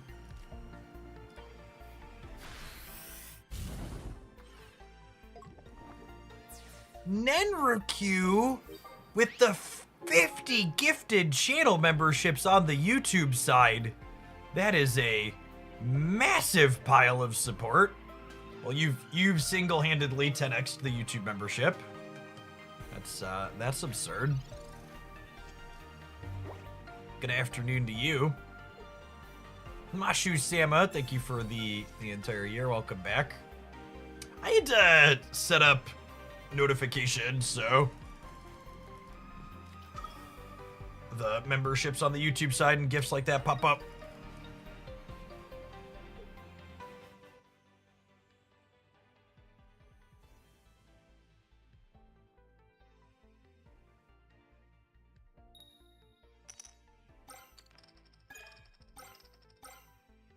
Alright, so this knockout happens. There are 2 Arcanines and 5 cards. I'm gonna lead on Duck, so that way... Well, am I putting the Duck up?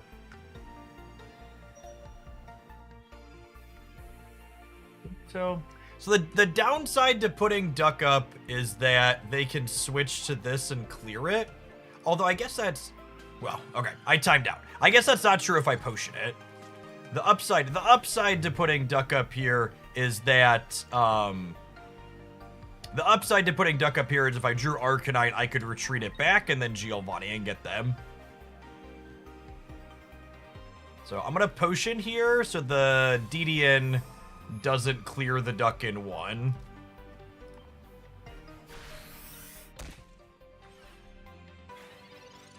Duck gives them a guarantee. So the problem with putting Salazzle up, gamers, if I put Salazzle up and then drew Arcanine, I couldn't win the game because I didn't have an X speed. So I think putting the Farfetch'd up is right because it gave me the flexibility to win the game on the 40%er.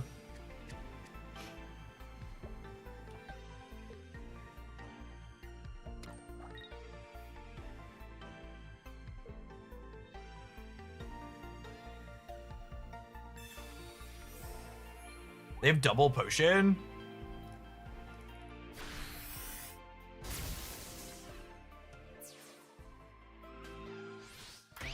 Okay, and now we are on, hit the 50% or bust. Oh, bust it is, I suppose.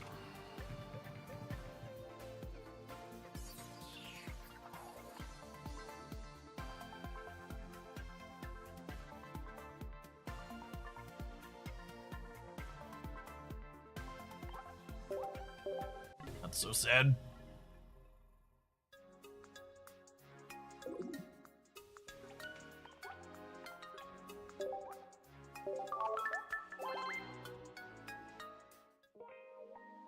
They don't have to coin flip to win there. They have a Pikachu with 1 energy on the bench, so we're guaranteed dead. I'd stay for coin flip variants.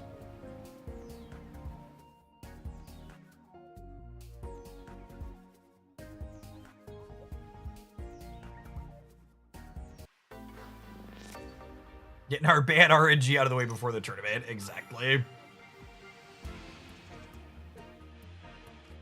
I would love a Farfetch'd on turn 1. Thank you for asking.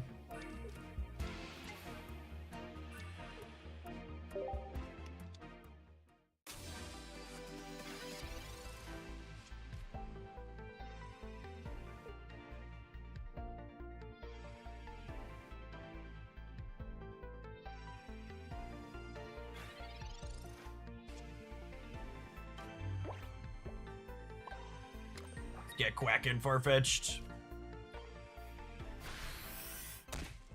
And Shu, thank you for the 7 months. Appreciate it.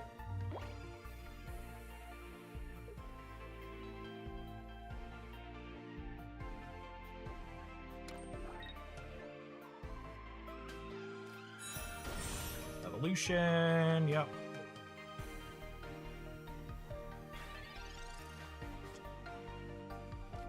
I mean, in theory, the Sand Slash goes down to Bite if they don't have a potion after we quack them.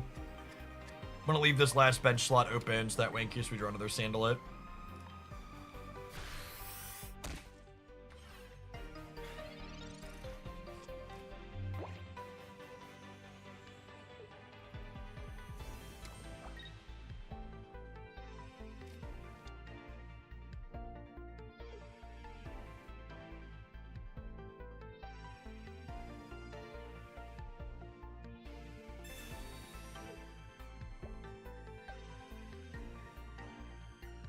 I guess playing the other Growlithe out here would have insulated me against this. Because now I lose my Salandit. That's fair. I think we're still in an okay spot, but playing that out to play around Sabrina seems like it's good play.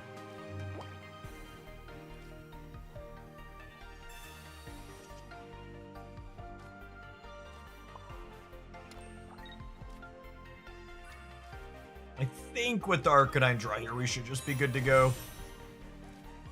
Clear the Sand Slash, let me just mow him down.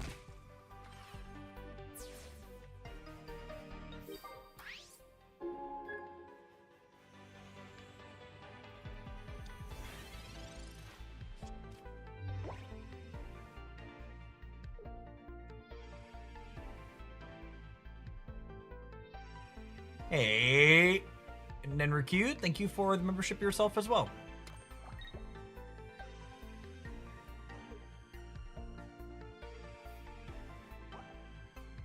That was the sweetest full arts. So good looking. 130, huh? Geo is so good. Say hello to my little friend.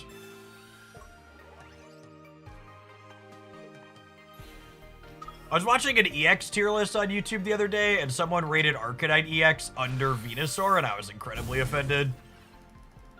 It was like, that's not remotely indicative of what our tournament results look like. Arcanine's so well positioned in this metagame.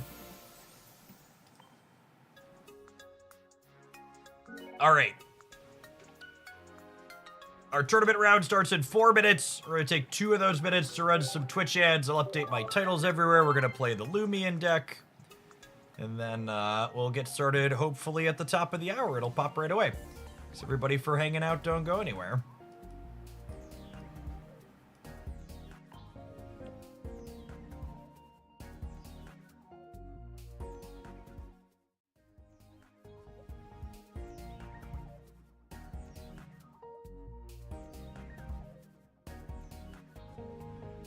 I'm gonna run to the bathroom really quick too before this starts. Beep beep.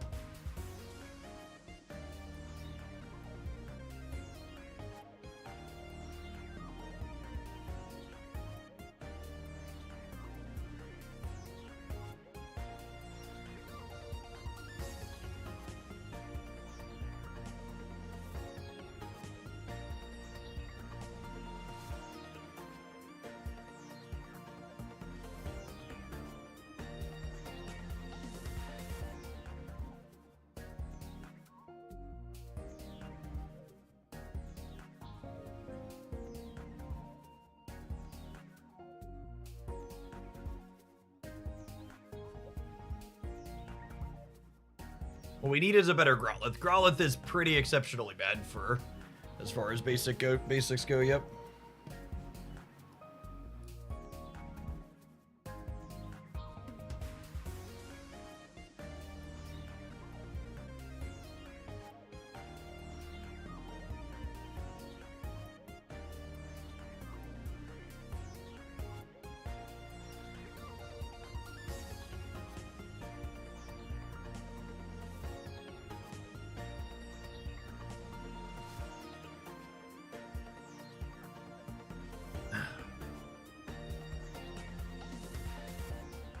Appreciate everybody hanging out today, by the way. My little Twitch tracker here says we had almost 50 new followers on that platform. If you're dropping by for the first time on Twitch or YouTube, make sure you tap that button and come back again if you enjoy the vibes of the live stream. You'll find me here Monday through Friday during the week, typically stream for 5, 6, sometimes even 7 hours, depending on how our tournament runs go. Always trying to tune and optimize off-meta things in a more competitive setting. It's a ton of fun. Our first round opponent is Cookin'. They are playing Tentacruel, Hypno, Articuno. I assume no Psychic Energy, but we'll see, I suppose.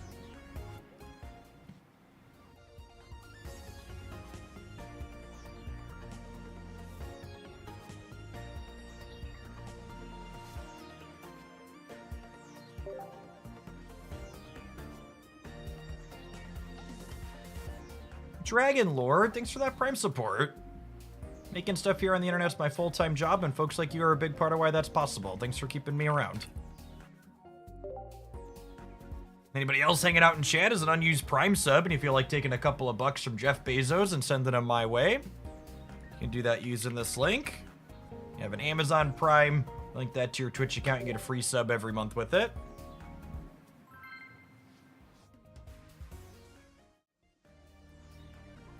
All right, so playing against a Brew this first round, they're playing Tentacruel, Hypno, and non-EX Articuno. We've got 2 copies of Misty, and then we've got 2 Leaf, 1 Sabrina, 1 Giovanni. First energy advantage is pretty good here. Farfetch, not bad either. Notably, our 1 copy of Tauros, a straight brick here, 0 EXs to be seen.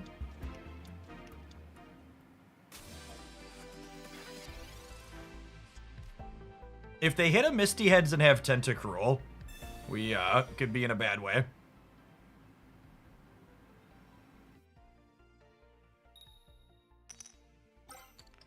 Yep.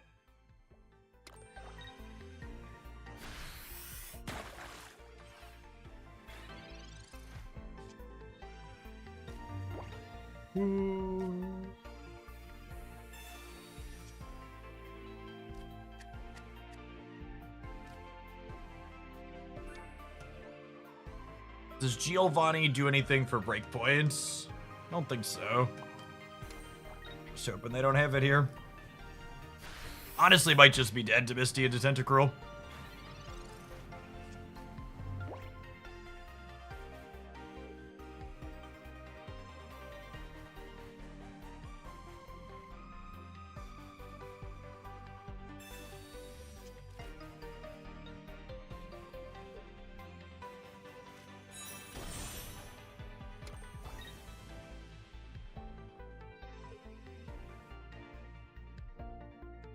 Take a draw step at a Starmie EX, but this game realistically is over.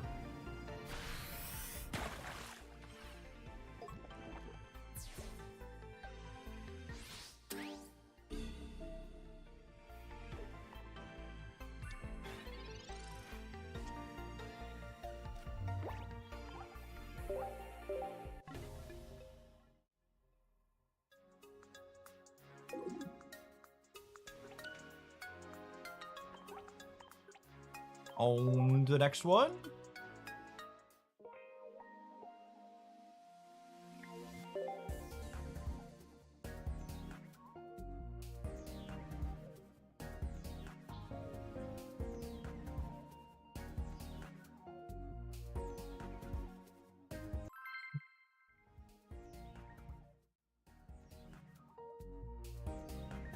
Nigo, thank you for the 27 months. Welcome back.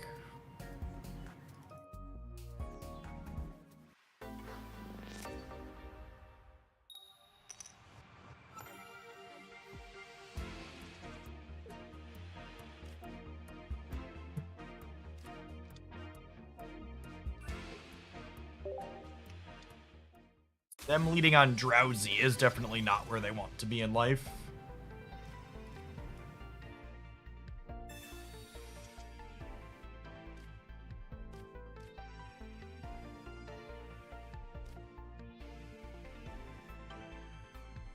Ooh, my client is lagging real bad. So restart after this game.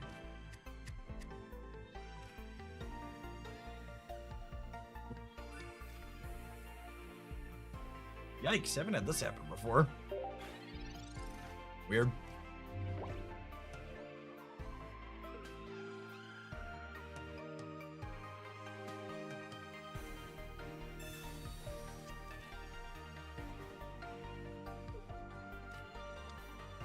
Hypno is 120 or 100? Just 100.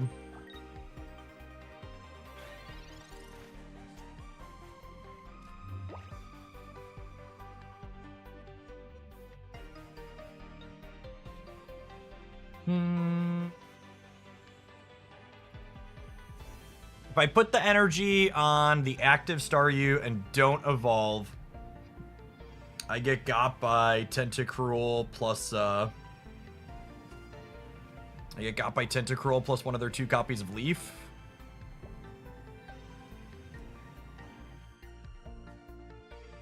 So do I evolve the active or do I evolve the backline one? I think I want to evolve the backline. I want to do the backline one. So I'm gonna go ahead and pass here. Not attacking kind of sucks into Hypno because the Hypno has 100 HP. But they have the Leaf, so pretty happy that I held back here.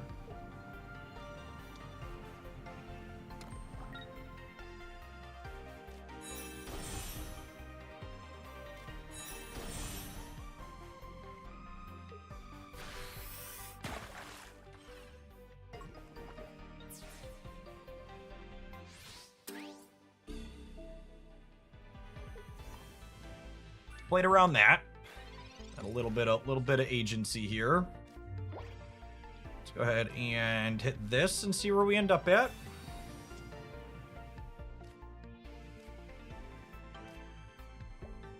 Fortunate to find our other Starmie here. They are on 1 copy of Sabrina, so I think I'm gonna go ahead and play this Tauros out here, so that way if they Sabrina us, they can't have a guaranteed knockout point.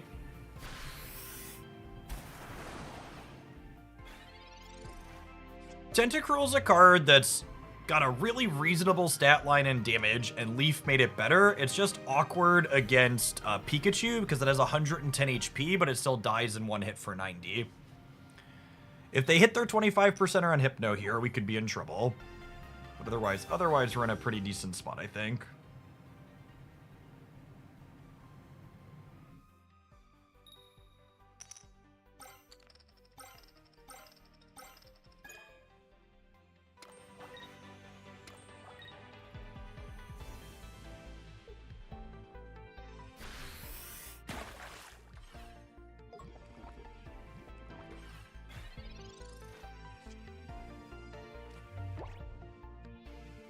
So we'll go ahead and we'll put an energy on Farfetch'd. We'll retreat back to that, and we'll crack them for 40 here. And then if they put up Articuno and clear the Farfetch, Giovanni with Starmie clears them in 1.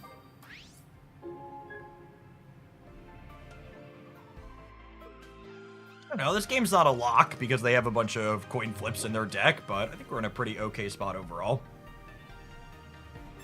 They take this knockout, we take a knockout back, and then, you know, they're gonna have to draw another Tentacruel to have a chance.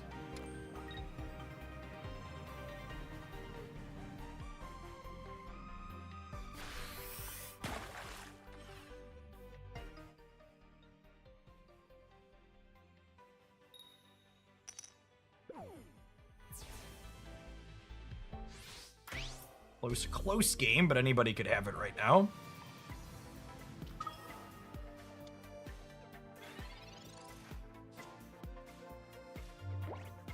The double Geo looks incredibly solid the more that I look at it into more matchups. I completely agree. Especially any deck playing Tauros, you want 2 Giovannis, but this deck having a 90-point attacker also means that your Giovannis are excellent into a lot of the 100-pointers running around. Yeah, this game's been interesting. Good back and forth and decision making here.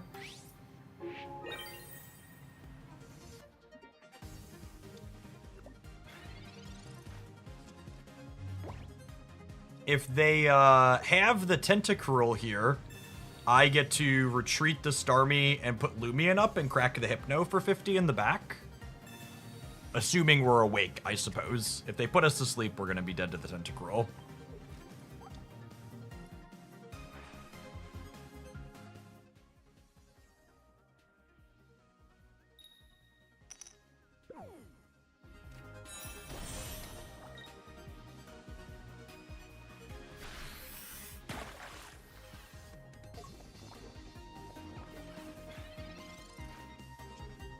Down to 10.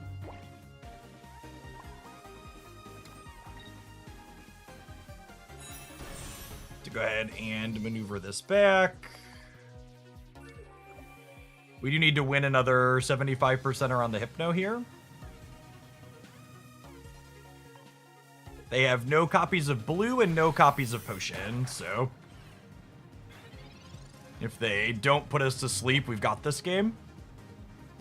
So 75% to win here.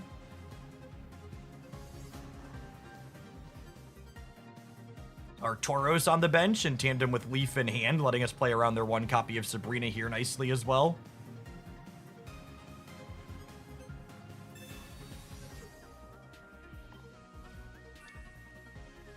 Still need to be awake to win the game.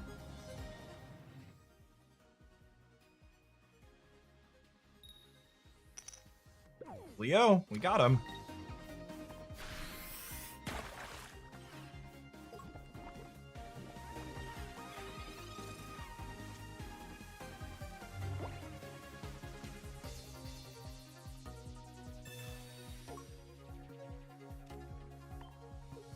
Some interesting maneuvering here. See if we can get him in the next game as well, huh?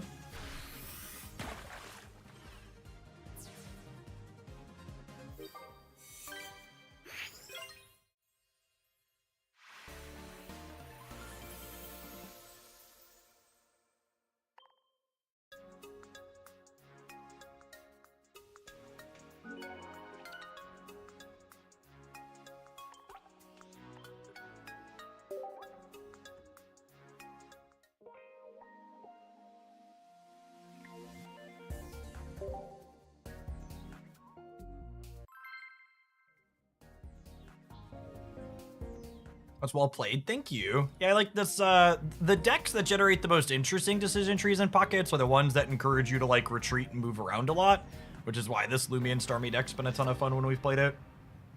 You haven't seen this before, it was yesterday's highlight on the Pocket channel.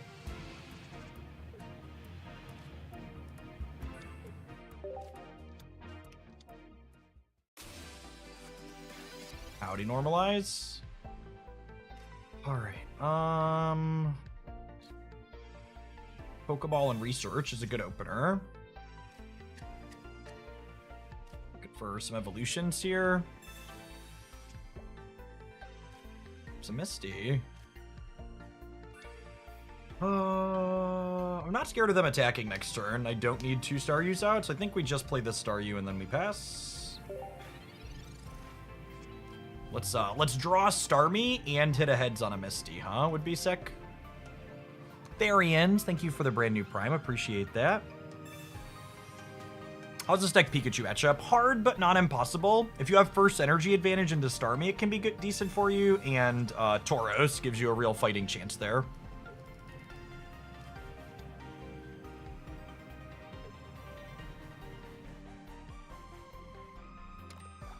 All right, can it be our turn to hit heads with the Misty and get this Lumion attacking right away?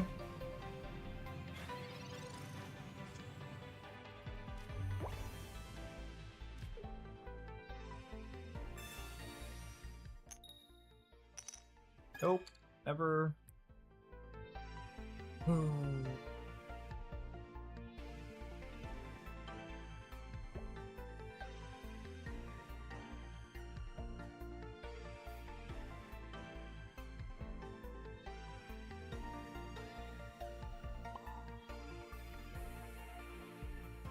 2 copies of Leaf.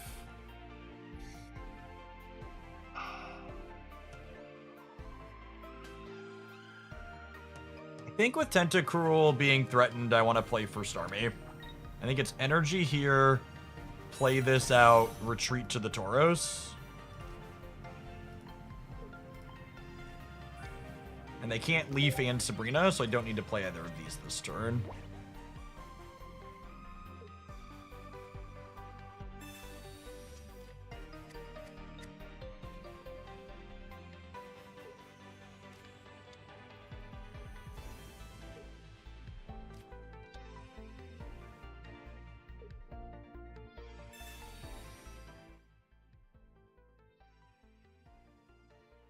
Not having Starmie or Giovanni means that the Articuno is potentially scary.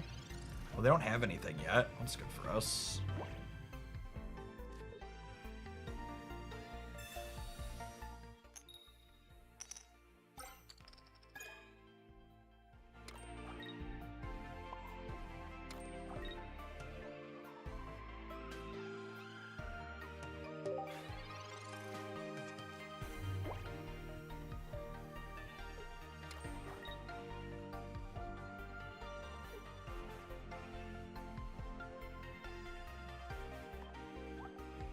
We want a Starmie EX and a Giovanni to be able to clear this Articuno, ideally. There's one of the two.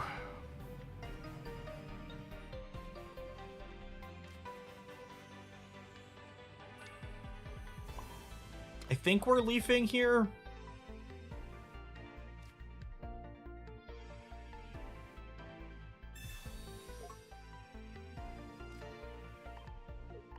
I think I'm cracking the Tentacle.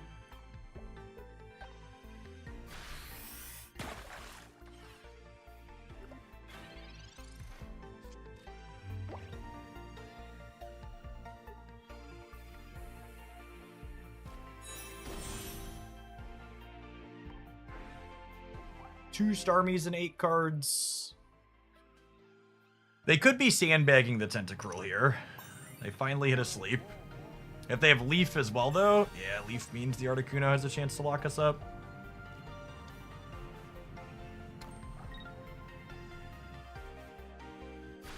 All right, I need to win 6 coin flips in a row here, and then we'll be in an okay spot. You explain why Giovanni is not a good play there. Giovanni doesn't impact extra damage to bench Pokemon. It's only dealing damage to active.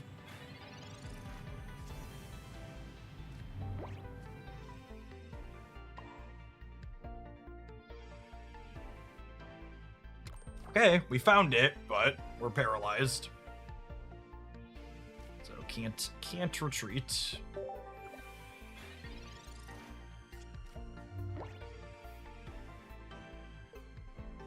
Hitting this combination of 2 cards is very good for us, though, obviously.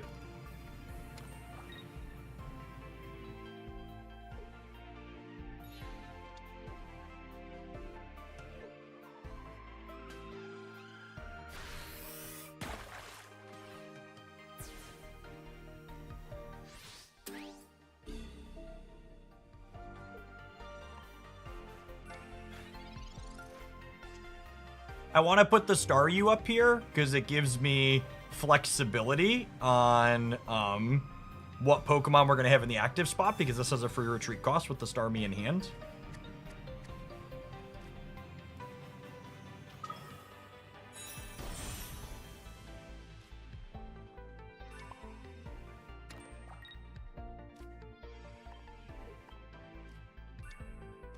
Take our knockout with this, thanks to the Lumion hit from earlier.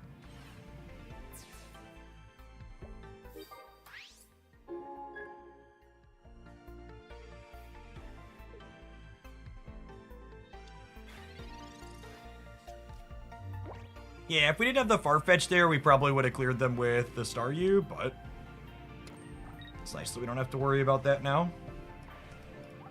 And then, ideally here, we just draw our other Giovanni in our 2 draws. So they get a knockout here, but it's only their 2nd point. Something that's noteworthy is that we're going to want to put our energy on the Tauros this turn, Wait, have they played their Sabrina? They've not. So I'm going to want to put energy on the Tauros this turn because I'm already through my copy of Leaf, and I'm going to want the flexibility to be able to retreat this next turn, potentially. They've only played one copy of Misty, so...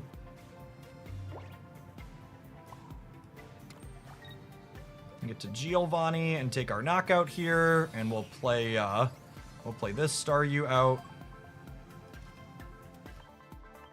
We're one in 4 to find a copy of Giovanni for our second copy.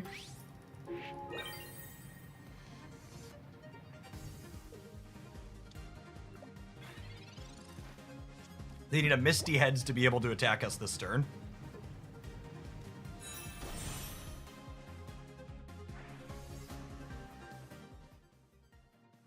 A lot of flips. A lot of flips. They have one copy of Giovanni themselves, yes. This is why we put the energy on the Tauros.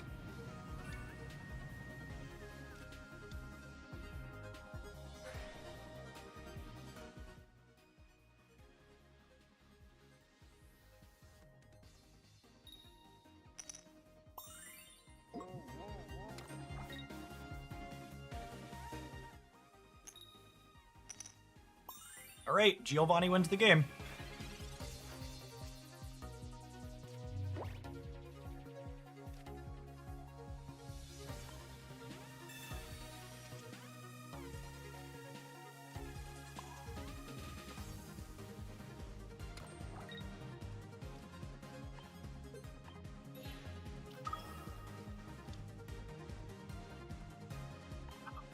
Play the bottom card.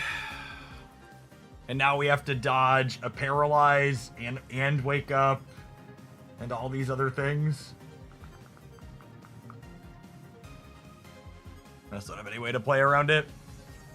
We could play second Starmie, but it mostly doesn't matter.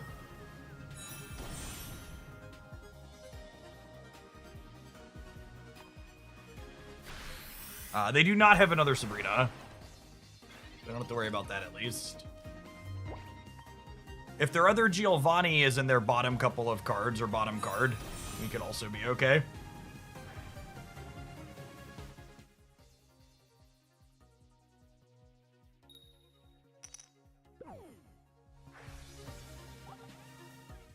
They do have a second copy of Leaf, but you're right. I should have Sabrina'd there to make them have the Leaf.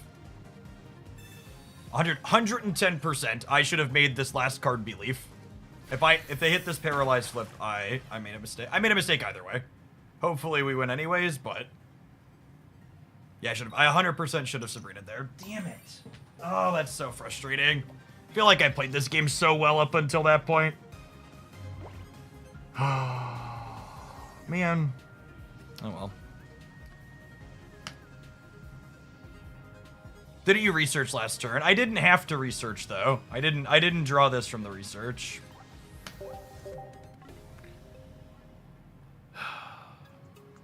And again, it's really, really easy to focus on the fact that my opponent was playing just a literal slot machine with all the coin flips, and I got unlucky with Geo, but that's not how you get better at these games. The way you get better at these games is to focus on the things that you have control over. And I had control over that game.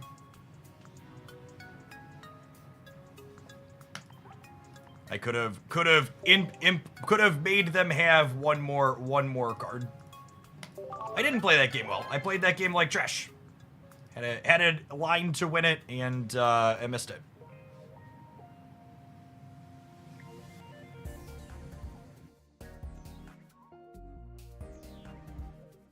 Could have won a coin flip to win the game or had Giovanni, despite my bad play. But if I would have played slightly better, we wouldn't have needed it.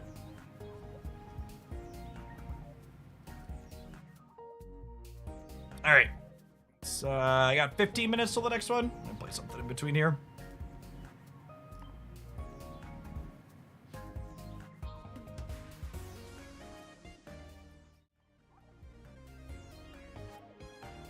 Always it feels bad to make all the right decisions except for the one that really mattered.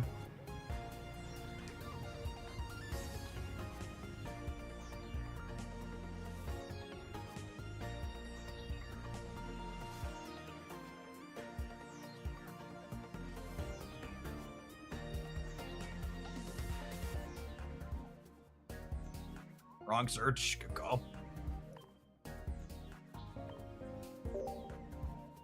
Use a little time.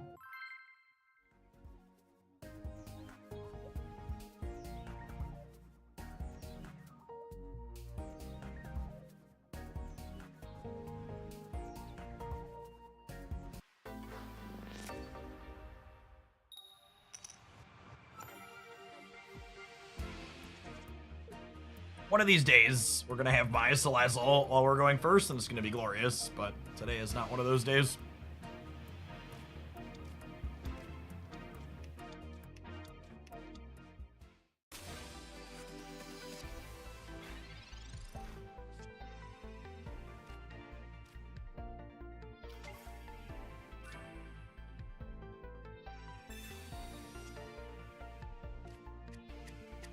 Yeah, it's definitely true that trying to like hang out and talk with chat makes me worse in the tournaments. Contrary to popular belief, streaming is an incredible disadvantage. It's like 600 things going on.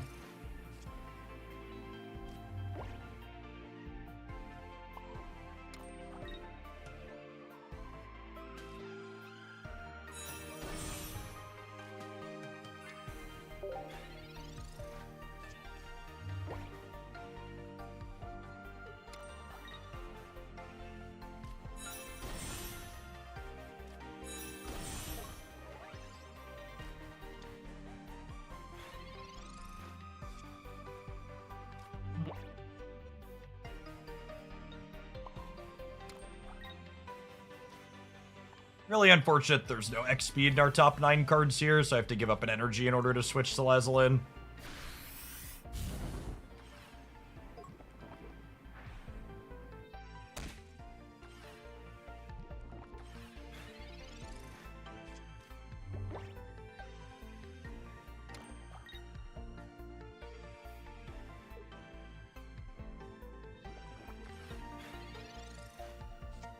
One of the appealing things about Salazzle in our current metagame is that Salazzle effectively does 50 damage per cycle when it hits, which means it clears Druddigon in 2 turns, whereas like Rapidash clears Druddigon in 3 turns with 340s.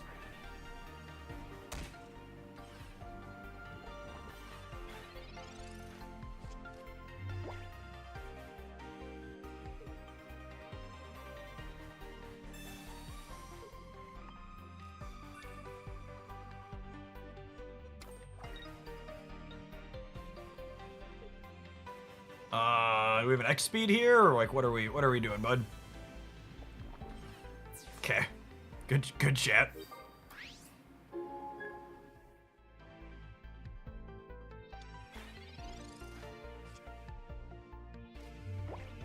Alright, X speed now is not terrible.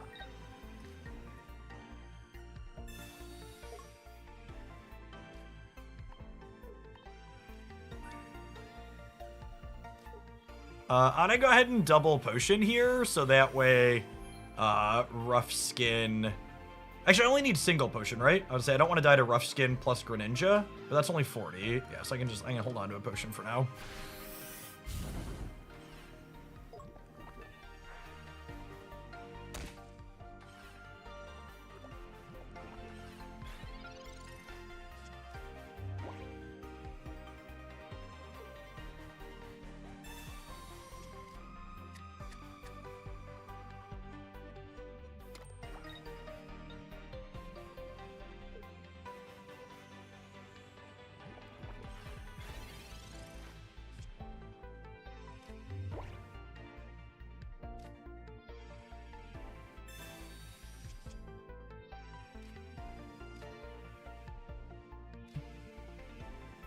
That's such a good draw.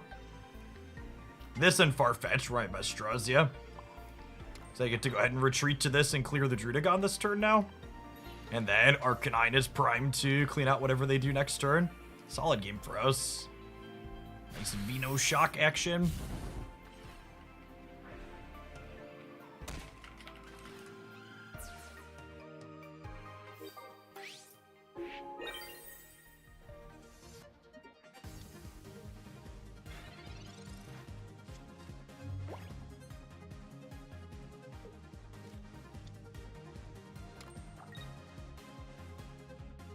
Giovanni here. Let's Arcanine clear Melmetal in one with the weakness bonus. Weakness and the metal coat cancel each other out here. So Geo helps us hit that key break point here. Kicking your 120s up to 130s is so good in this format.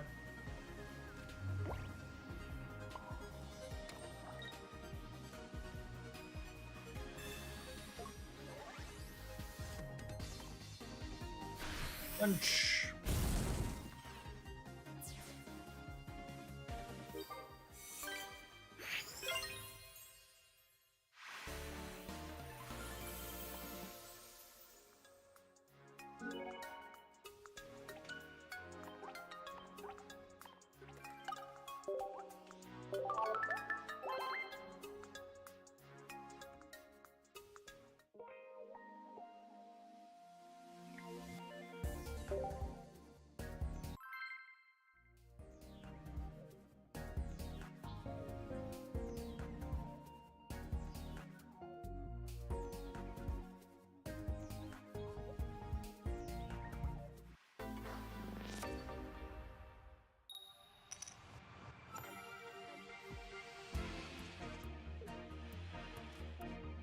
Alright, we have first energy advantage, which is a little bit less good with Salazzle, but still fine. Generally speaking, happy to have it. You have all the cards in the game so far. I have all the mechanically unique cards, but I'm missing a couple of 2 stars from Genetic Apex in terms of cosmetics. Hoping to fill out my 2-star collection once trading goes live this month. Fingers crossed.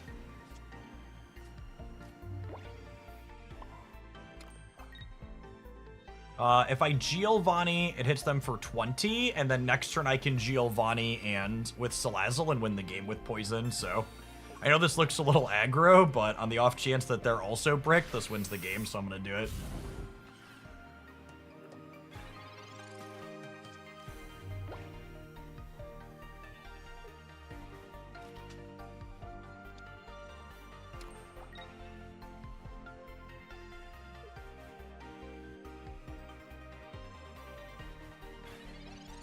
Nice, rewarded.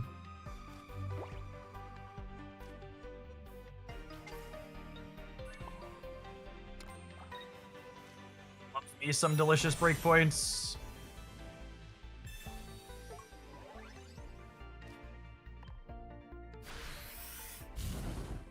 I think it'll be possible to trade every card. I think there's a chance they restrict immersions and crown rares, but I'd be really surprised if they traded 2 stars.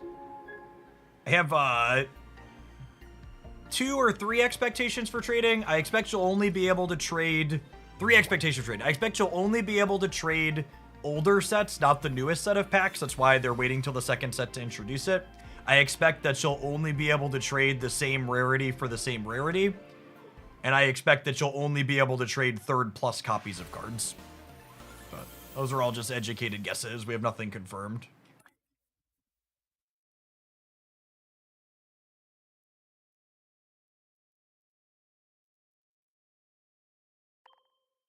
I think if someone came up to me and was like, Jeff, how do you design a trading system so we can still make lots of money off of gacha booster packs? I think those are the 3 things I would do. All right, we can take a brief pause for the cause and let some adverts roll. We got about 8 minutes till the next round of the tournament starts, so we'll have two minutes of ads on the Twitch side. We'll probably play one more match with the Salazzle deck, and then we'll hopefully be into the next round of our tournament this afternoon. Yeah, I'll throw this Arcanine deck up while we're chilling. Thanks everybody for hanging out. Don't go anywhere. If you missed this deck, it was in the off-meta review on Monday. That's been pretty sweet for us so far.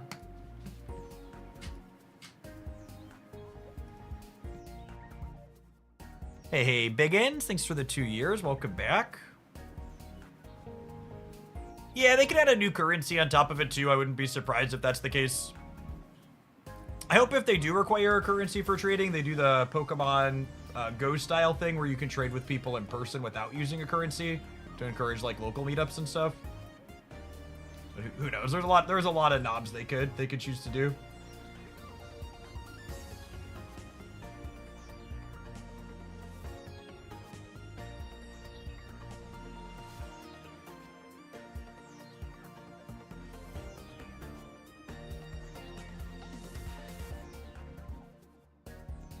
IRL friends. They don't have to be your friends. They just have to be people that you're willing to meet in person.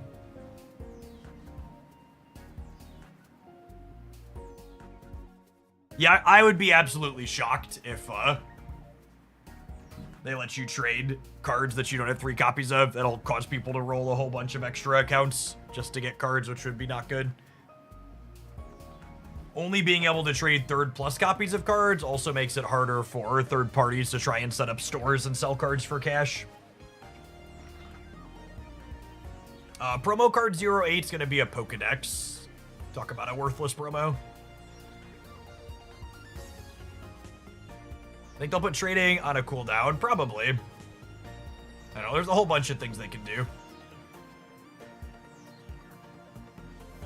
Yeah, I think there'll be stores that try and sell cards for cash regardless, Gap, but it'll be more difficult and less profitable if they put more hoops in.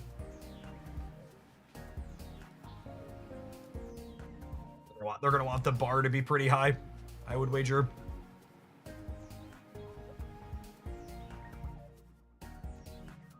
It's funny, I think this is one of the only decks I've played 0 copies of Leaf in since that card dropped. It's actually just the best card for Mythical Island by a lot.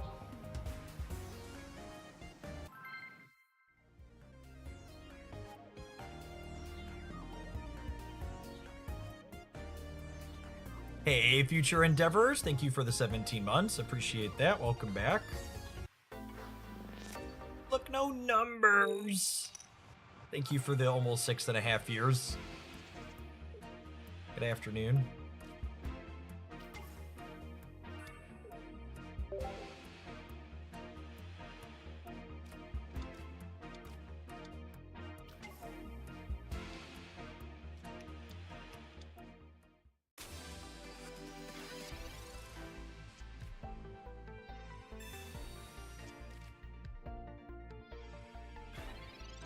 This deck feels like a better version of Blaine. I think that's accurate. It's doing similar things to the Blaine deck while doing them better. I think is correct. The Candy Crush promo runs for another couple of weeks, and I think 250 is the big one. Yeah, 250 is the big one. I should research before I play my basics.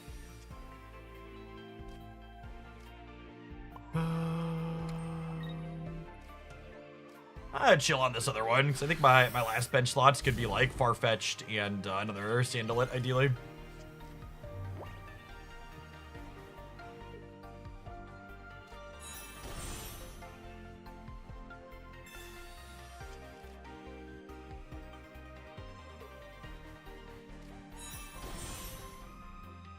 In Clash Royale, you could only trade higher rarity cards on special days. That sounds atrocious. It sounds like peak mobile game atrocious, so I'd believe it, but God, that sounds awful.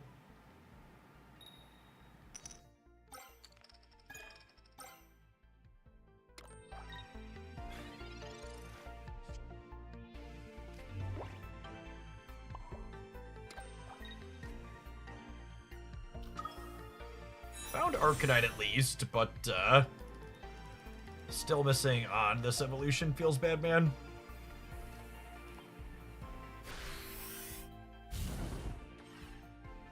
Your stream title says you're playing Lumion, so reading is essential and context is key. We are playing Lumion in a tournament, so the match you are playing right now, you're watching right now, ergo is not a tournament game. It's a random queue match in between tournament rounds.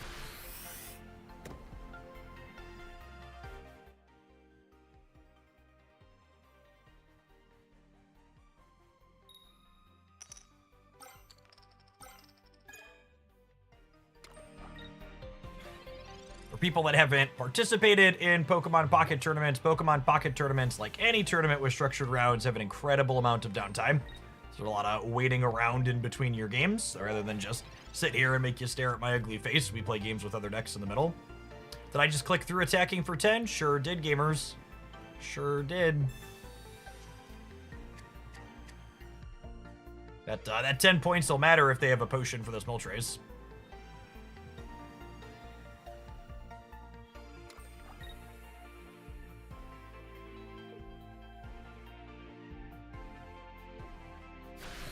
The Centiskorch actually clears our Arcanine on the backswing.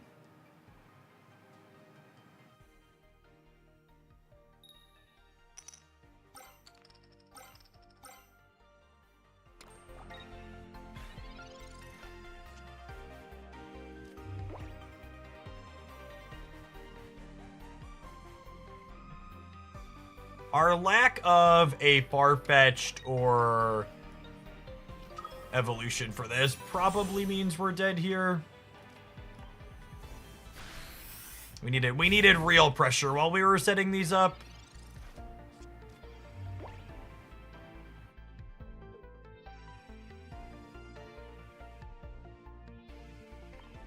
Those buried in our bottom 8 here is pretty unfortunate.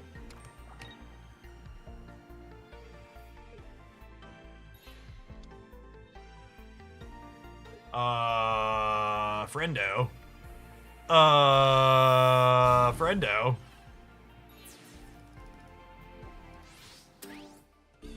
Our opponent has decided to throw. I accept.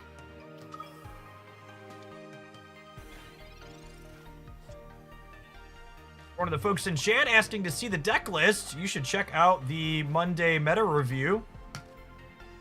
All the off-meta decks that we covered in Monday's video. This was one of them. One of the best places to find top-performing off-meta things from tournaments.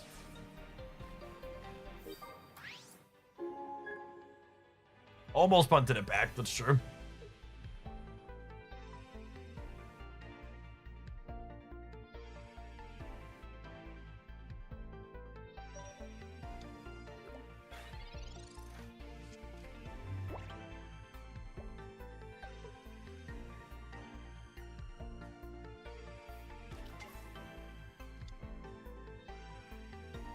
I think high-level competitive pocket is room to be best of 5. Absolutely. Games are real short.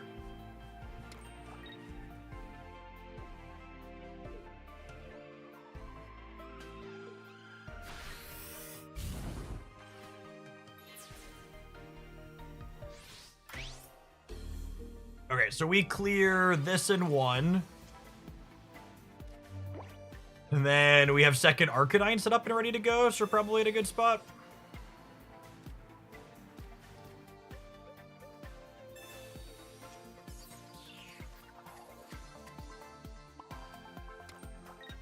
I probably don't want to play this out, actually. I want to give them a random thing that another Volcarina can clear.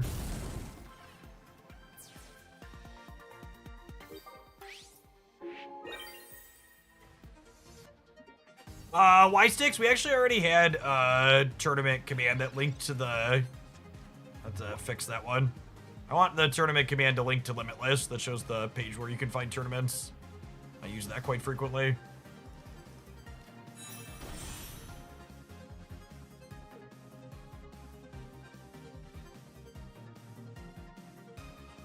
Alright, so if they hit enough heads here on this, the Census Scorch could go.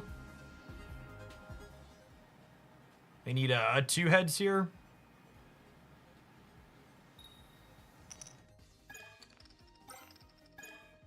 One.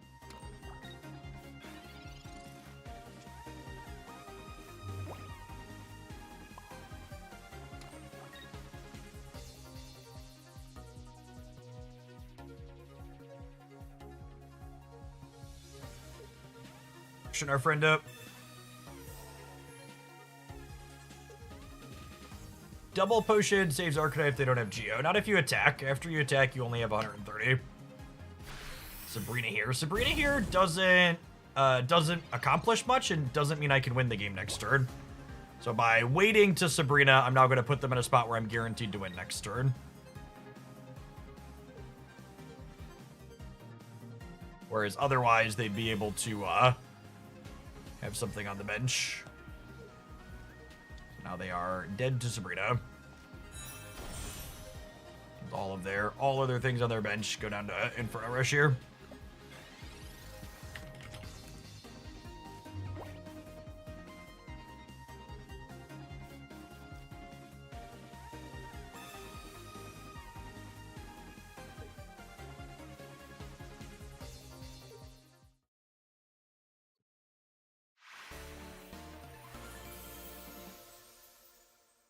Right, our tournament round is up.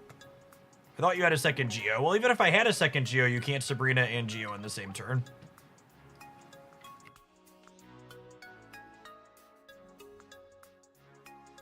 Playing against Aerodactyl fighting with Marshadow and Farfetch. Only one Hitmonlee, notably. Deviating from the two that's typically played there.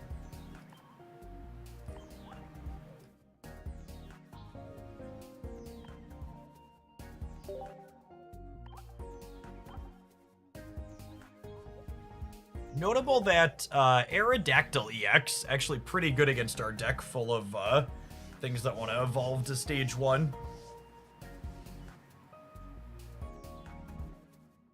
I think it makes sense for top 8 practice to be best of 5 instead of best of 3. I think it depends on what the tournament organizer wants to do.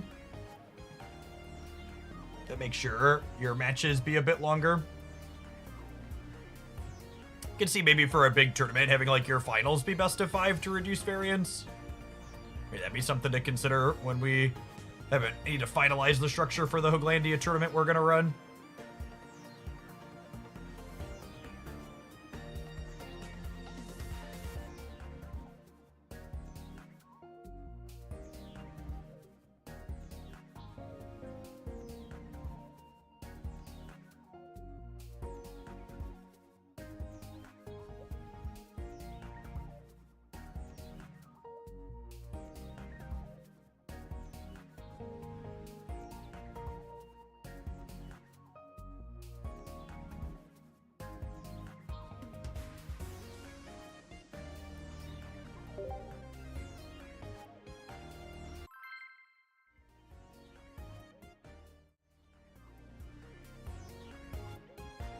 I don't have all the details confirmed yet, but for adults who want to plan ahead, I can confirm that at 10 a.m. Central on February 1st, we're going to host our first Hooglandia Pocket Tournament after the next set drops.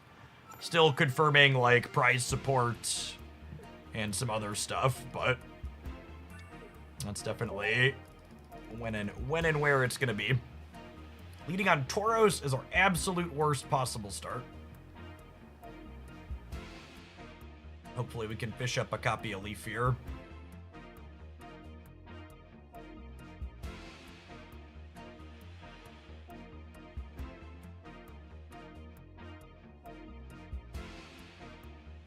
You have a name for the series? Well, I don't know that it's going to be a series necessarily. I got to see how the first one goes. I'm going to be putting it on with Spraggles as my secondary casting partner. Got to figure out exactly what branding we want to do.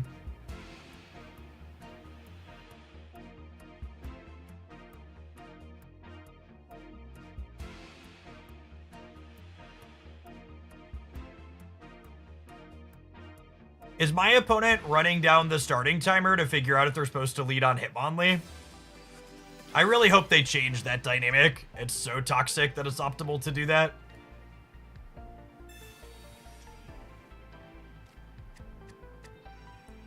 Won't February 1st be too soon after the set for people to have 2 cards? Is this some type of peasant joke that I'm too rich to understand?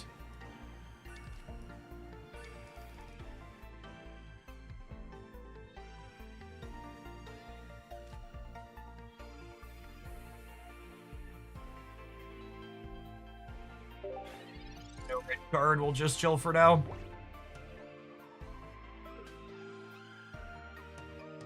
Running tournaments right after the new cards drop is more exciting for people to watch because they want to see which new cards are doing well. So you're right. It's worse for free-to-play players, but it's better for coverage, and the purpose of running a tournament for us is to do good coverage.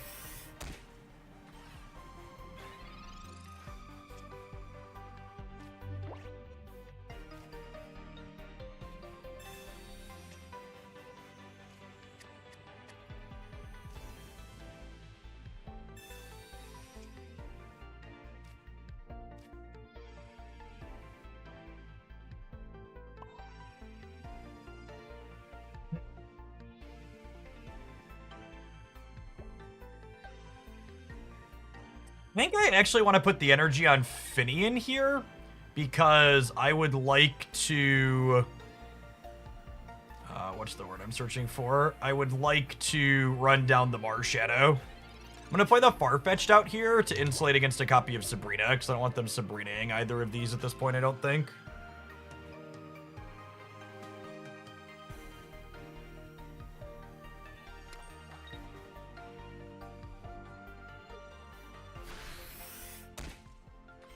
Ideally, we draw our one copy of Leaf here, but realistically, they're going to get a knockout.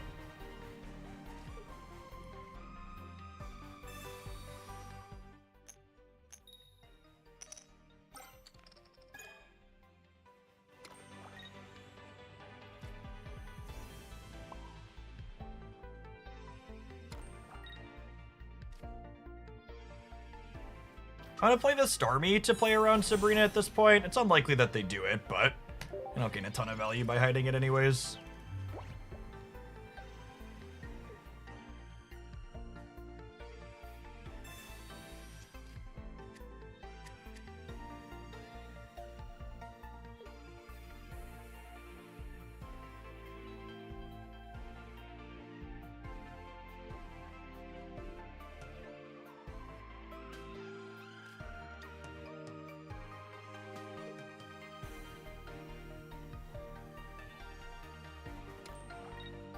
They could switch off of attacking the Tauros here.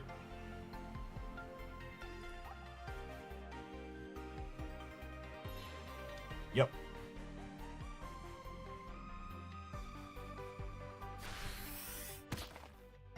Yep. Leaf!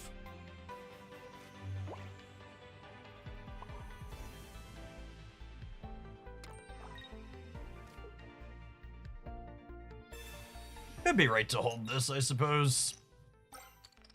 Just not playing another supporter this turn. Calm down, Misty.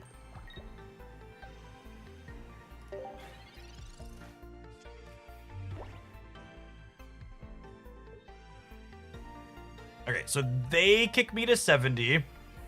I put Lumion up. I hit them for 50. They hit me to 40. I clear the Mars Shadow.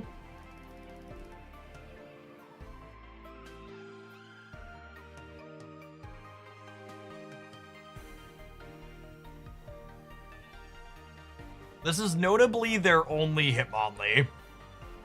So once I deal with it, we don't have to play around another.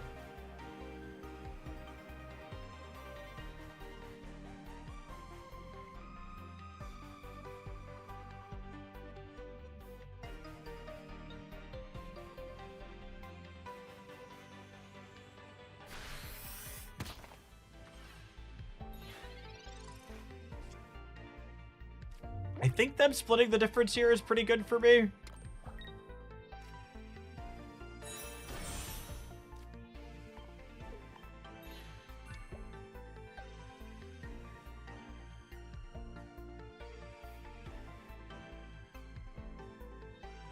Although I suppose... I suppose with 2 copies of Giovanni, they can put their Farfetch'd up and get a knockout now. Yeah.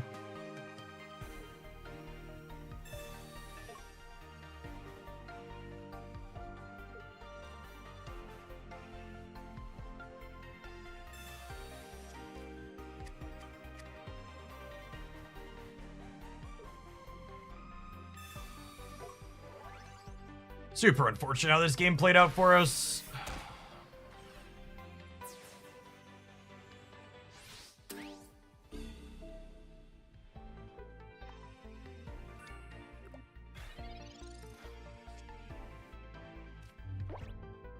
This took us too long to find. I don't have the other Luminion guaranteed.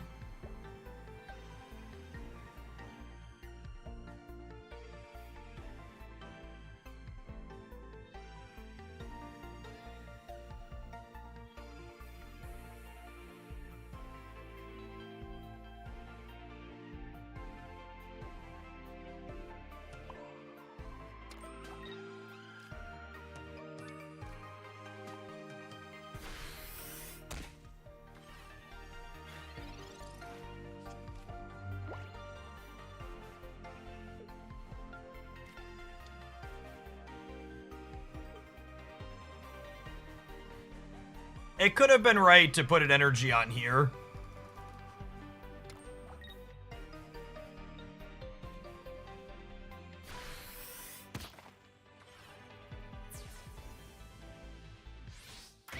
Yeah, I think we're just dead at this point now with the Orlane Aerodactyl.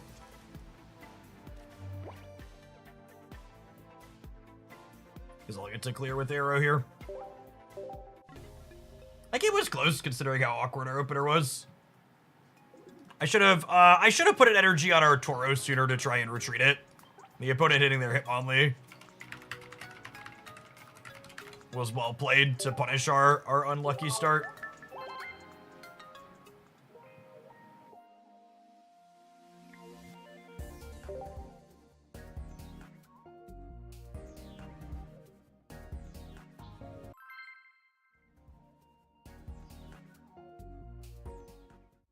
Well, I think I would put my energy in better spots there. We probably come out ahead.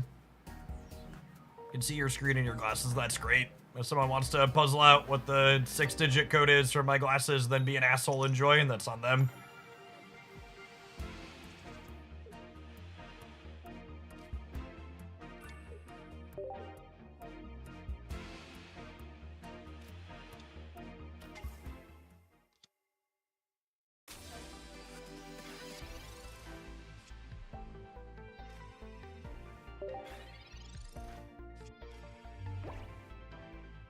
Far-fetched on 1 is pretty good into our Finian opener.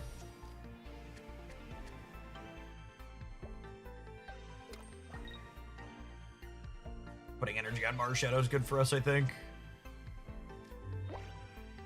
Although I suppose if I don't draw a basic next turn, we actually just die.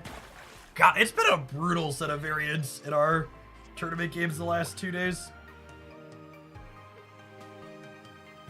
And some that were close that I made a small mistake and got like supremely punished for. Oh, these are just like, ugh.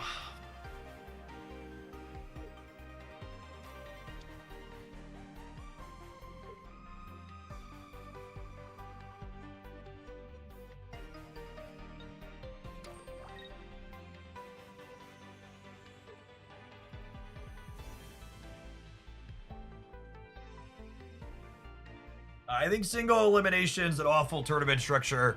You want people to at least be able to play a couple of rounds.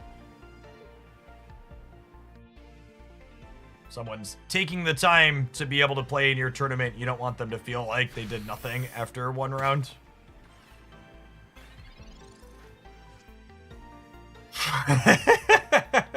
Man, sometimes it's not meant to be gamers.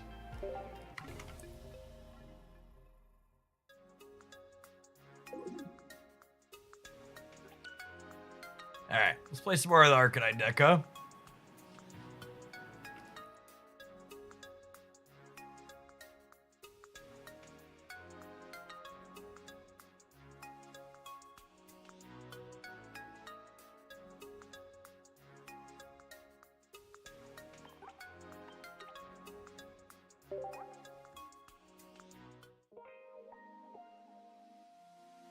Obviously, it's going to give you a 24-hour break, Arcano, making that comment after what we just experienced.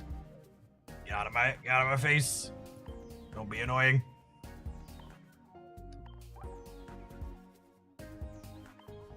Feel like I'm doing my best to stay pretty chipper after a terrible day of bad beats.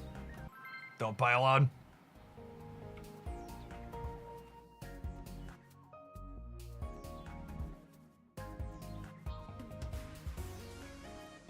What's going on, King?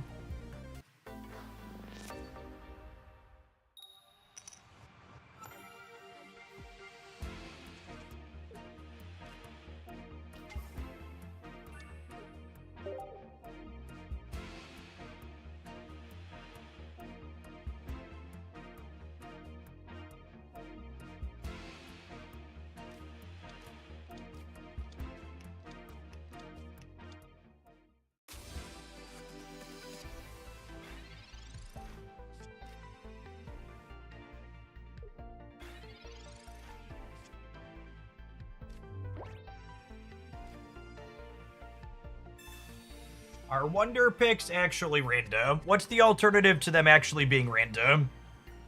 Are you asking me, are Wonder Picks rigged against you because the whole world is out to get you and you're the main character of this story? Quite possibly. That seems plausible.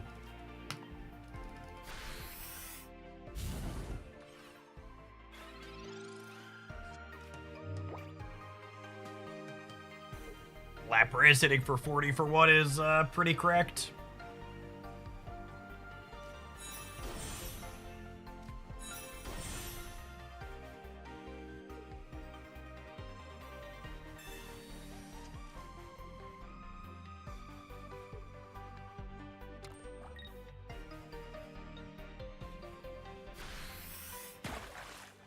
I mean, which cards you click on in the Wonder Pick doesn't matter. That's definitely true. But that doesn't mean it's not random. It just means you don't have a decision that you're making. No, there's no pity system or anything like that in Wonder Picks or Booster Packs. It's all pure variance.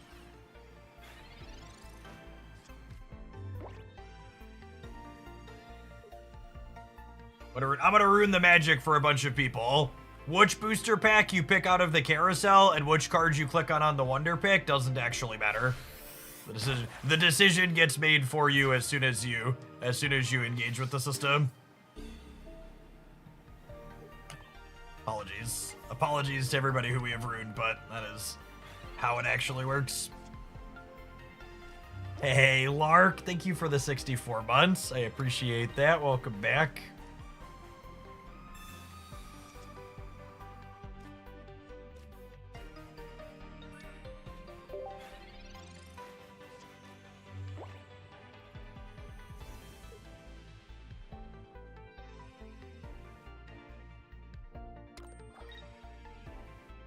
Spinning the carousel is cathartic and wonderful, and you should absolutely keep doing it. It's a ton of fun.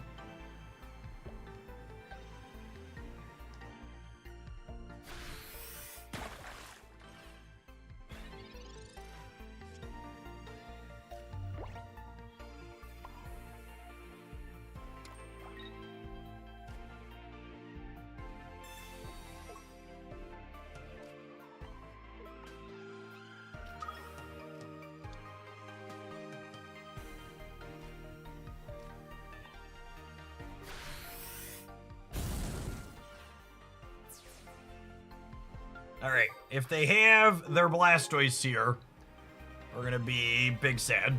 But if they don't have Blastoise, we got a shot. Ooh, the War Turtle coming to the active slot would imply Blastoise.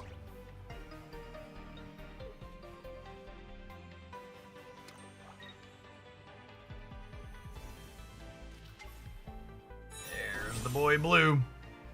Alright, this isn't quite lethal though, right? It's only 120, says local man about to die to a Giovanni. Cool. Okay, so now we go energy, X speed, Salazzle, retreat for 1, and then if I top deck one of our 2 copies of Giovanni, we can clear the Blastoise next turn thanks to the poison. If they have a potion, we're gonna be dead, but we can't play around that. This is our out to play 2 here. Clutch game against our weakness type matchup here. Nice and close.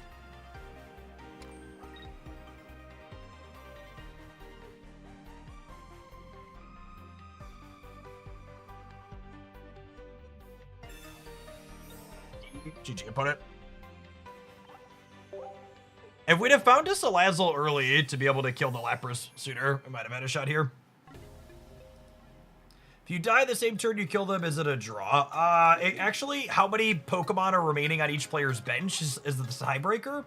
But yeah, if you have the same number of bench Pokemon, it draws.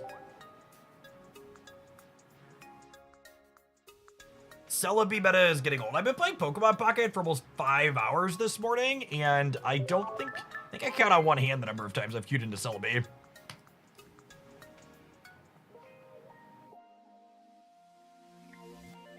Did you ever dabble in Magic? No, Wizards of the Coast doesn't make the game I liked playing anymore.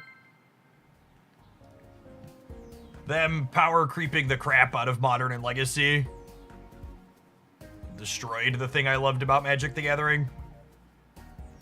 I enjoyed non-rotating formats with deep card pools and like lots of interesting deck building.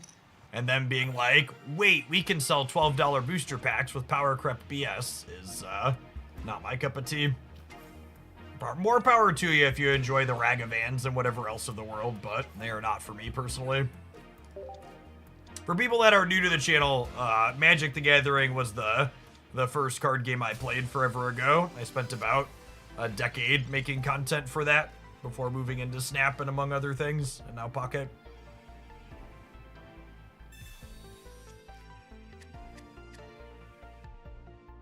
Oh my gosh, I said I hadn't queued into Celebi much today, and then we immediately queued into it. Wake up, sheeple. Oh wait, I want to play against Celebi with my Arcanine deck.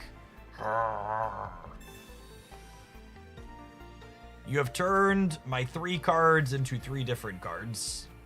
Still have Salazzle? Yep, sounds great.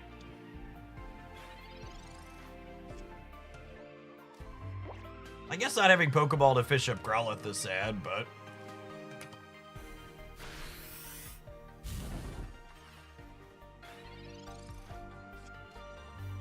yeah, Commander is definitely the most popular way to play Magic these days. Well, it's just too rich for my blood. I'd rather just play a board game rather than buy a 4 or 5 digit Commander deck. Having to figure out power levels between playgroups is annoying too.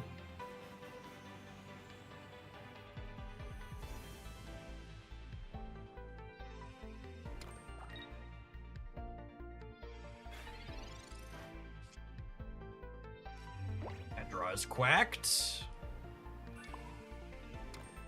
Okay, so Salazzle does 50 plus 10, and then Sandalit threatens to clear this next turn if they clear my Salazzle, so that's nice. Big aggro energy here.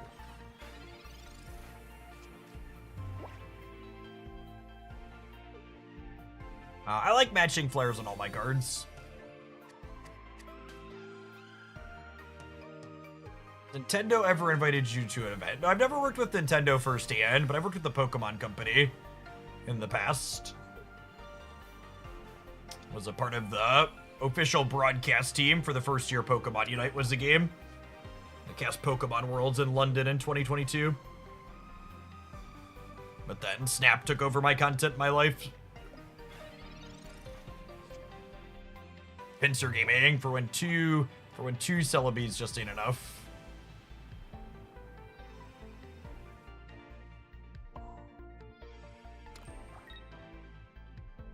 What's the breakpoints on this? I hit for 50, 60, 70. Giovanni doesn't really do anything.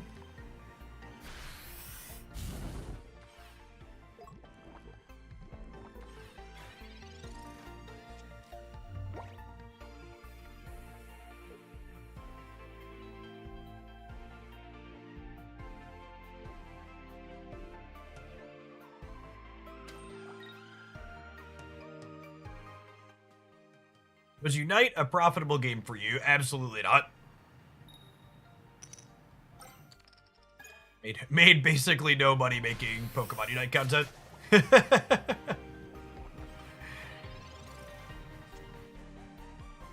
A lot of the success in any market for content is being first to market and then being picked up by YouTube when you're one of the first to market. And I started making Pokemon Unite content a little bit too late.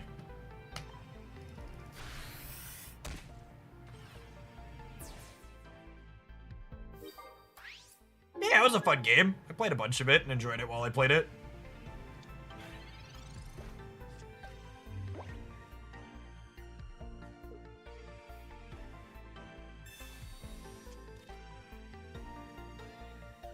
Need to draw a Growlithe or other Salazzle. This game's gonna end up a little scuffed. I don't think the three Pokemon we currently have is gonna be enough to power through.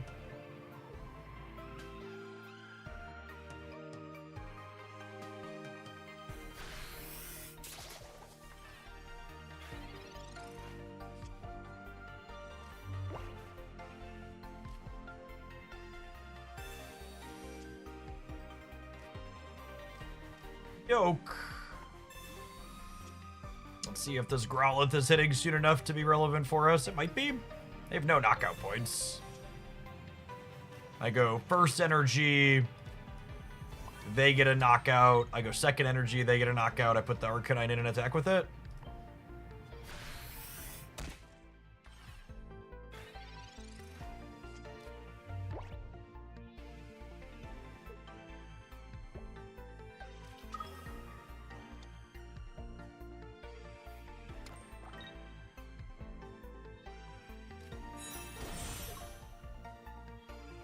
If they don't have an Erica or a potion here, Salazzle clears the Delmise.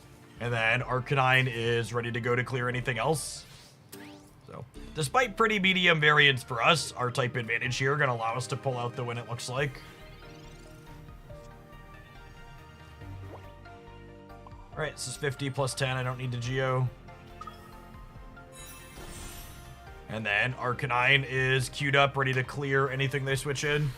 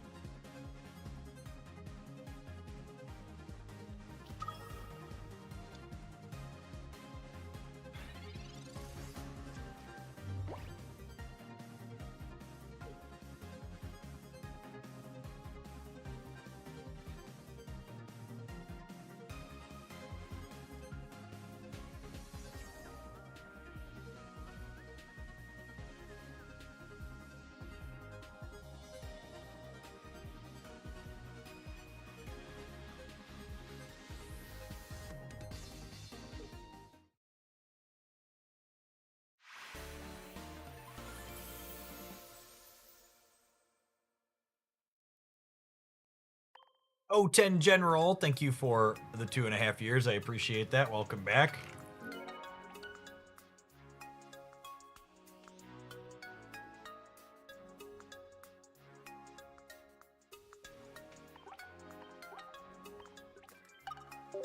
Yeah, this build felt pretty clean. We played this in the first tournament we tried to play today. We had a pretty mediocre run with some bad beats and a couple mistakes. Might have to give it another go tomorrow. There's tournaments running every day this week we can play while we're streaming.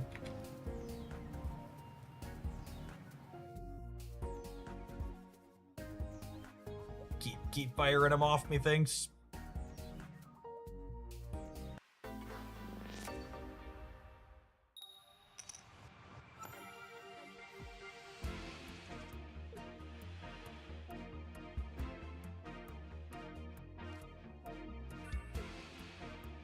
How's Salazzle been for you? It's really good against Drudagon. Salazzle clearing Drudagon in 2 attacks is quite strong.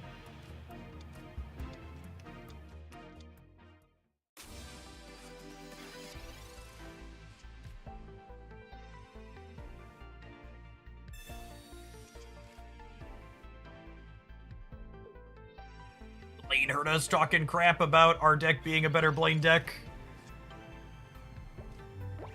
He's here to tell us to put up or shut up.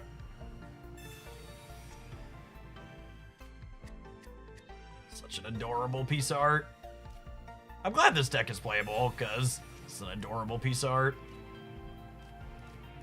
Perfection. This is exactly the opener we want. Farfetch, 2 Sandalit, Growlithe. Just need an Arcanine down the line. You have to get Quack in here with the first energy advantage as well.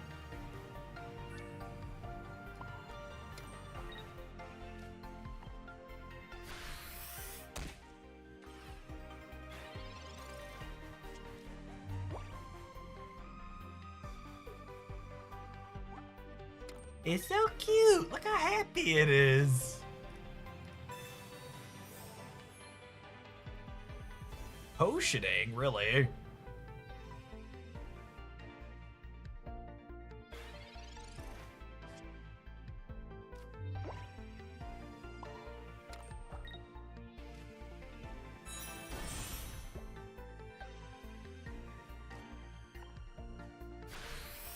Is Mewtwo the best deck in the game? Mewtwo, Pikachu, and Gyarados are the 3 best decks. I don't think there's a definitive number 1, so much as they just kind of have different matchup tables. I do a weekly meta report, where I do a data-driven analytical breakdown of the top performing decks in the game and the tournament scene. If you're interested in checking that out, you can find the latest one there. Comes out every Sunday.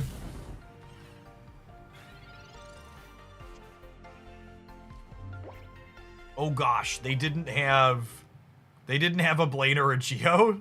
Yeah, they're super dead. Absolutely quacked.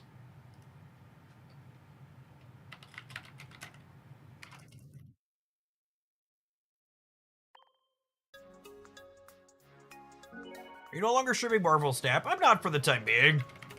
I'm really just enjoying playing Pokemon Pocket a whole lot more than I've enjoyed Marvel Snap in recent months. And I'll take a little bit of a risk and see if this can be a full-time job still for me while focusing on Pocket. If our Twitch sub count dips, we'll probably reassess and go back to doing some split content, but if I can feed the family while enjoying the game I play more, I'm gonna choose to play the game I enjoy more. What steel Pokemon do you want to see? Please, Johto Set, Steelix, Skarmory, EX Scissor. Please, EX Scissor. That sounds lovely.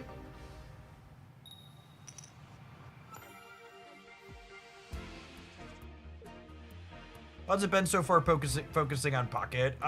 Twitch viewer count is similar to the worst Marvel viewer count that we've had recently.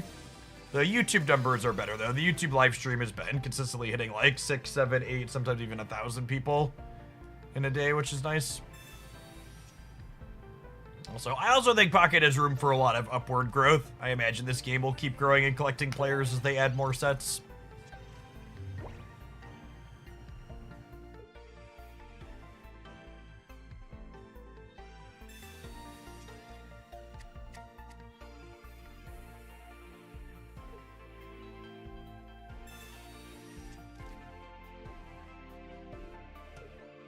I'm selfishly hoping they try and do Twitch drops for this game at some point. So I think the Twitch category will explode a good bit if they even just give out a couple of free packs or hourglasses or whatever with that.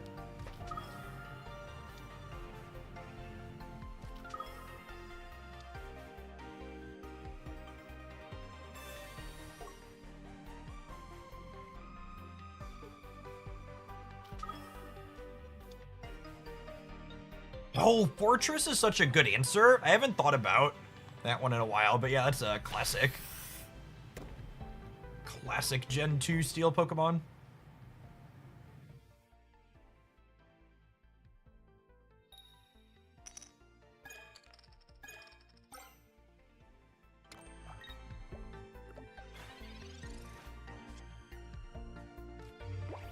Nice. Okay, so we can put this down. Get cracking with the duck here.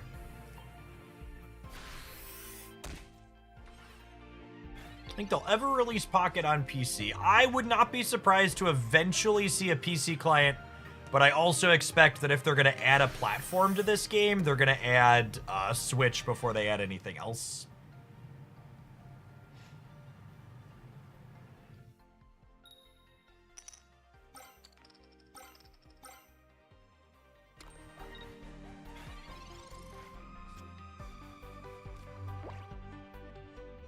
We'd like our other Salandit, please. Nice. Won that 50-50.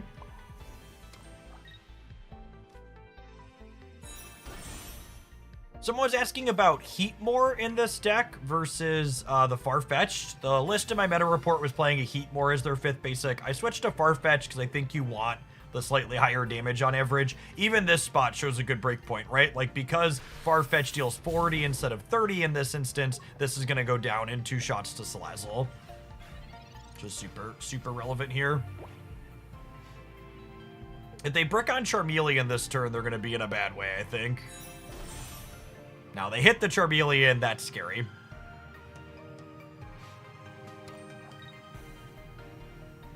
They have Charizard to follow it up. It's going to be an uphill battle for us. Oh, gosh. They have the potion, too.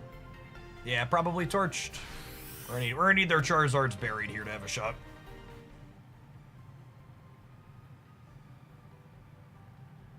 So what, they're going down to 70? If I hit Giovanni, I can knock the Moltres out this turn.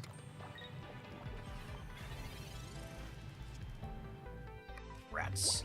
Giovanni would have let this do 60 plus 10 from poison.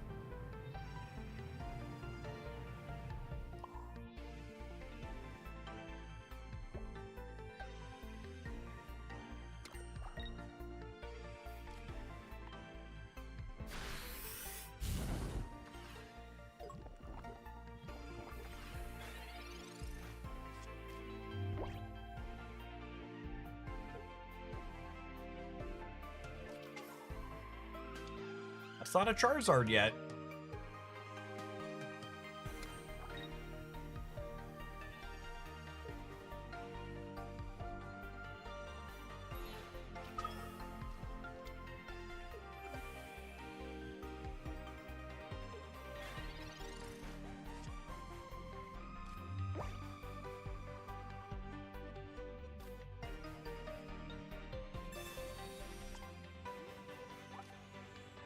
They still have a research in their deck too. Very ticking time bomb adjacent.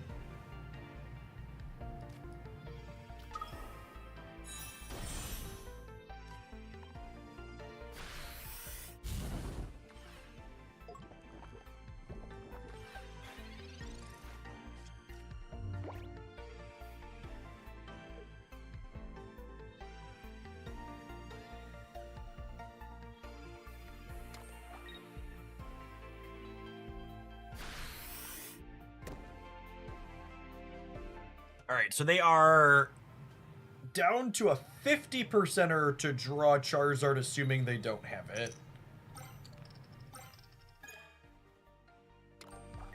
They could be sandbagging it for waiting for me to put Arcanine up. That seems so unlikely, yeah?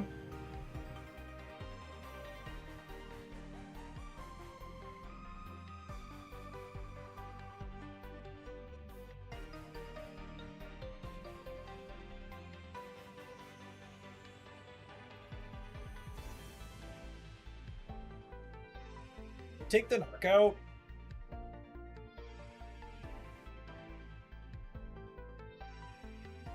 I think I'm supposed to take the knockout and read that they don't have it yet.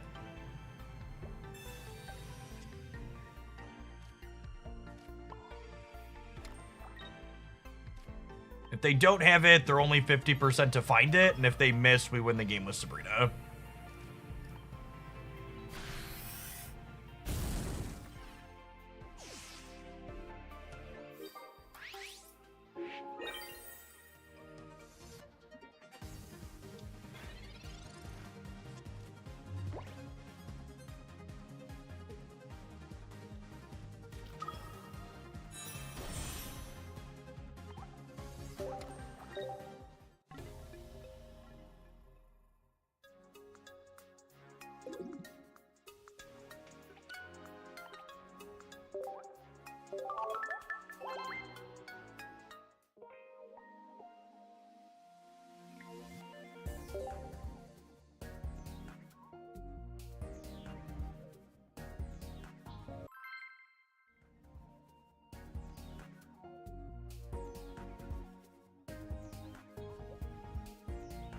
Does Pokemon have a color pie for TCG where certain abilities go on specific types? I would assume it's more related to like Pokemon lore than anything. That's probably more likely that certain types have certain abilities based on lore type things.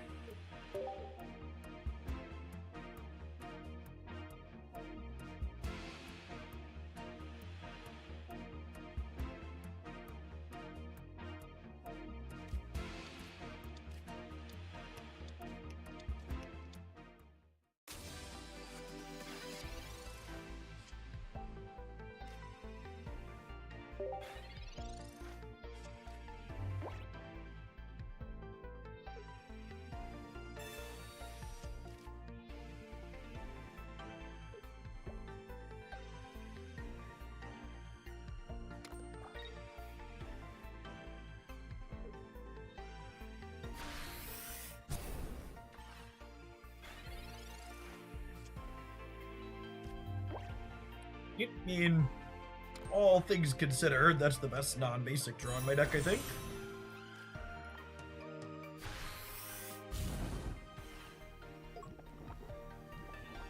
See if they have the wheezing to match.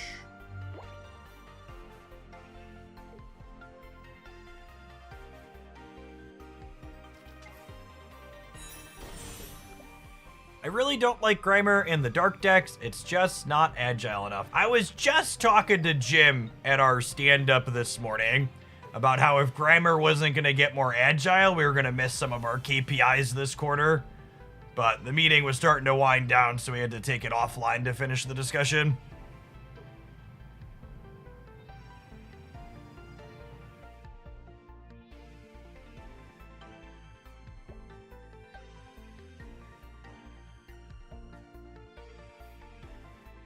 Yeah, I'll have to circle back about it.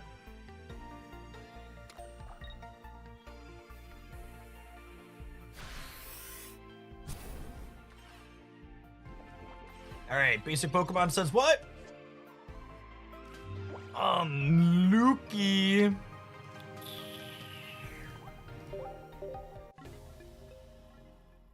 Park that topic, something like that.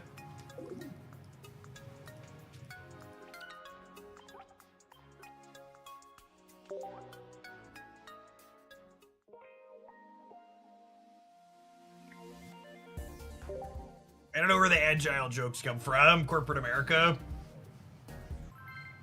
And a stint for about a year working as a data analyst and process automation engineer for a Fortune 50 company after grad school. Certainly a place that exists.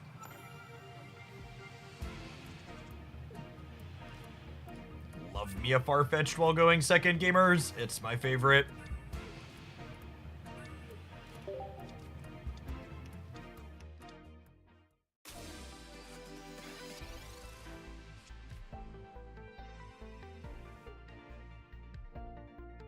Let on an 80 HP basic. Time to get quacking.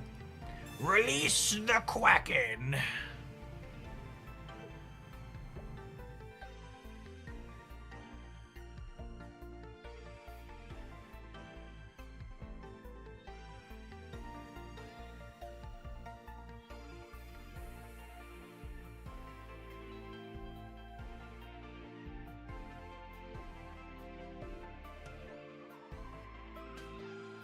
Everywhere I've worked, Agile has actually meant we're going to change requirements on the fly and work with an understaffed team.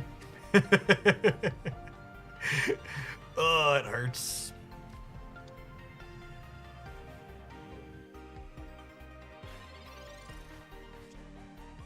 Funny. It's funny because it's sad. I bet this matchup's okay for us. Somewhat interesting dynamic in that Mars Shadow one-shots most of our squad, but we've got a lot of really good efficient attackers here to line up into their efficient attackers.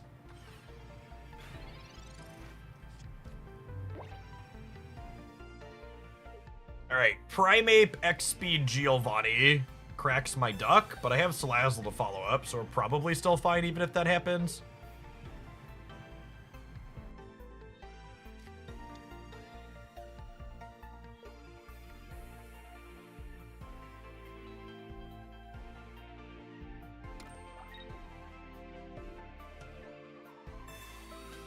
Alright,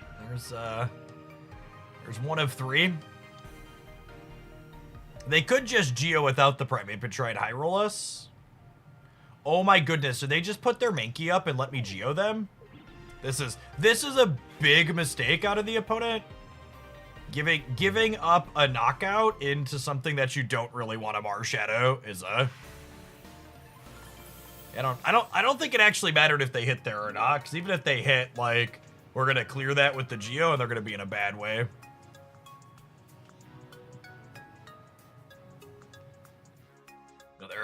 Another one for Farfetch'd overheat more there.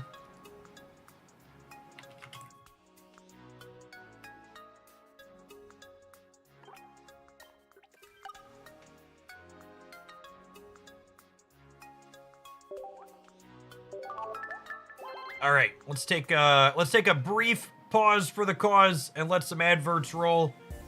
We're gonna play something else when we get back. We're gonna change things up this afternoon. Thanks for hanging out, everybody. Don't go anywhere. Appreciate everybody chilling for some pocket battles this afternoon. If you're watching on the YouTube side, consider tapping the like button. I bet we can make it to 500 before we're done streaming today.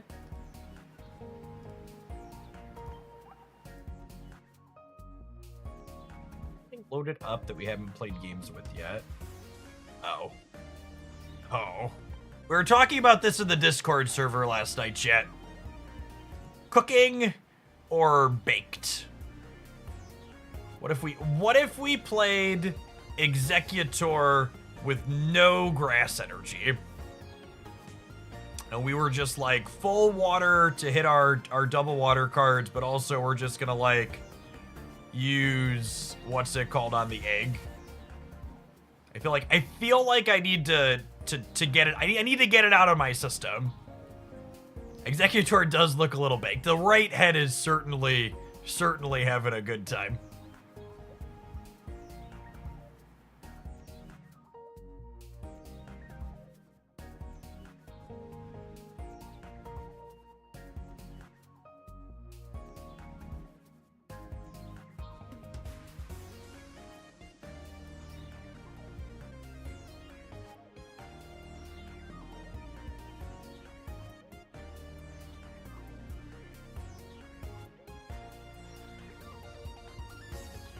This might be one of our famous, we're going to play 2 to 3 games with it and then delete it from the editor, but I feel like I need to get it out of my system.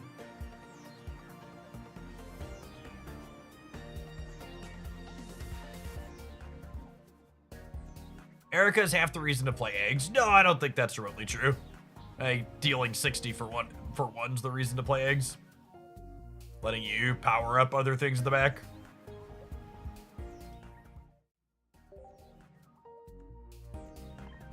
All right, the wettest of eggs. Let's do it.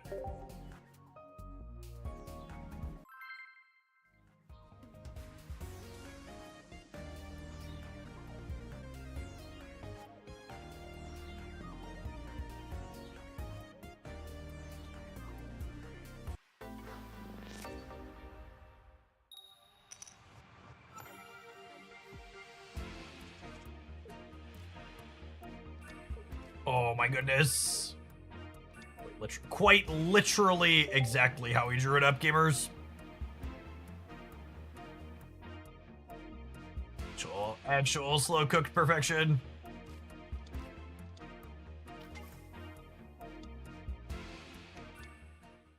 Our opponent has forgot to toggle psychic energy off in their Mew Charmander deck.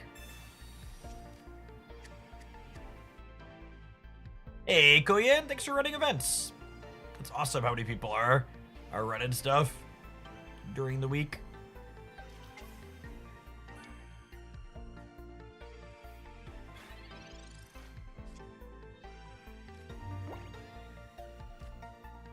And I'm actually a little sad that their energy is messed up, because like our opening hand here is solid, and I would really, really wish we could play a real game and see how it plays out.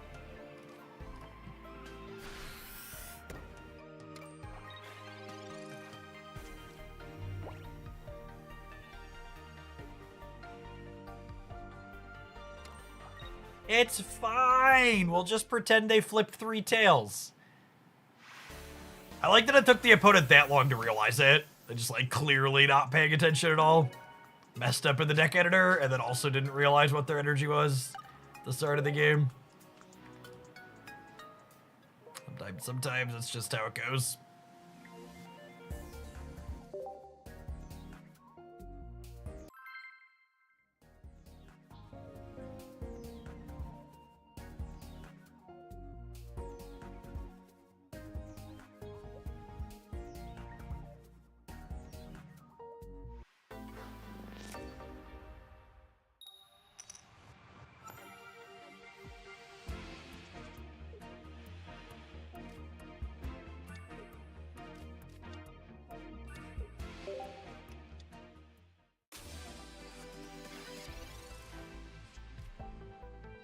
%, win rate, deck's cracked. I mean, something's cracked. I'm just not sure if it's the deck.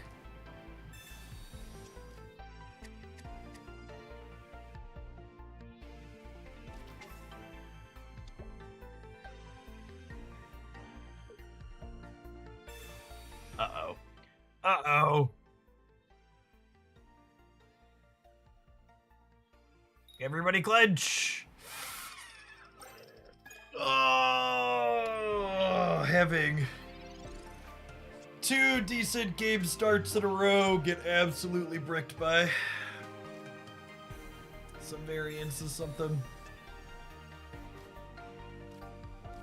Maybe they won't have the leaf for the X speed, right? That's possible, yeah.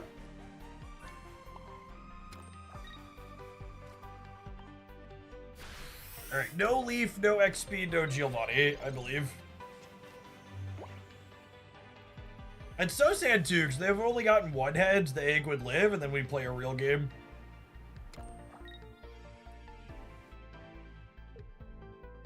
So you're saying there's a chance. Oh, baby. I think we're ahead.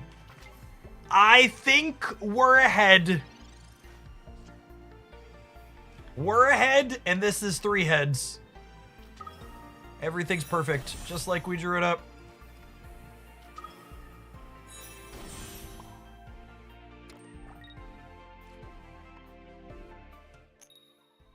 Oh, and a 4th head?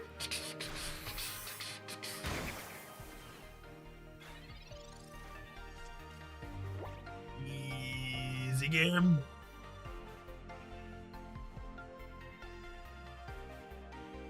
This is no good, chat. I'm feeling optimistic about our deck. This was supposed to be bad right away so I could delete it and move on with my life. Now I'm here, making decisions and playing games.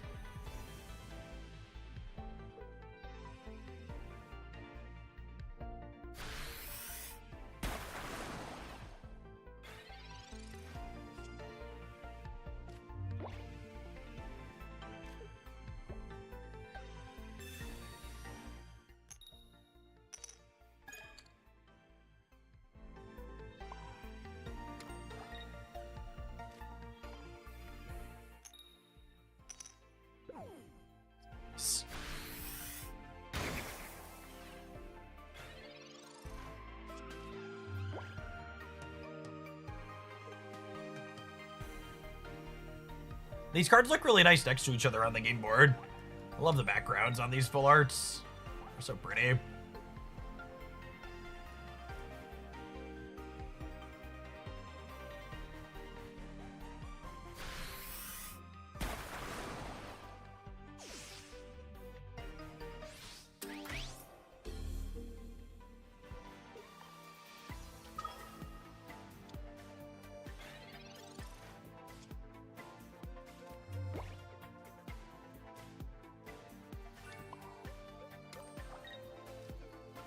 This up to play around to Stray Sabrina potentially.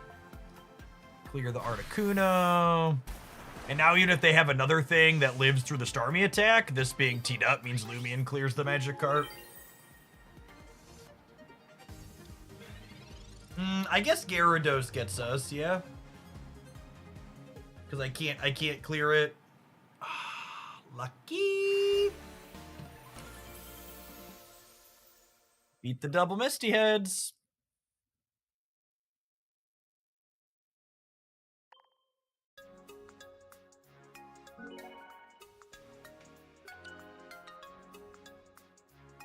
I just really want to play Executor in a deck that doesn't auto-lose to Gyarados. And you have to splash a color to do that.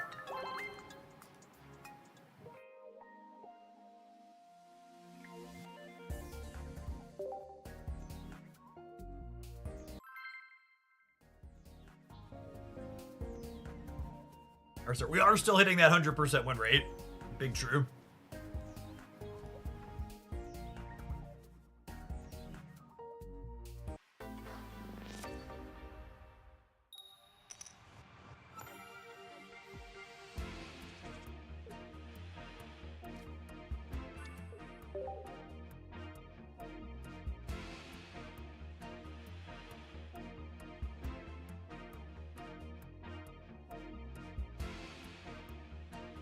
Lightning Energy is a little scary, but we do have Fast Starmie, which can run a lot of people out of the game.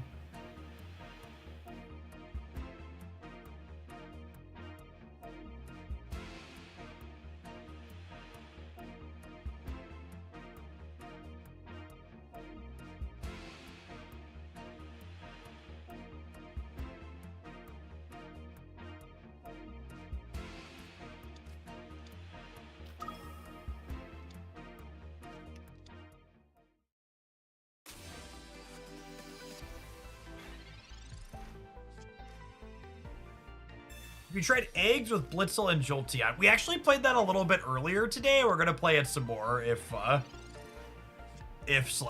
this crashes out.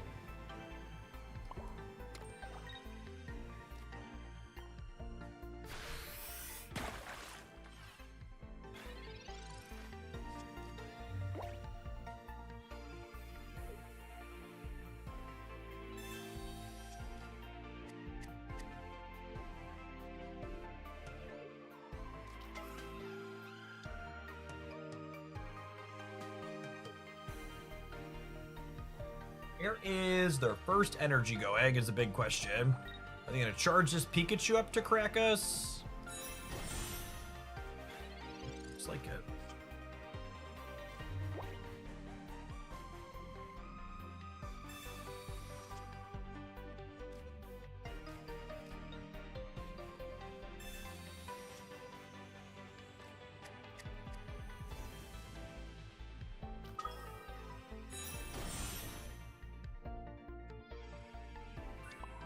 Giovanni off the top would have been nice, but, you know, we don't have room for that in our execute deck.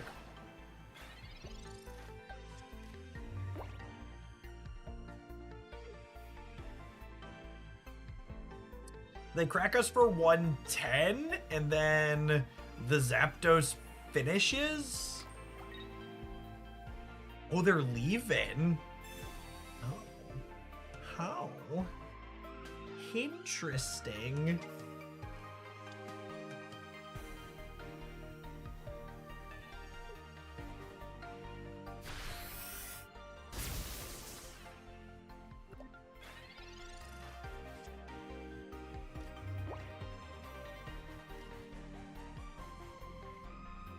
How about we Sabrina for tempo here? Make them have another X speed or a leaf. And then I'm gonna retreat to execute and growth spurt to grab a grass.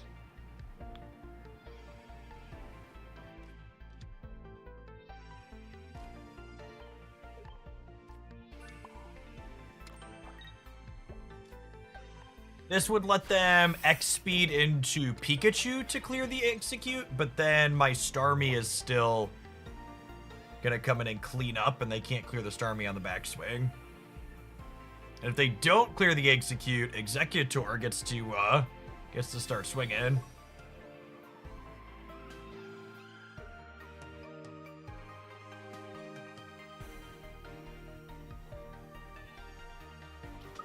Yep.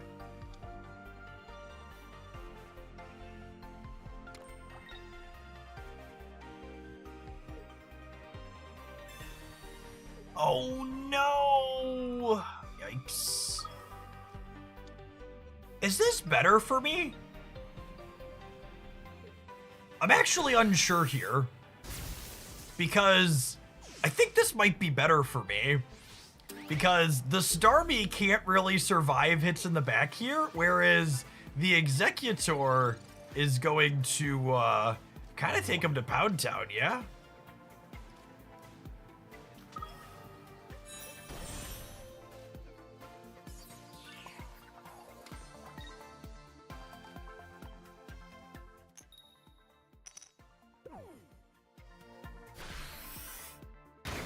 They can't Sabrina and knock this out, so I'm just gonna go ahead and build up this other execute with energy to retreat it potentially as a thing to have anti-Sabrina in the future.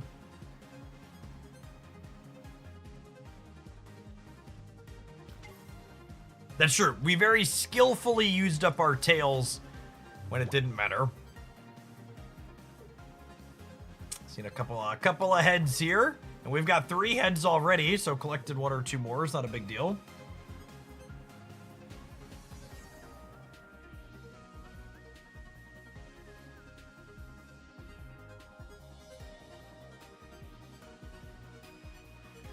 So something to be aware of when you're watching my deck highlights.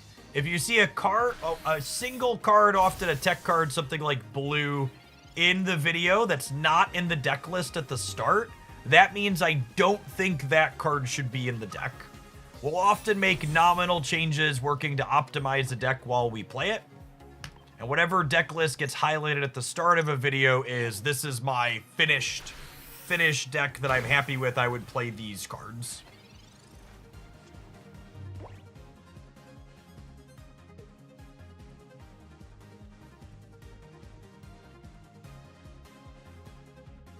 Deck intros and summary screens, those get put together after the games are played.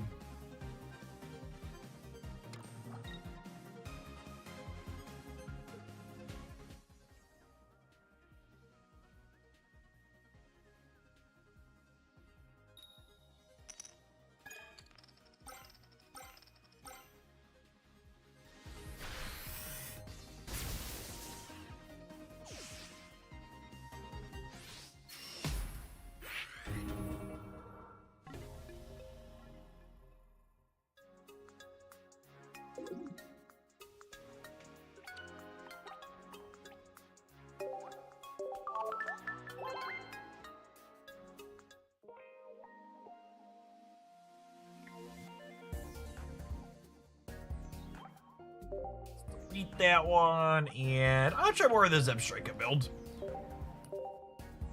Maybe an Eggs deck that doesn't just auto roll over to what's it called?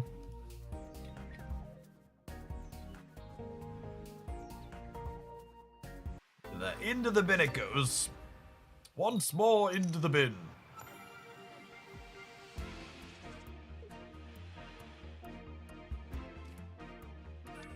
First, we've got Executors. That's lovely.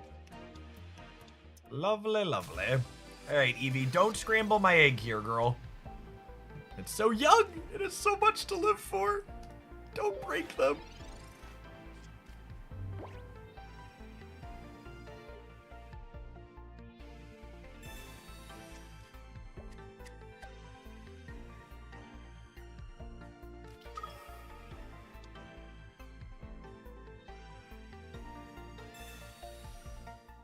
Gosh.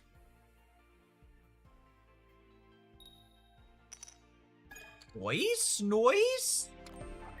Faded one coin. Could we fade another? They have 2 chances to flip 3 hits in a row here. They missed on both. Lucky.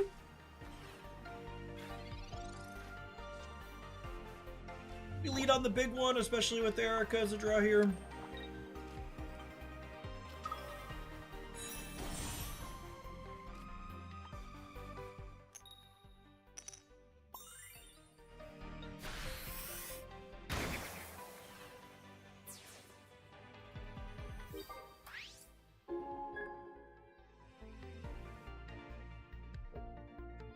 Like, once you hit on a heads like this, it just feels like you're so far ahead and the opponent is going to have such a hard time keeping up.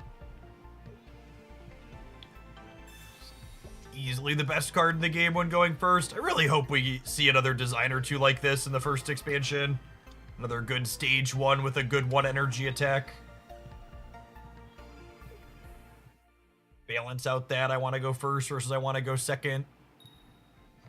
A little bit more.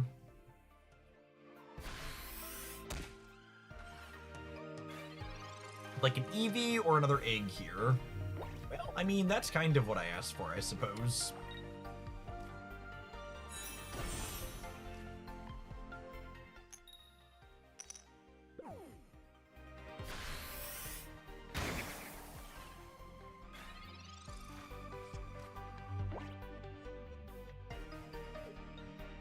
Executor's like lightning energy. I don't need any of those, Jeff. I've got you.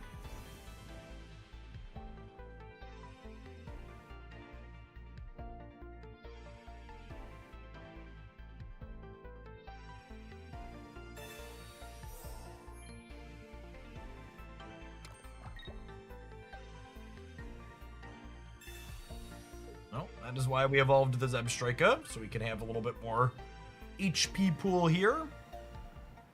Hey, Celio, you should send me an email or a message on Discord with the details so I can take a look at my calendar later.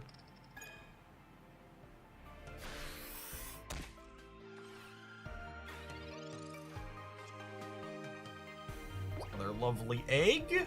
Perfect. We've got the X speed, so I can attach this grass energy here.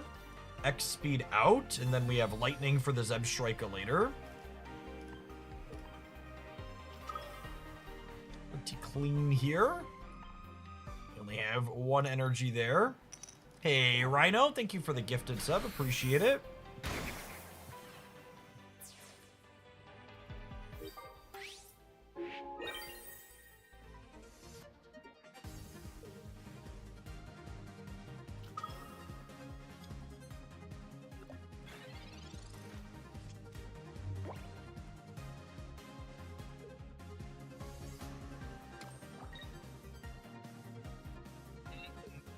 They must have a leaf, right? They're just like setting up this Articuno over the course of a couple turns.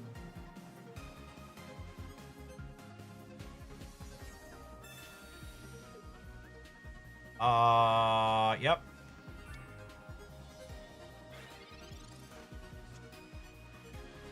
For my next trick.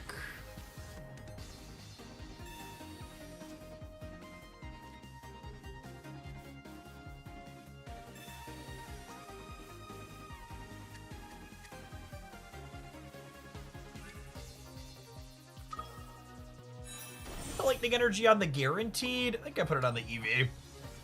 Jolteon's so cracked against these legendary birds if we draw it.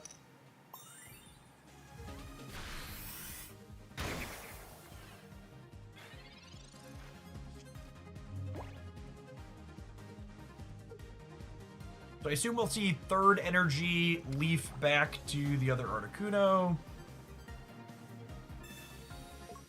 We have Erica to blunt their first hit here.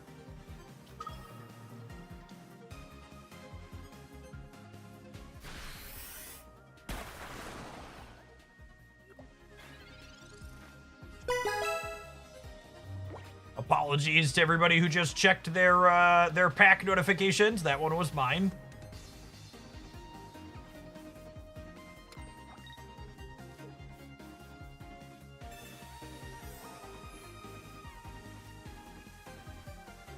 I've been bamboozled. You get a pack, and you get a pack. Everybody gets a pack.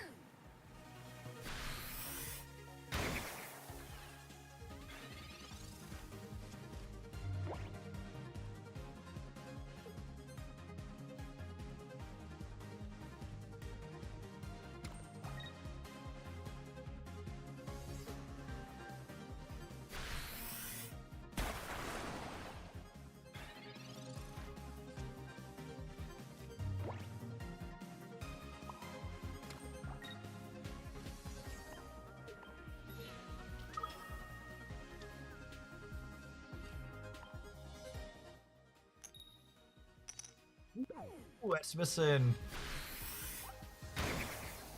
Play both their Sabrinas. Very fine, right? We're fine. We're totally fine. Not a big deal. No big.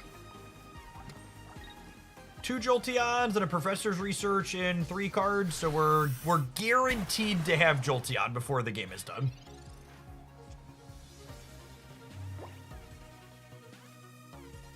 Guaranteed.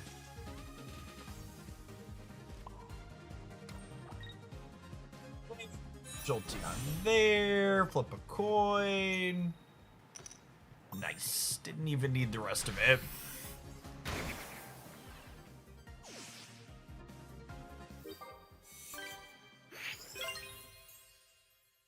All right, shall we crack a pack?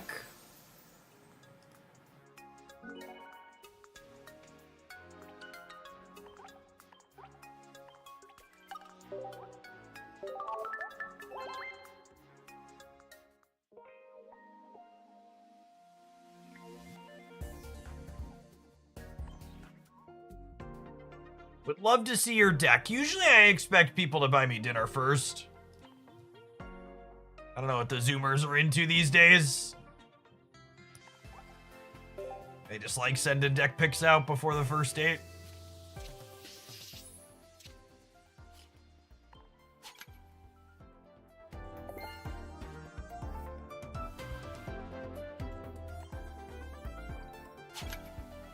Is Pikachu EX playable without Zapdos? Yeah, I think it's fine. The deck's better with Zapdos, but it's definitely serviceable without.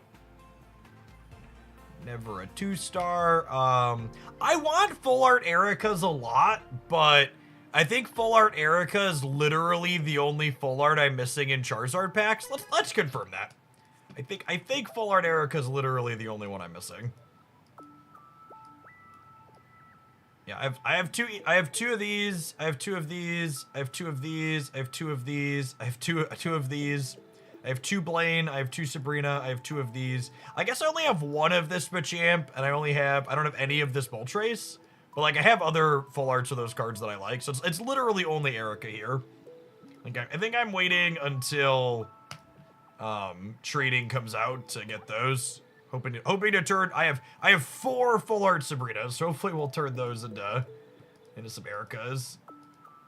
And then here, I wouldn't mind another one of this Wiggly. I'm missing Brock and Lieutenant Surge, and only have 1 of the Zapdos. I think these are the ones I want to open. What do my Mewtwo's look like? My Mewtwo's pretty split too, I think. Oh, I have both the full art trainers here. I need Gengar. I need another one of this Articuno eventually. I don't have any of this Venusaur, but like Venusaur's not playable. I guess Pikachu.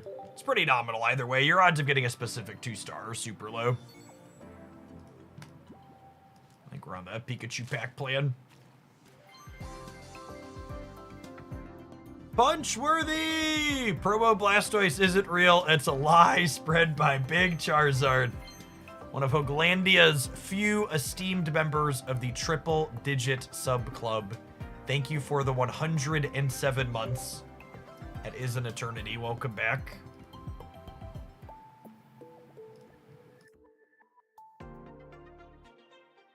Alright, we're gonna play another game or two, and then we'll throw our Electric Eggs deck up on the screen when we take our ad break, but I got another game or two before we need to do that.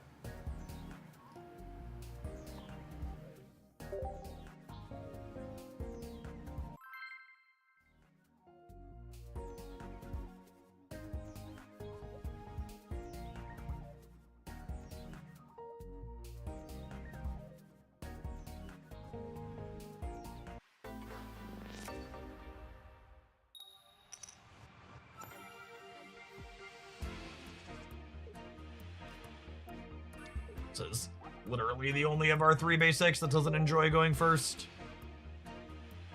Although Jolteon is pretty good into the average water deck.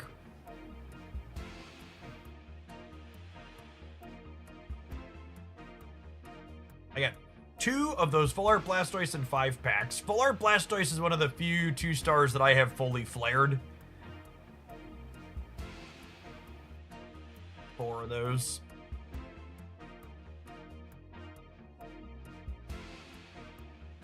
Hello, opponent.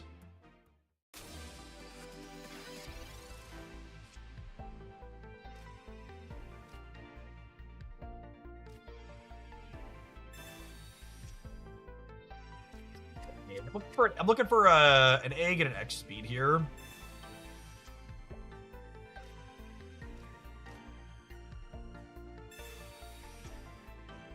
Okay. Glass is half full. I'm on this last bench slot for now.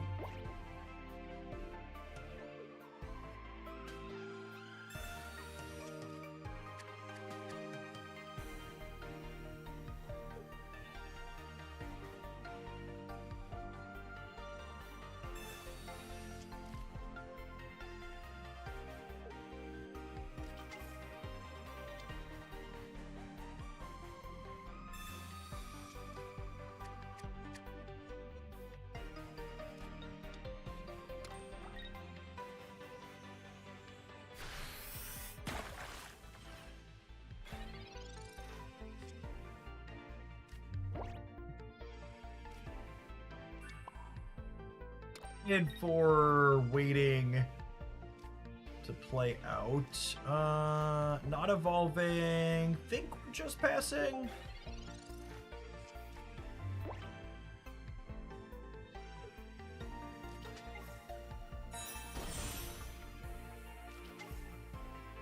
Yep.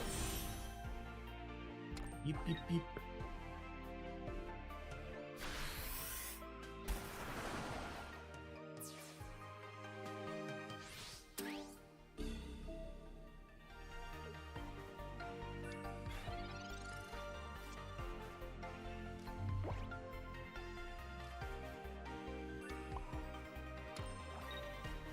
A lightning energy in sight.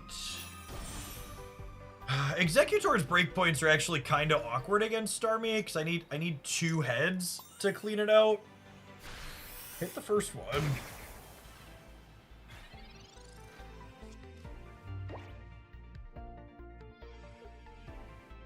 Have Erica here at least.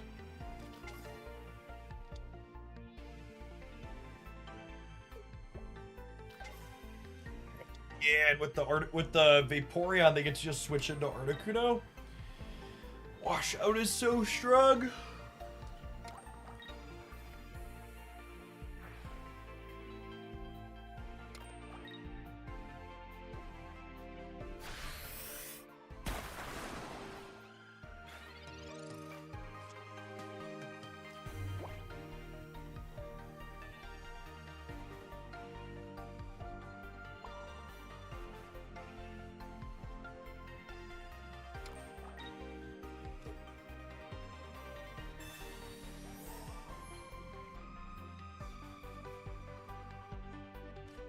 I'm gonna evolve this now to play around, a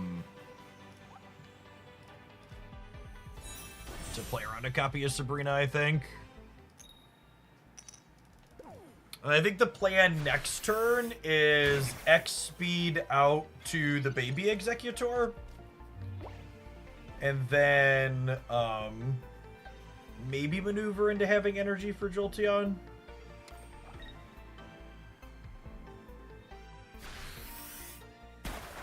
Hey, Papa, thanks for the biddies. My goodness. I just desperately need some type of pity system. I don't want a perfect mix of energies, but like getting 5 and 6 of the same one in a row is so lame.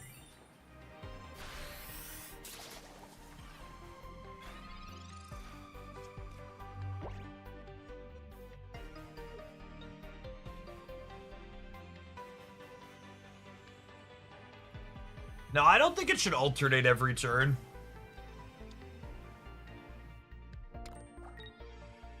Oh god, they just get to keep shuffling here?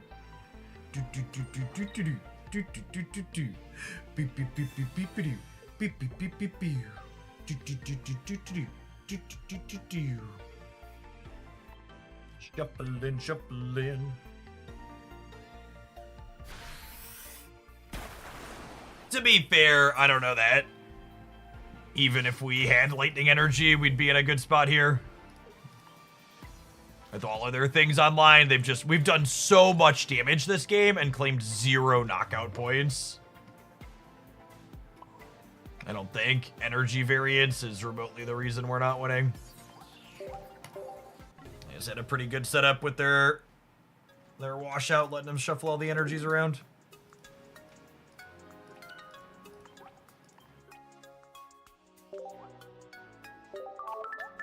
All right, let's take a brief pause for the cause and let some adverts roll. I'm not giving up on this one yet. I feel like there could be something here. We'll see you in 120 seconds. We'll play some more electric eggs when we return. Thanks for hanging out. Don't go anywhere. What if you could set the percentages? Yeah, setting a ratio of energies I think would be nice, where you could like skew it more heavily towards one or the other. Another suggestion I heard that I really like the idea of is what if they let you build your energy zone like it was another deck? And then you drew an energy from it every turn. So that way, even if you're like, okay, I want 50-50 energy in my energy zone, as you draw one energy, there's less of it in there. So like every one you draw of the same one, it increases the likelihood you get the other. They could also just have some type of strict pity system where like, okay, the most you can get of the same one in a row is 3 or 4 or whatever. I like the idea of making it a deck, though. You could still have, you know, a bad beat, but there'd be possibility. Yeah, it would give you a chance to, like, bling out energy cards, too. Yeah, that's true.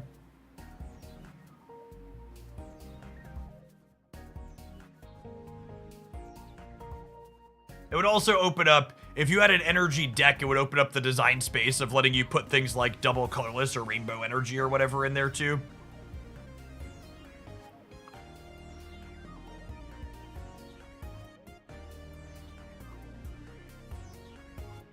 Yeah, I assume we'll get a trainer card at some point that interfaces with the energy color on top of your deck. I assume that's a when, not an if.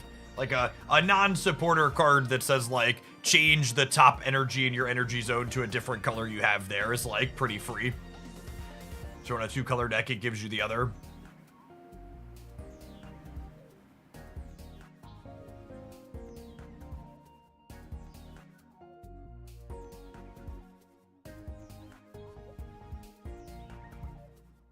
Double colorless energy would wreck this game. I don't know that I agree with that. I guess, like, Charizard and Mewtwo kind of benefit from it happening 1 turn sooner, but they really need doubles of their actual colorless. Like, double colorless is a very powerful effect in context, and it would restrain design space potentially, but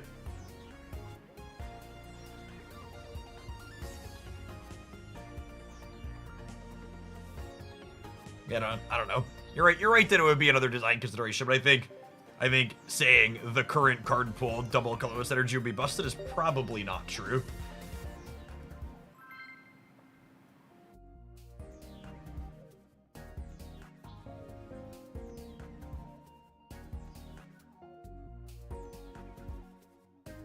It would be very good with Tauros, that's true. I think Tauros is the one card seeing regular play that would love double colorless. Yes, Rune, I agree. If we were going to get a double colorless type something or other in some iteration, a supporter that adds a colorless energy at some point is something we could see. But they've also been very sparing about how they do extra energy. So I wouldn't be surprised if we didn't get something like that for a while.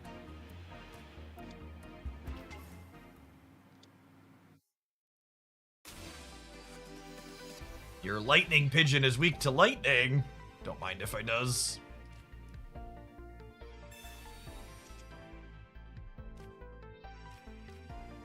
The double research starts feel so correct.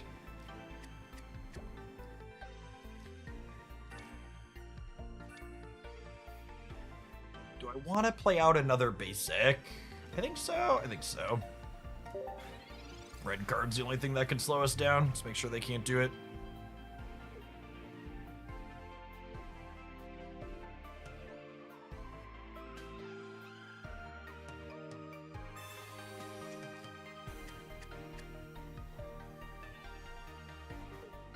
What's your favorite card? I don't know. There's a ton of sweet designs in this game.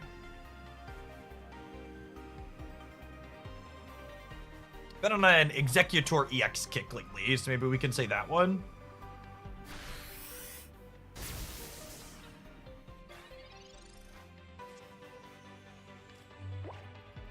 It's Pokeball before we research, so I'm looking for some stage 1s here, so I want to thin the basics out to start.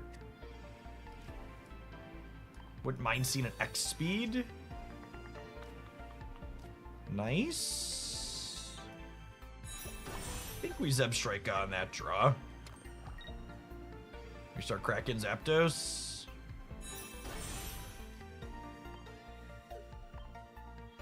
The breakpoint here was actually interesting. Hitting them for 50 means if I draw EX Executor next turn, I can retreat back to this and clear this with the heads.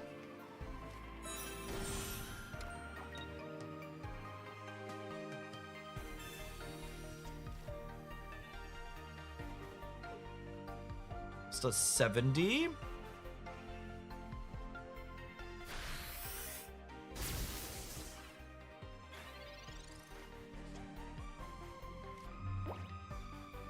It's just like we drew it up, video gamers. Can we land the heads now to boot?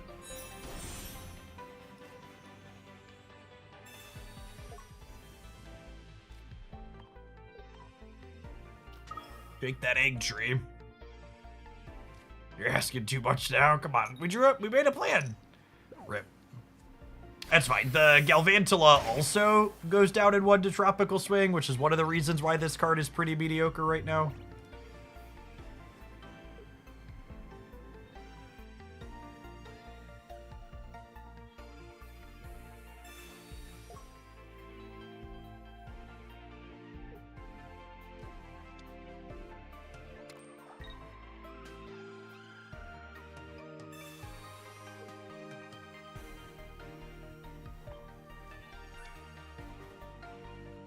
Unfortunate to have to give up a knockout here, but that's what it is.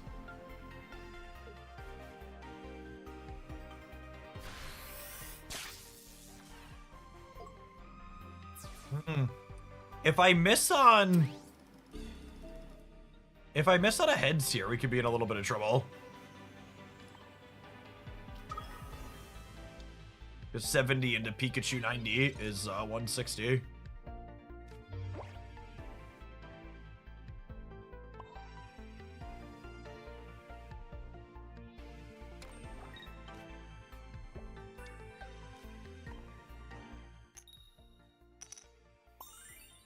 Hey, copy paste. Thanks for the 25 months. Appreciate that. Welcome back. Glad you enjoy the Discord server.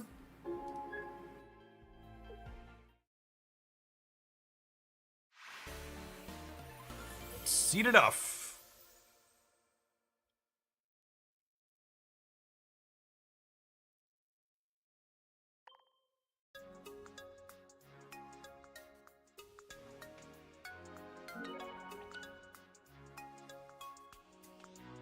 Bug, meat, foot, yep. I thought bugs were supposed to enjoy hanging out in trees. Was I mistaken?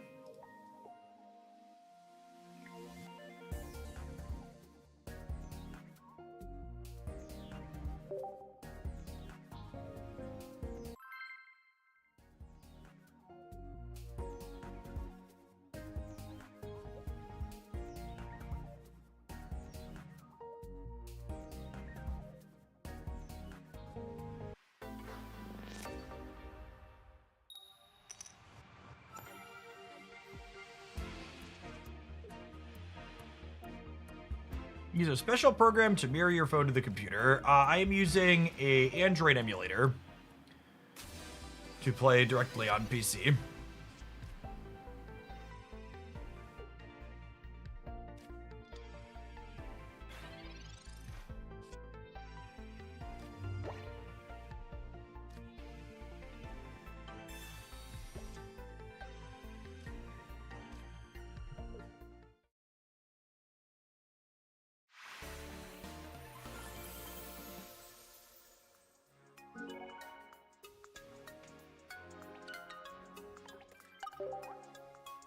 The mouse icon does look very fitting for the game. You are correct.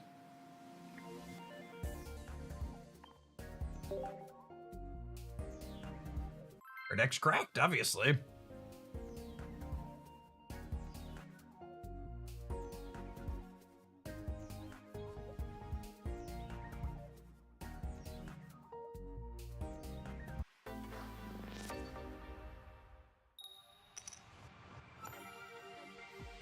Appreciate everybody hanging out today, by the way.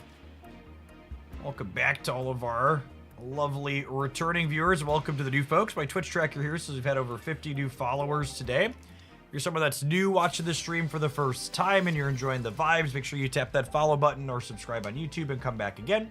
You'll find me streaming here 5 days a week, Monday through Friday at a minimum. I work a pretty typical work day during normal US hours. Typically fire up around 9 a.m. and stream till 3 or 4 p.m. in the afternoon, or sometimes a little bit later if we're having a good tournament run. I'm something of a relic here in the content space. I've been streaming on Twitch for over a decade. Been doing it as a full-time job for over 7 years. Before Pokemon Pocket, I did a bunch of Marvel Snap and Magic the Gathering and other turn-based and strategy games. Pocket's been my infatuation since it launched, though. Really excited to watch this game grow. I think it's super impressive and sweet how deep the gameplay is with the minimal card pool that we currently have. As it scales up more, I have to imagine it's going to be more and more interesting. Super excited to basically double the amount of cards we have at the end of the month.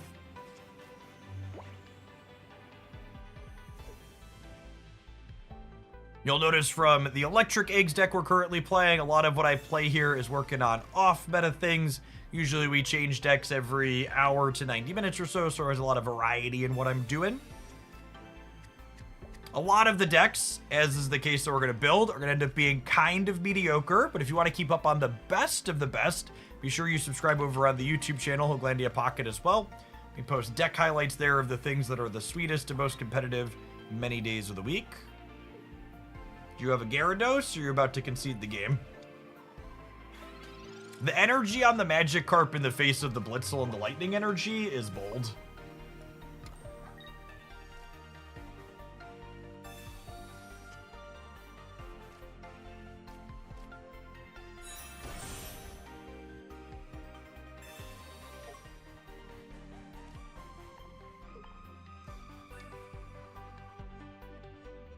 Likes to murder your bench, please.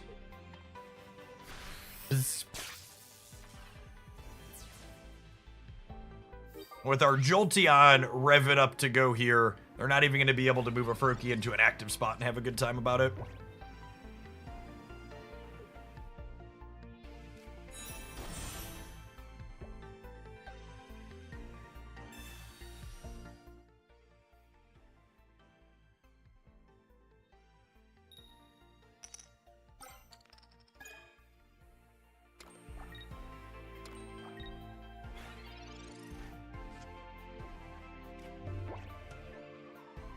So just on the off chance that I like never hit a lightning energy again, I'm gonna play this other Eevee out and put a lightning on it, because their second attack on the Jolteon works with any color. Marking 30 damage on this Greninja means it'll be at 90, which means average variance, i.e. 2 heads on a Jolteon, finishes it off. If they want to switch it up and get attacking, Jolteon can run it down potentially. I think this deck list has potential. I think Executor EX is an incredibly powerful, possibly one of the best cards in the game right now. And I think the matchup I consistently have a hard time with when playing Executor decks is this one. So working on things like Zebstrika or Hitmonlee as a secondary to Executor is a interesting way to try and solve a problem these decks have. And I think that's how you typically want to approach good deck building. You don't just want to throw cards together at random. You want to ask yourself, okay, these cards that I'm working with, what issues do they have, and how can I work to fix those issues?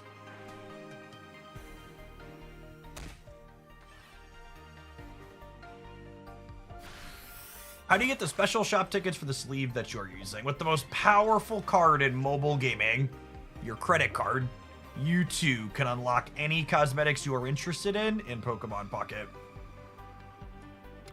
With the other lightning energy queued up here, I'm going to go ahead and save the X speed for now.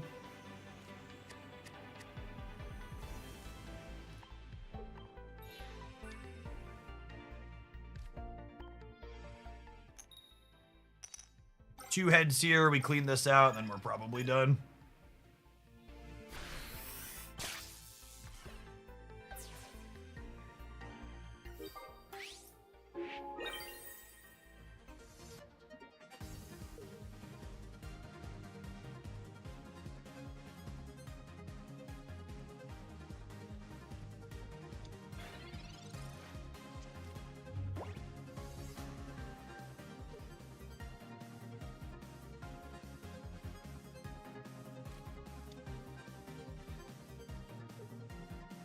Once this other card is blue dabba dee dabba die, the Zebstrika is gonna finish him off.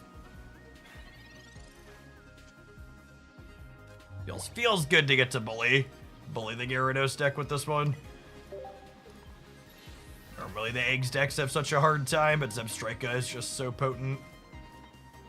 Crunch.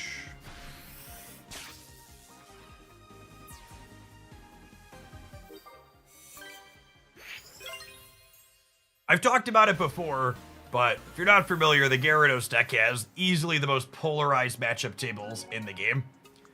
It basically has almost no close matchups. It's either 70% to beat things or 30% against them, with Zebstrikas and Hitmonlees being the key cards that give them a really hard time.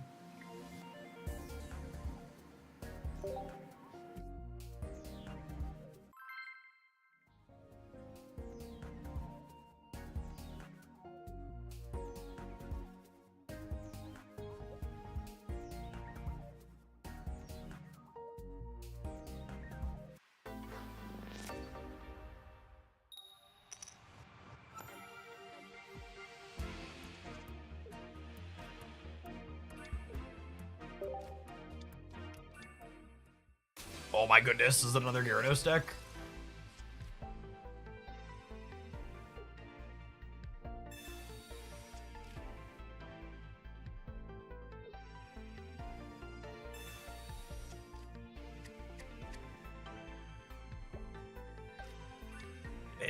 Them going first means they have the opportunity to evolve this before we can crack it, but also, like, it's going to take them a while to power it up, and we can just poke it a bunch while that's happening.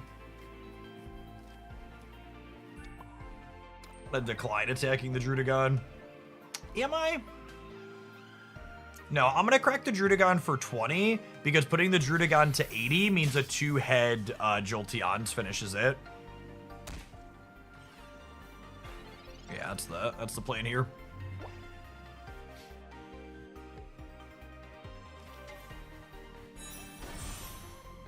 Alright, so there's the Gyarados, and they put their first energy on it.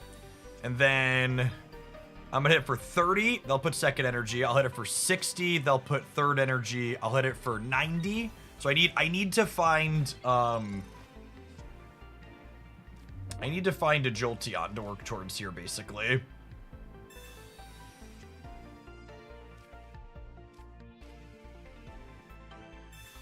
50-50 on which one we get.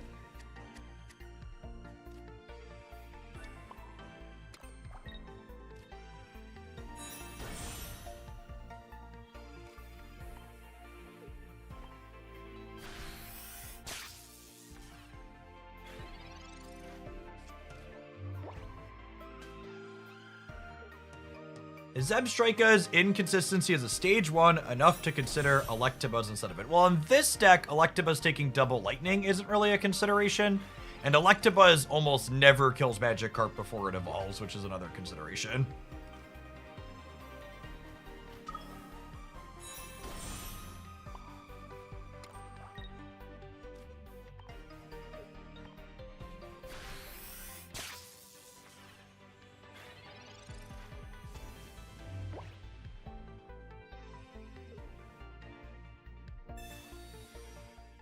Well, even if they hit on this Misty, they can't Leaf this turn, so unless they're doing something really out of character like playing X-Speed, they're still not attacking us with Gyarados now.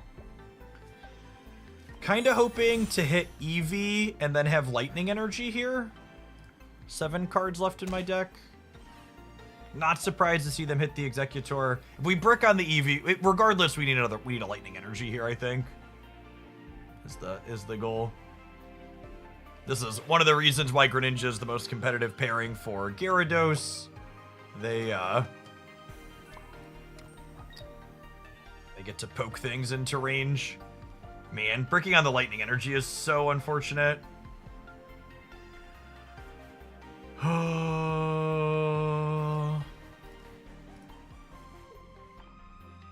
One Lightning in 5 is sad. I don't have room for Giovanni in this list. That's not a top deck we can have here. Maybe they'll be unlucky and not have their Leaf, he said, knowing full well his opponent had never been unlucky before.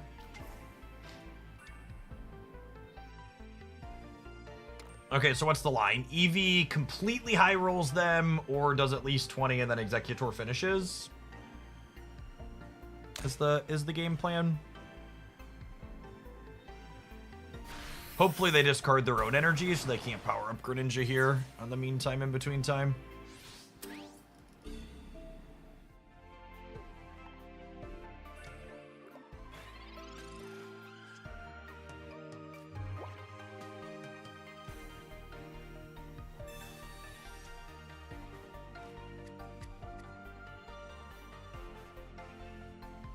I am not going to play an energy out this turn because I want them to be more likely to discard their own energy, because them discarding their own energy is good for me.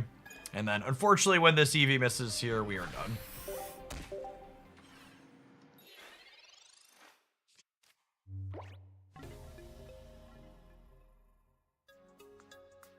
How do you approach Druddigon as Mewtwo? I have no idea.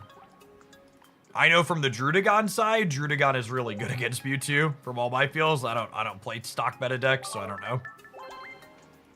Is there a good deck list for Charizard without Arcanine? I don't think so.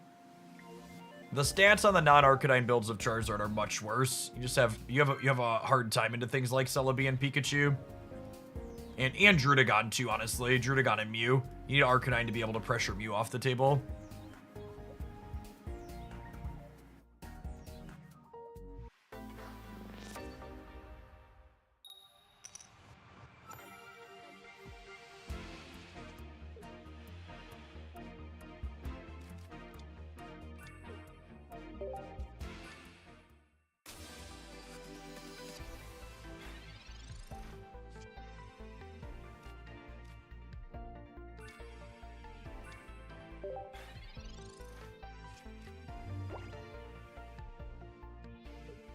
Water energy, far-fetched, eh? We're doing like Starmie, Lumion stuff.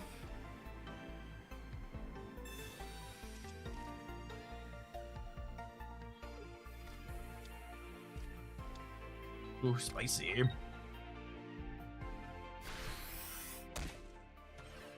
Hopefully they don't have room for Geo with the stage 2 evolution.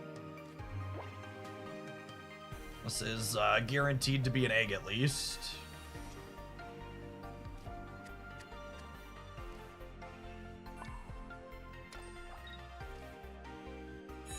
This hits anything, including the active, so we can just go after Farfetch'd here, which is nice. Is it, or do I go after Staryu? I'm gonna go after Staryu. Let's make them have the Starmie. And if they do have the Starmie, softening it up a little bit makes the Executor better against it.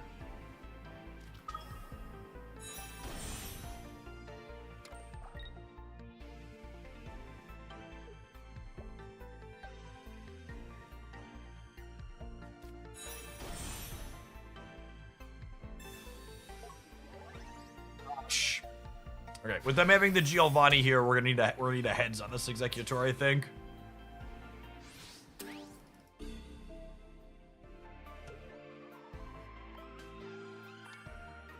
It's a line. We get heads on this, we get a lightning energy, we put this up.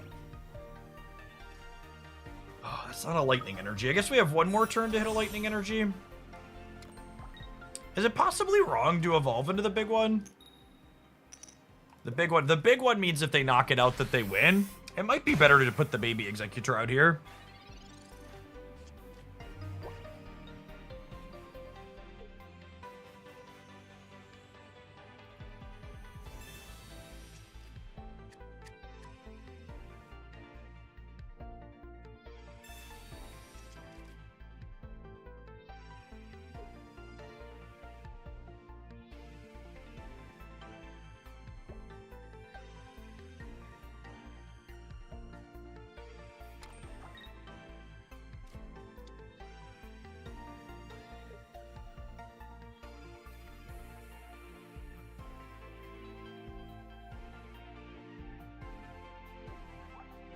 Research yet, so our odds of hitting a combination of cards that could get us out of this are decent. We're gonna need like a lightning energy here, and then a Jolteon, and then an X speed to maneuver out of the way, I think.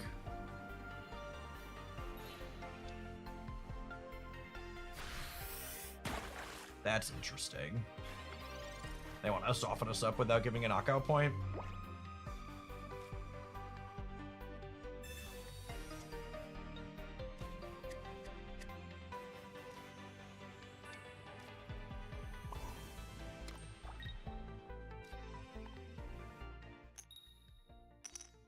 Okay, so now I need to spike one of my 2 copies of X speed so I can pull back to this Executor that's a baby and only be giving up 1 knockout point.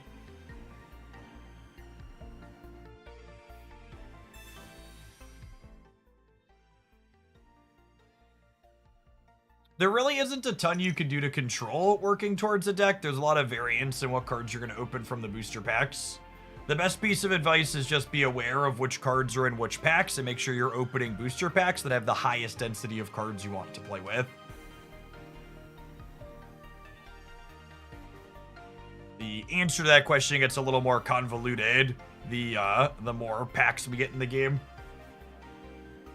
It was pretty clean cut that Charizard was the best pack at release, but that's less straightforward today with even just 1 more pack added, and by the end of the month it'll get even more complicated. If you're looking to keep up on what the top decks are, I do once or twice a month tier list, breaking down the most popular decks and where they rank and what cards they typically play to get a good feel for what constitutes a good deck, so you can go looking for which packs to open.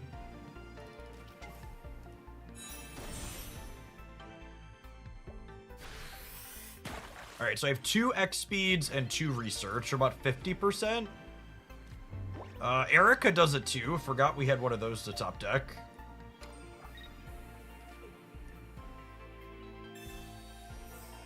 Will the new set add 3 more packs? The assumption is that another big set will add 3 more packs, yeah. I'm gonna put Executor out here to insulate us against a copy of Sabrina. Can we get heads for a change? That would be nice. Nope, never once. Okay.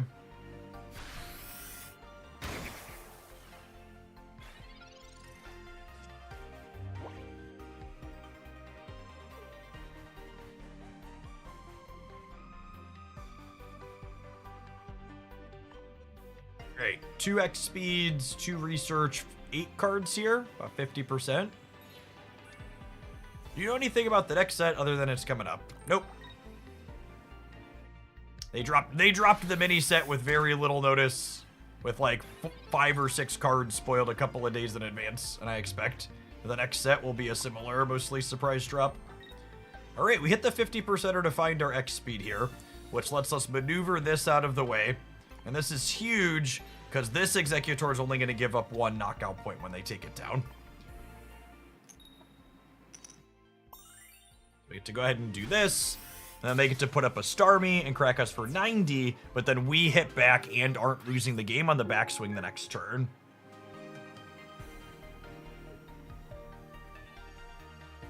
As a player, I think having the sets be a surprise was interesting. As a content creator, I was absolutely miserable having to be up until 2 a.m. recording a set review ASAP. Just not remotely fun.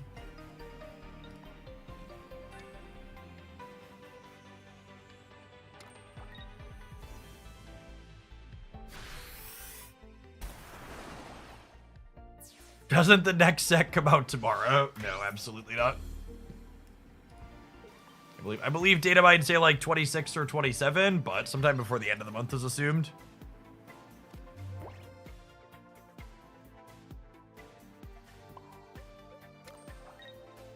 I think we're torched at this point.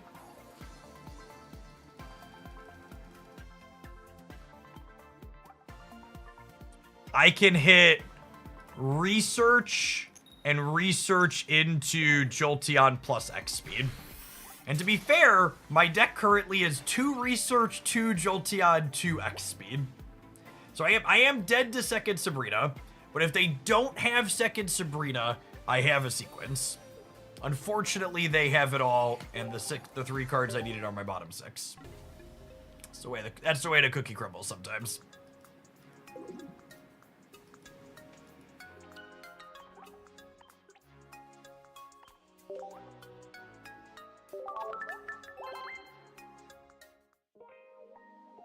Is there a point to sitting on hourglasses? You should only sit on hourglasses if you aren't looking for any cards in any of the existing packs. Or if there's so few cards you're looking for, you'd rather wait to try and wonder pick them. The data mines say the set at the end of the month will be a big set comparable to Genetic Apex. So the assumption is it will be 3 packs like Genetic Apex was 3 packs.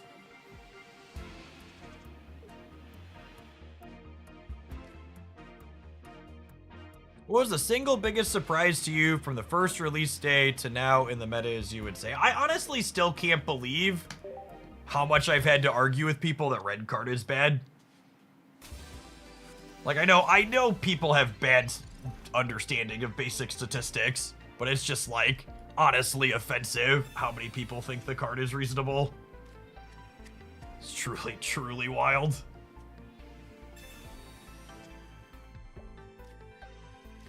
Alright, X-Speed Egg here is a great draw. We have our grass energy queued up.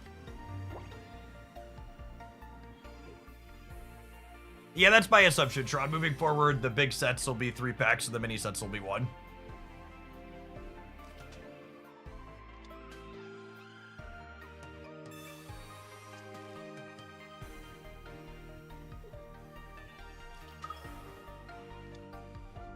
If I go 2 wins and 2 losses, am I out of a top 60 of the 180 players? Most likely.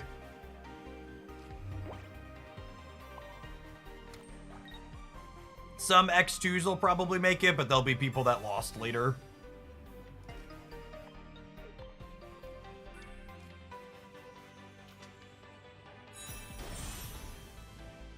Now, it is a little unfortunate that we have Baby Executor here, because Baby Executor plus Erica doesn't give you another turn against Pikachu's attack. It's only 180 total.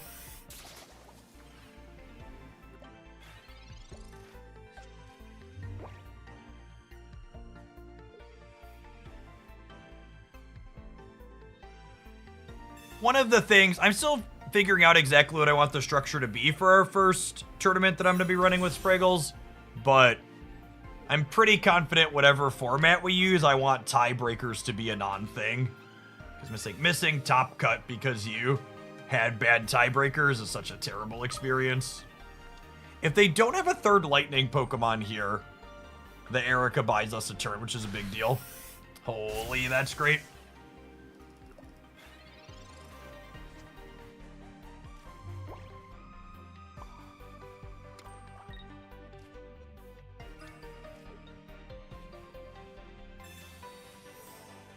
No, it definitely won't be best of 5. That's too long per round. I kind of like the idea of doing the finals as best of 5. Have it be a little bit more grand, but definitely normal rounds best of 3.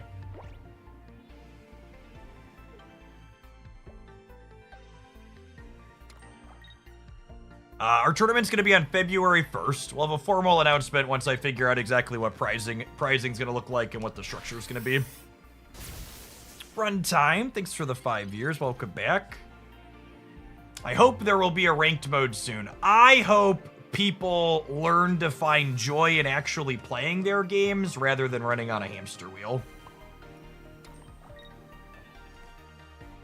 I hope they keep a ranked mode as far away from Pokemon Pocket as physically possible.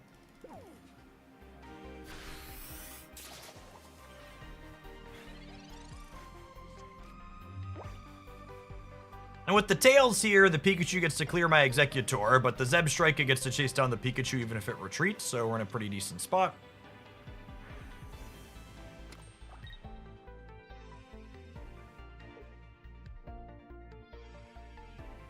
They would need a retreat plus a potion.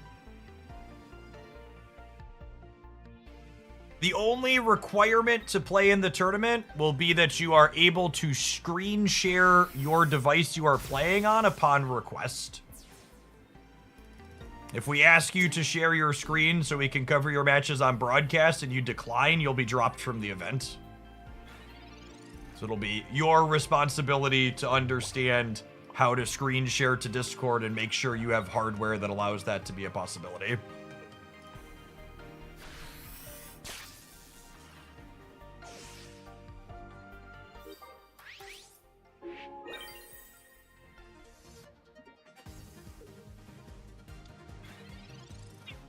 Jolteon with an average roll clears them out here.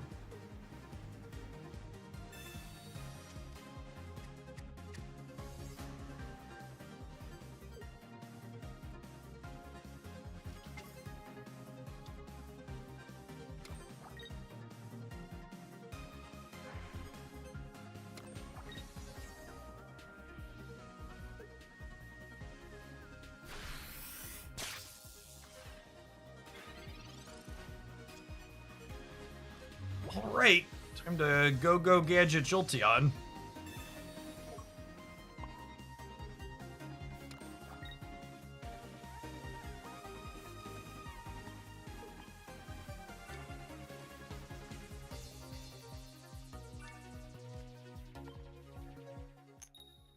If we brick on this, there's a world where we top deck EX eggs and still be okay, but this is a tough one to brick here because now they get Pikachu EX going. I've got 2 EX eggs and 4 cards. Need to find one. And then we are still going to be dead to a Sabrina, which the Pikachu decks often play 2 of. You play regular Pokemon TCG? Yeah, I'm familiar. Regular Pokemon TCG is just pretty obtuse and cumbersome in terms of gameplay compared to Pocket. And making content here on the internet is how I feed my kids. There's no content numbers for a regular Pokemon TCG.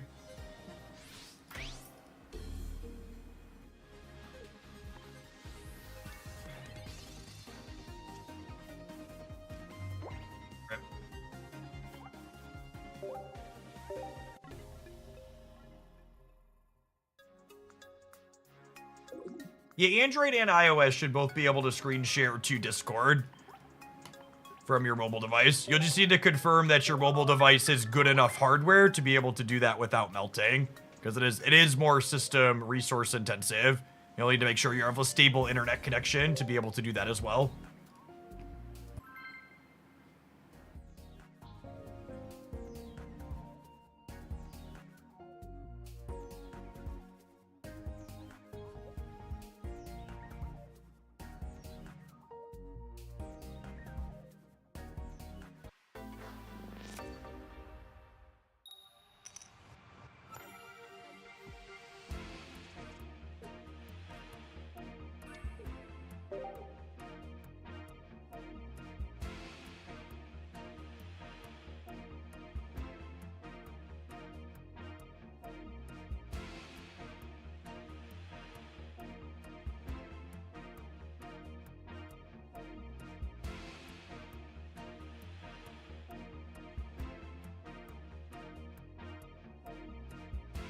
TCG Live does have in-client tournaments, I believe. You are correct on that.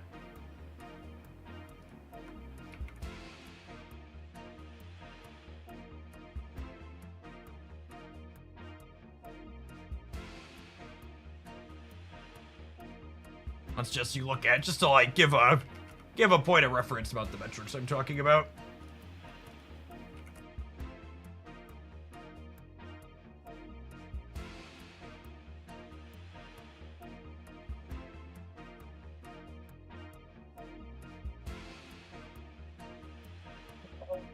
Actually can't even find what is the Twitch category called for this game?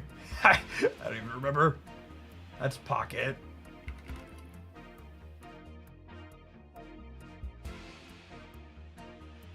Trading card game is the paper card game, right?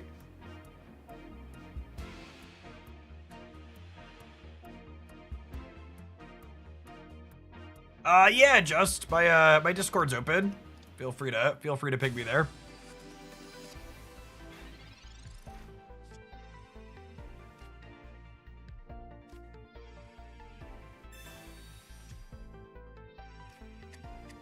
I was looking for the other client Hoffman to compare the Twitch metrics. Our opponent appears to be disconnected. I'm gonna go next rather than sit here and wait for them to come back.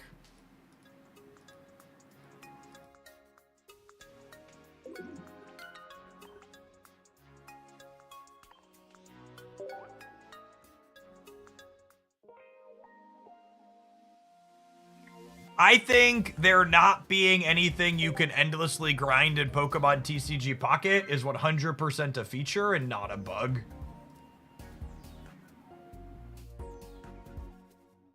It's so refreshing to have a game where you can play as much as you want for fun, but also like if you're not feeling a day, you could just like not play. Just open some packs and go on about your life.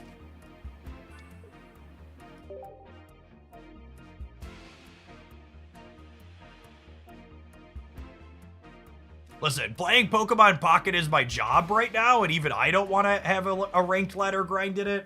I don't know why you folks who have actual jobs at home want your game to be a job on top of that.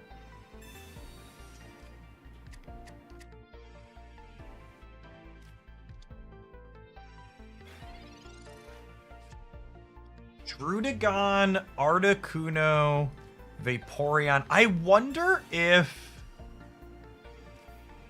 There's no way they have Gyarados in there too, right? They must. This is not the Eevee I wanted for Christmas. Hopefully we hit one of our 3 Executors next turn. 3 Executors and a Professor's Research and 11 cards.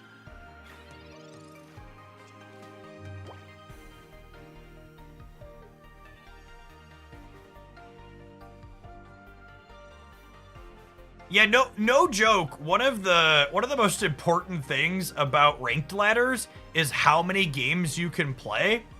If you want to play against way more copies of Misty than you play against now, having a ranked ladder where you just want to grind a 53% win rate deck all day is a good way to only play against Misty. It won't matter that Pikachu or Mewtwo are better decks. They're decks that win more slowly, so rather than playing the ones that win more slowly, you'd much rather just play the one that's slightly worse but wins or loses quicker. Like, it would actually just be Misty the game if there was a ranked ladder.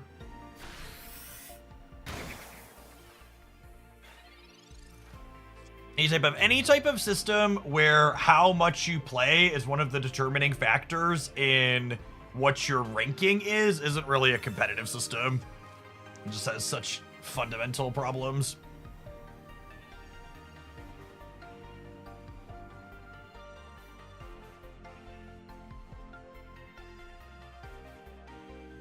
I don't want to grind, but I wouldn't mind facing folks of similar skill level more often.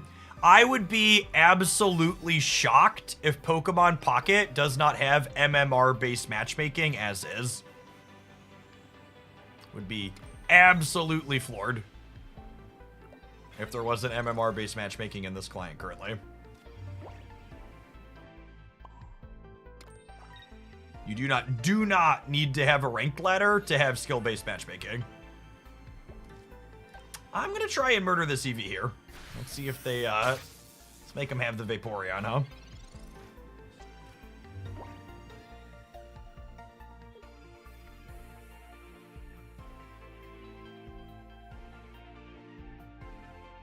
I think an asynchronous in-client tournament would be an awesome way for them to add a competitive outlet that's not an endless grind. Where there was like a tournament queue that you jumped in at the start of the week, and then you could only play 10 games or whatever in that tournament, and you had the week or a few days or whatever to do it. I think those types of structures are stellar. Ones where it's not just about how much you play, it's about performing well while you play. And a lot of normal people can't commit to playing, you know, an 8-hour tournament in one sitting. But yeah, other games have done an async queue for competitive type stuff, which I think is definitely the best way to do it.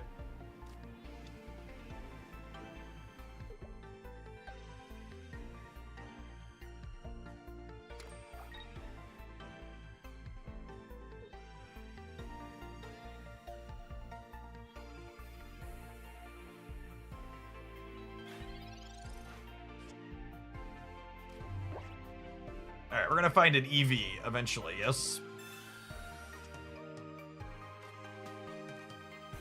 EV? It's only 66% to be an EV. Nailed it. And this Articuno sitting here at a cool hundo means that 2 heads off a Jolteon finishes it. I think I'm just gonna go after their other EV here.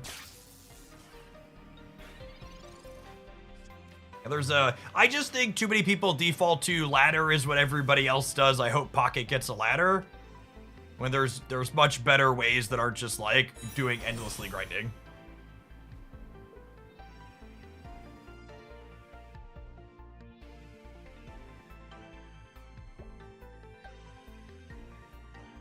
Feels like we're in a pretty good spot here, huh?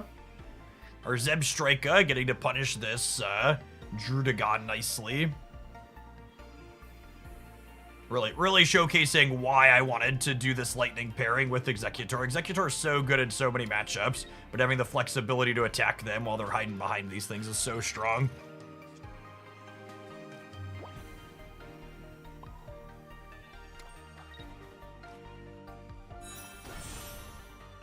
Play around a stray red card here. Just start motorboating down the Articuno now.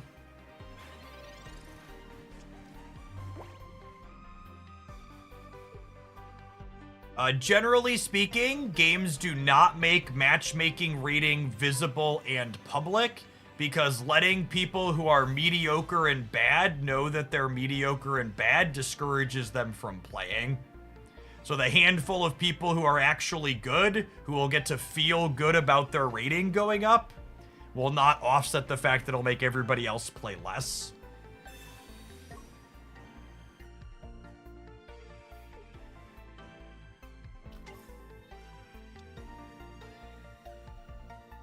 Also, MMR that's more ELO based, when it comes to rating, even discourages people who are good from playing the game at the top, because it means that at a certain point, your rating gets high enough where playing is more likely to reduce it than it is to bring it up. There's just core, fundamental, structural issues with having your matchmaking actually measure skill in games like this. And those structural issues basically run against all of the incentives that these types of games have to get people to play more. Crack this for 50. I guess they could, like, Leaf and retreat to Vaporeon here. And then I still need to clear 2 things. No Leaf. They could just retreat to Vaporeon and then wash out the 1 energy that's left in attack, yeah? Yeah, even in skill-based games like chess, people will eventually stop playing once their rating gets high enough, is 100% true.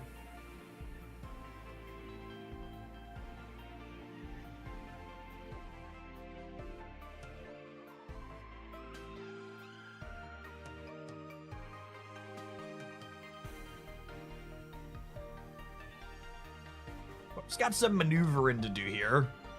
Oh, they are a Gyarados deck through it all. Holy. Huh. And I gave up my Zebstrika now? Gosh, are we gonna lose this? Okay, well, we need to clear the Vaporeon so that way they can't wash out a bunch of energy onto the Gyarados. Opponents navigated this game really well. The games where there's a lot of retreating your cards in, out, and all around are definitely the most consistently interesting Pocket has to offer. The ebb and flow of when to give up energy to retreat costs. Lovely. Okay. That is. It's definitely the best of the 2 draws in our deck.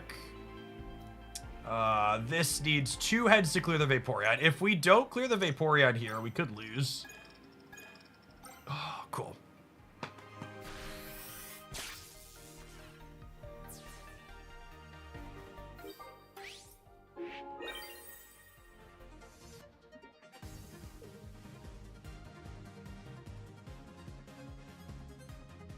many Misties are they through?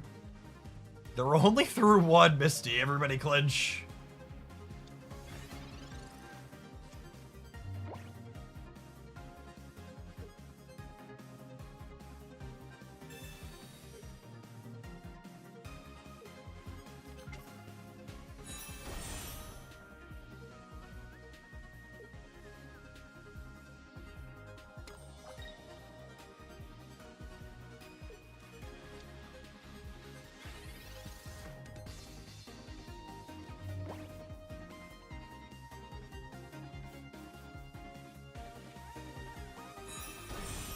Alright, we got the whole deck in our hands, gamers. Yeah, I think we just switch out for the guaranteed 2-shot on the Articuno.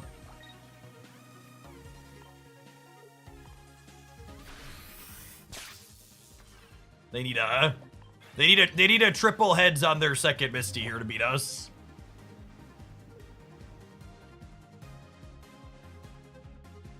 So I assume this last draw is the second Misty. It's not. Wow. Yeah, I guess some of these builds, they gotta make room for Articuno somehow.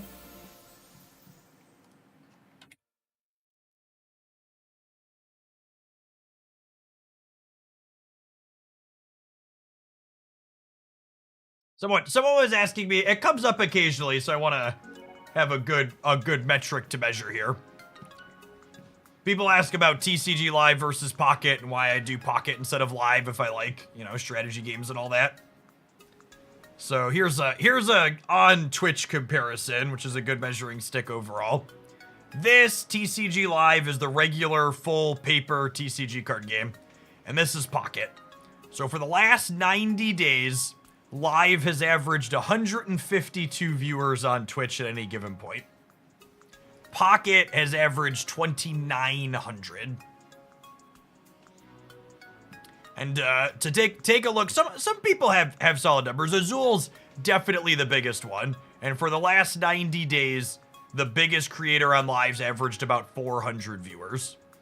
There's another one here averaging a little over 300. Disguised Toast must have done a sponsored bid or something, huh? Or he just poked in for a minute. Usually exactly 2 hours means a sponsored bid, though. But they're just very magnitudes different in terms of how popular they are and what content metrics are. All right, I'm having fun today, chat. We're gonna play a little bit more. We need to take a brief pause to let the adverts roll so I can pay some bills. Speaking of metrics, I'm gonna throw this Lightning Executor deck up on the screen. Feel like we accomplished my goal. I don't know that I expect this to be a top meta deck, but I wanted a Executor deck that has gameplay into Gyarados, and Zebstrika does that really clean. And I had a lot of fun with that set. So we're gonna roll some ads, then we're gonna play something else when we get back. Thanks everybody for chilling today. Don't go anywhere. If you're watching on the YouTube side, consider tapping the like button. Appreciate the over 500 people that have done that already today.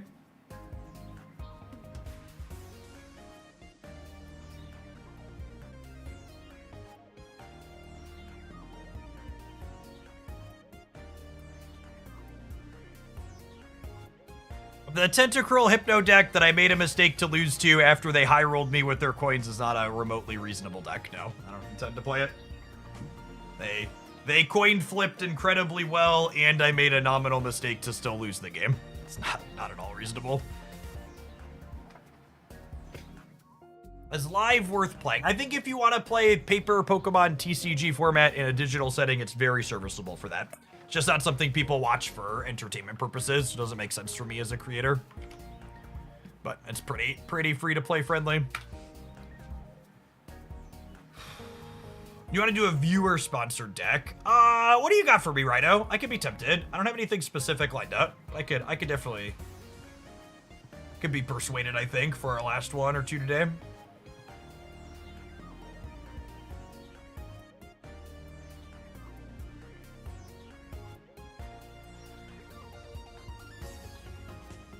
Speaking of Snap and metrics, I was keeping an eye on the category yesterday, and the biggest Snap streamers barely or didn't even average 1,000 viewers for their new season launch day. It was real scuffed. Yeah, Dexter had barely 1,000, and Dara had less than 900.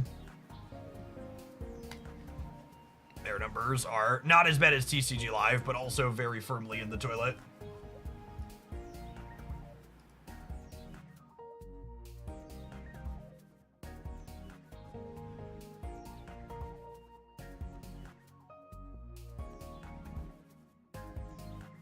Yeah, I'll take that, Rhino. Send it my way. I'd take either of those. Anything that's got a tournament result, I'll take somebody. Dara's on Rivals. Dara did all Marvel Snap yesterday for like 6 or 7 hours, I think it said. He did 8 hours of Marvel Snap, and he only averaged 900 viewers for those 8 hours, and he lost 12 followers. I think that's honestly the biggest thing that shows kind of the hemorrhaging around Snap. Like past the average viewer count for Snap being way down. Like, this is Dexter, so he streamed 20 hours of Snap in the last week, which is more than he has been recently. And he's averaged less than 800 viewers, and he's lost 82 followers because there aren't any new people coming into the category. And I'm sure these numbers will go up when they do drops again in a little bit, but drops are just keeping it on life support. The actual metrics are like real scuffed. For people who aren't familiar with my background, before I was doing content full-time, I have a graduate degree and undergraduate degree in mathematics. I spent time doing data analytics for a Fortune 50 company for a little while after grad school. I've been doing content full-time for a while, but numbers are very much in my wheelhouse, so I always like to try and keep my finger on the pulse of what's going on stats-wise in the content spaces that I am in and around.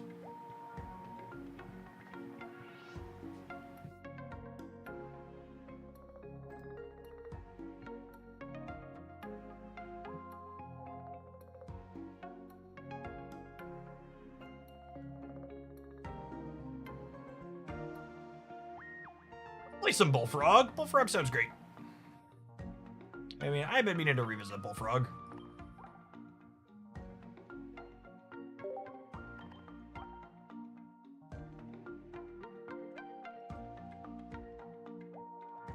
What made me leave the large company? When my oldest son was born, I was only making around 50,000 USD per year before taxes. And it was going to cost my wife and I upwards of 20,000 USD per year for full-time childcare. So we decided one of us was going to stay home with our kiddo while they were little. And my wife's job had better benefits, so I got to be the stay-at-home parent by default. And content was something I was doing for fun for a long time, and then metrics for it got good, and it was able to be a job. Actually, I really didn't mind being a part of corporate America. I really liked building and automating things. I think it's very satisfying to do well.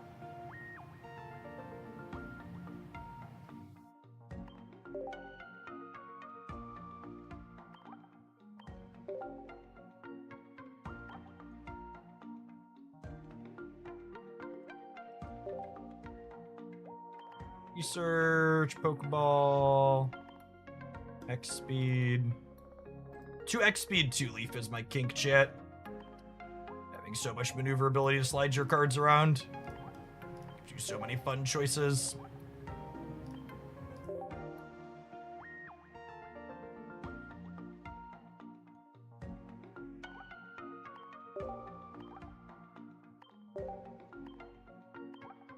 My kingdom to have default flares, so this interface could be less trash.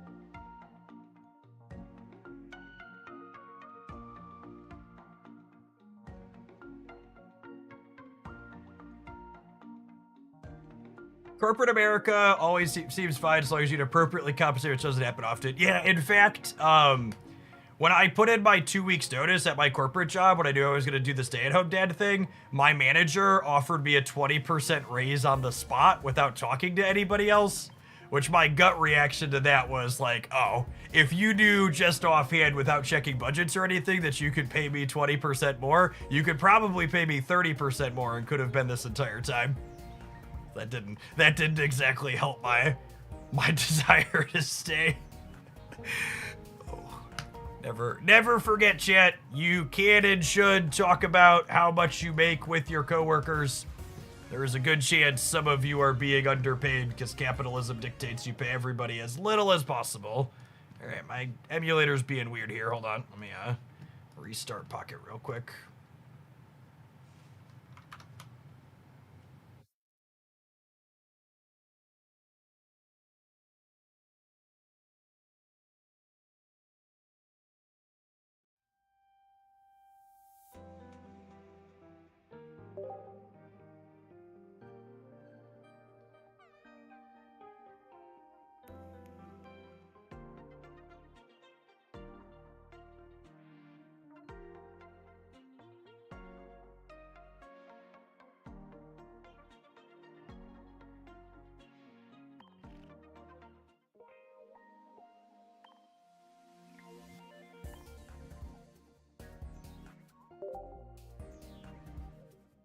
Hey, Rhino, thank you for the biddies. Appreciate it.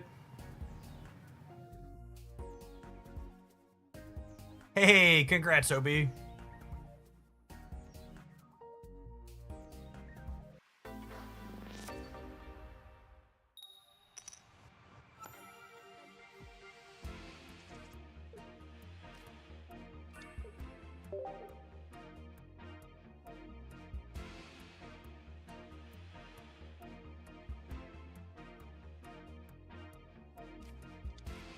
A psychic deck.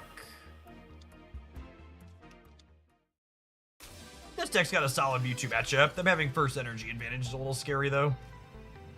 I think I'm looking for 2 basics here, so I'm gonna go ahead and research first.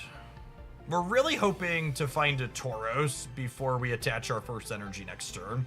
Having the full Froakie line here is nice, but really want a Bull to start powering up in the Mewtwo matchup. I don't know that I love 0 copies of Giovanni in this list. Like, Greninja serves a similar role, but it's just less consistent.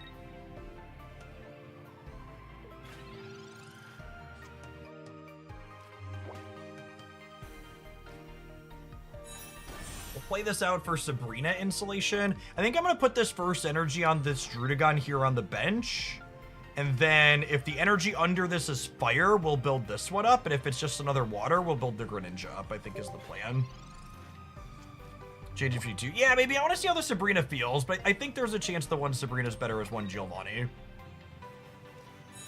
Could also see the second X speed being good as a Giovanni, but it's close. Perfect. At this point, I think I'm... Do I need to put another Froakie? I think I want the flexibility to...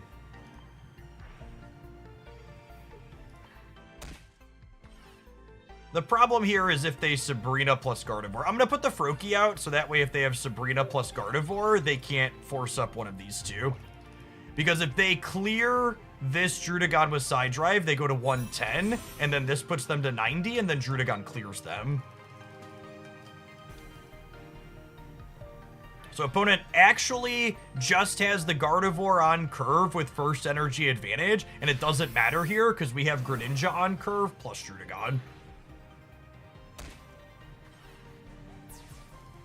Actually, they just can't win the game from here, right? Like they're trading 3 energy for 0 and 1 knockout point for 2.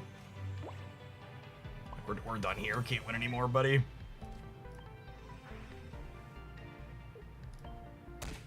I should play this in one of the other tournaments I'm going to play this week. Such a good, clean deck.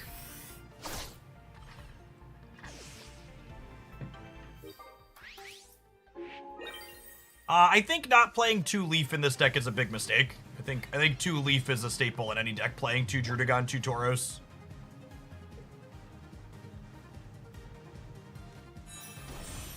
It's all fun and games so you have 6 fire energies in a row. Sure, but you can win those games with Tauros.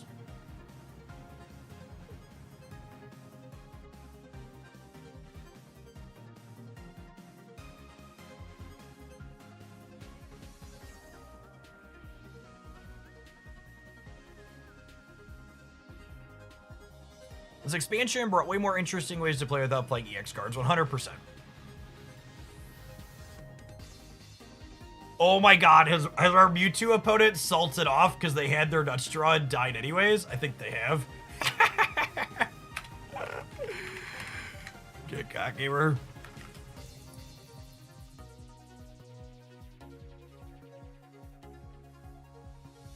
I'm getting my 15 experience. Giving it to him.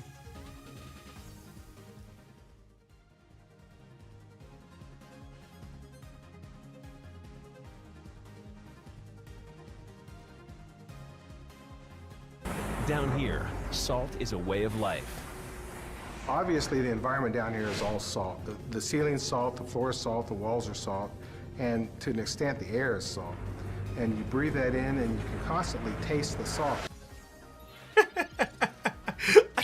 I just like Rage quits like this highlight why this game definitely doesn't need a ranked mode. Because if people get this bitter over losing just like random games for nothing, like I can't imagine how salty they'd be with ranked.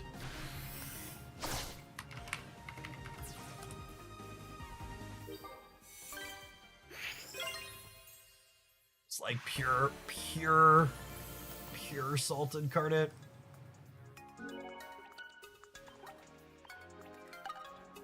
Or emotes. Yeah, thank God there's no emotes in this game. Thanks, bud.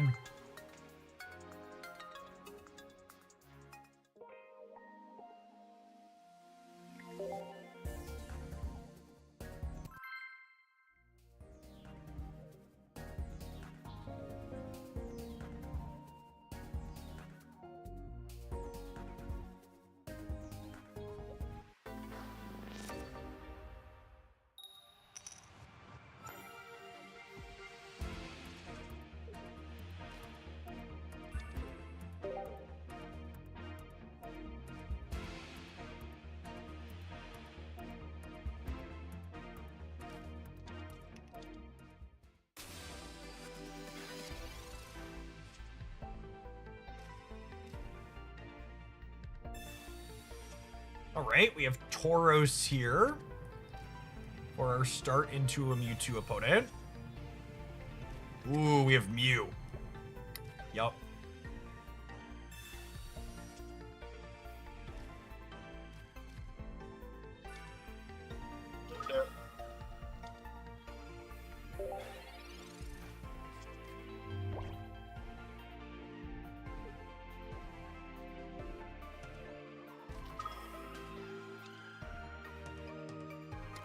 So we start here by just putting 2 energies on Mew EX, because if there's 2 energies on Mew EX, their Mewtwo could just never enter the active spot without being threatened to be cleared.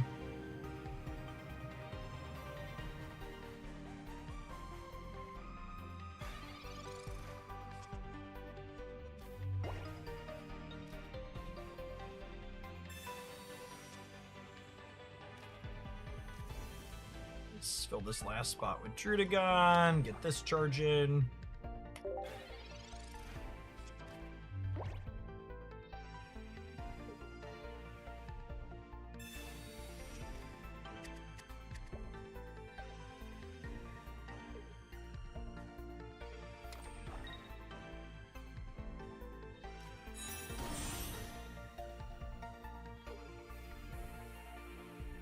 This is kind of the ideal setup for this deck. You want 200 hit pointers and then other things setting up that you're working towards.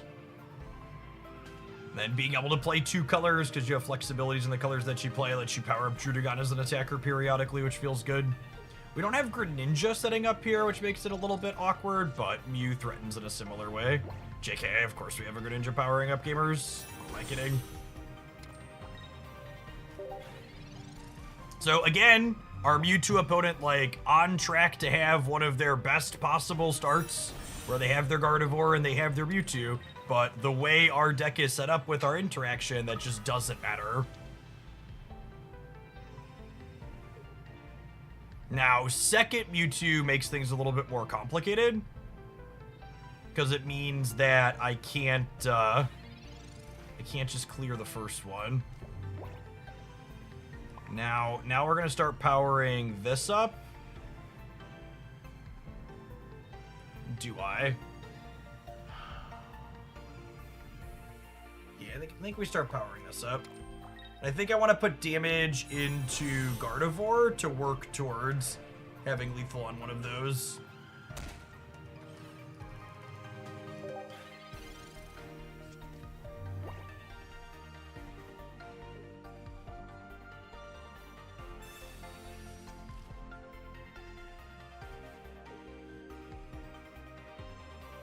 Takes me 6 turns to full Greninja Star down a Gardevoir, though.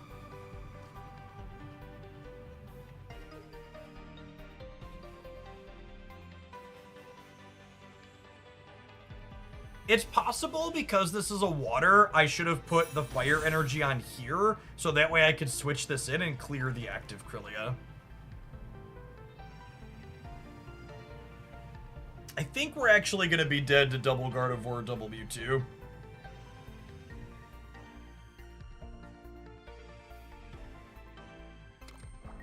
Yeah, having 2 powered up Mewtwo's is gonna give us a bad time. Because I need to, well, Did I mess this up? Maybe I messed this up. So what I need to do is I need to make it so I can clear. I need to make it so I can clear a Mewtwo after it clears the Tauros with a single knockout point Pokemon. Don't know if that's gonna be possible. Yeah, I need to threaten to clear their Mewtwo with a 1 knockout point Pokemon.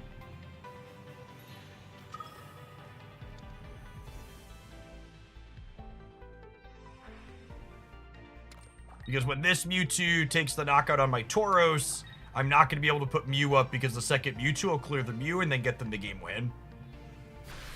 So how does this work out? They go to, if they don't have a potion or a blue, we might be okay. So I get to put Druddigon up, and then I put another Druddigon out on the bench to insulate against Sabrina. And then I put them to 110, and then I put them to 20. And then my Greninja threatens to clean this on the back end, and my Mew threatens to clean this Mewtwo.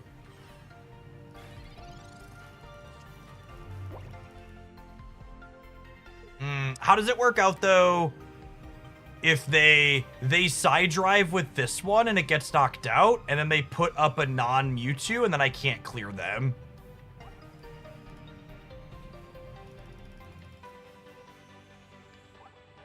Think that means I lose. So they need to side drive with this active Mewtwo. Buddy, I don't know what you're doing, but this ain't it. Their play to win line here was side drive this. They have potion, so it probably doesn't matter. They have X speed. They need X speed. They need leaf to be able to pull this back out. No, you can't attack with this one, bud. You lose if you attack with this one.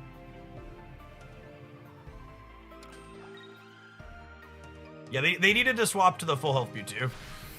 Yeah, they threw. Okay, now they're dead.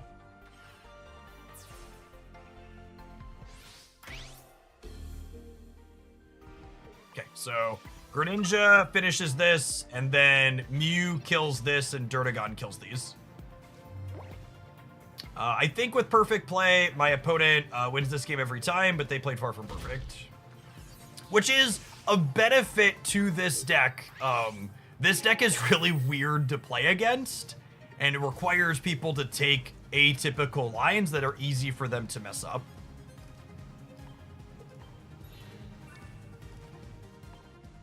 Right.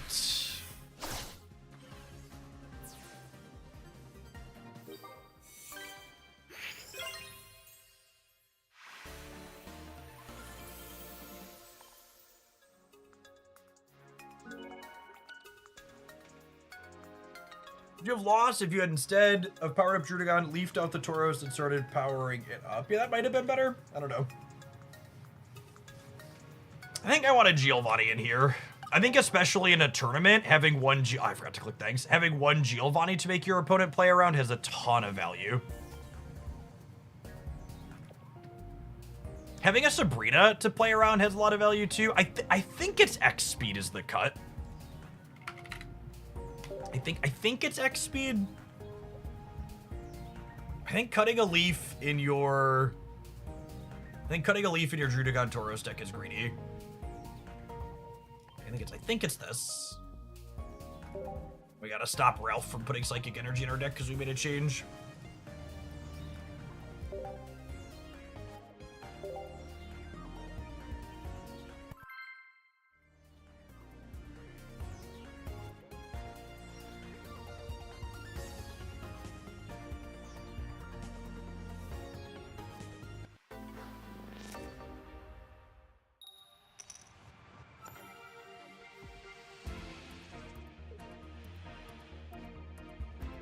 We are going first. Yep. Feed the bull.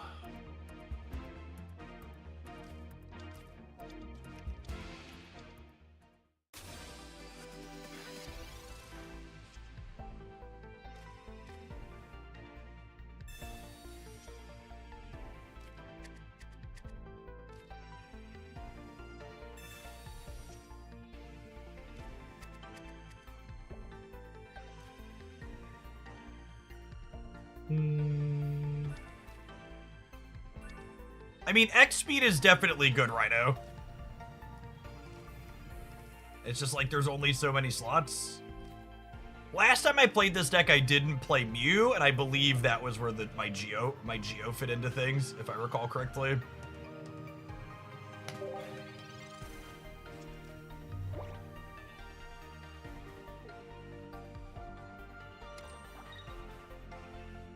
I could definitely see a world where trimming Sabrina is better than trimming the X speed. Geo just helps you beat better players. Because better players are going to make good choices around your Judagon.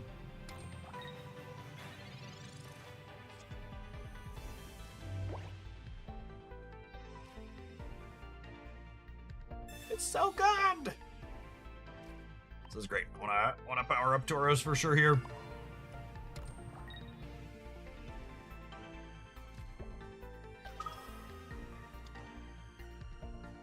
I think the better built Mewtwo decks are playing blue. Yeah, why sticks?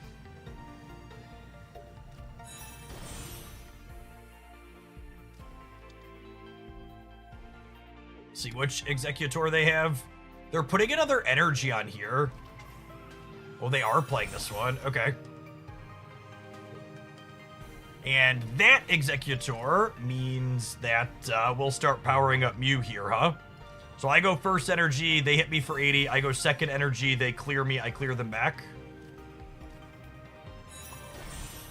You see that how I'm counting back and forth how my energies line up into their likely place?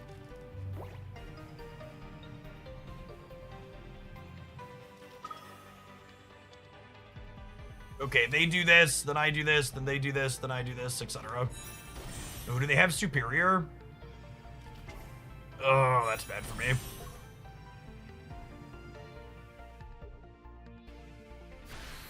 The Superior throws a kink in the plan because it means that the Celebi is going to clear my Mew on the backswing, but I think with them just having it all here, I have to just hope that they brick on their coins. Don't really have an out.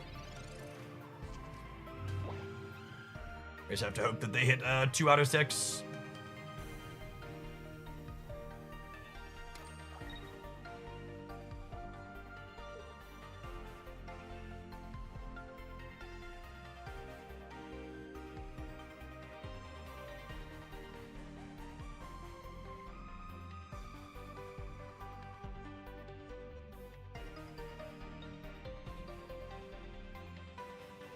Are they... They might have been debating swapping this out here.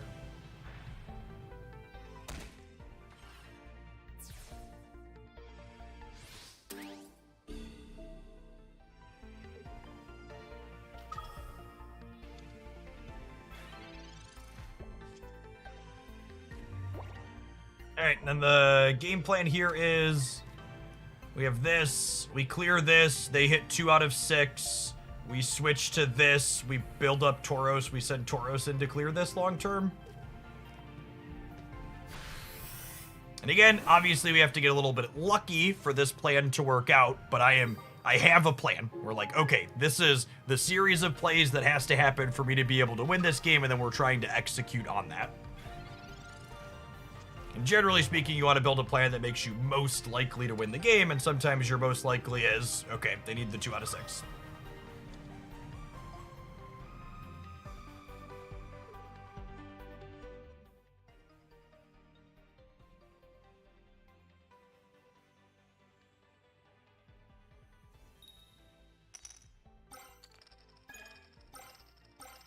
And they got us. Yep. So pretty fortunate that they had their likely one Executor that was good against Tauros. Just the way the cookie crumbles.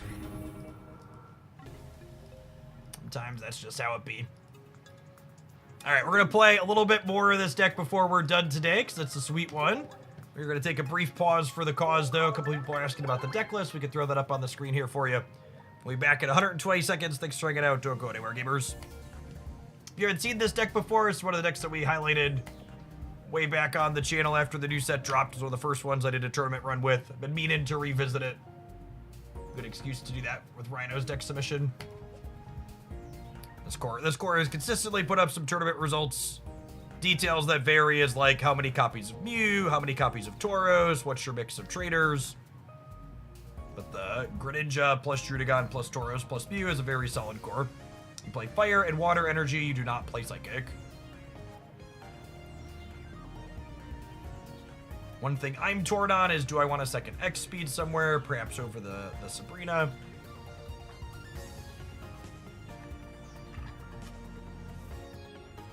Is any list running Budding Expeditioner? Some of them, but not many.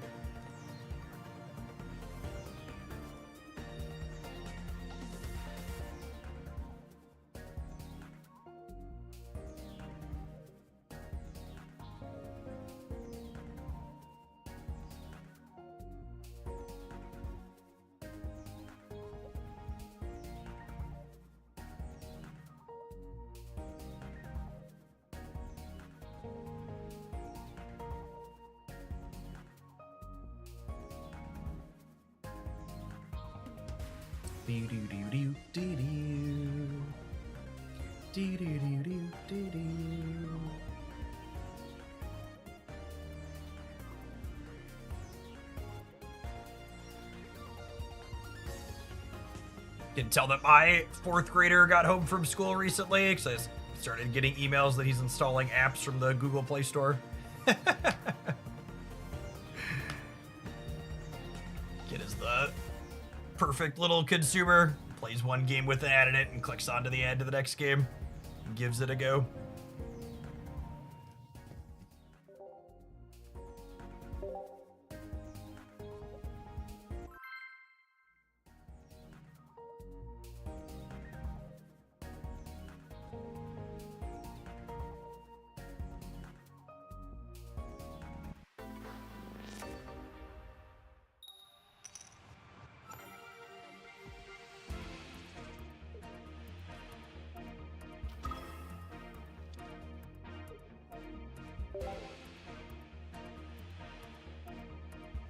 Yeah, that's a big thing about Budding Expeditioner and Mew. Budding Expeditioner is really only good when you're leading on Mew to take damage. You don't really want to be bouncing Mew after you've loaded energy on it. Such a tempo loss.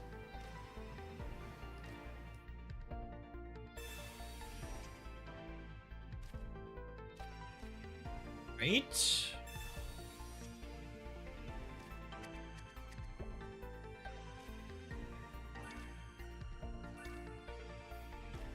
It might be right to put the other Froakie out here, honestly. Not gonna need Druddigons against Gyarados deck. We just wanna race to Greninja so we can put damage on their Gyarados. I think this deck's Gyarados matchup's a little scuffed. I think is why we haven't seen more of it. It's got a much better Pikachu matchup and is still pretty good against Mewtwo, but as is the case with decks that just don't have a way to attack bench Pokemon, this one's gonna struggle a lot of the time. Like, are you playing Hitmonlee, Zebstrika, or Electabuzz? If no, probably tough Gyarados matchup.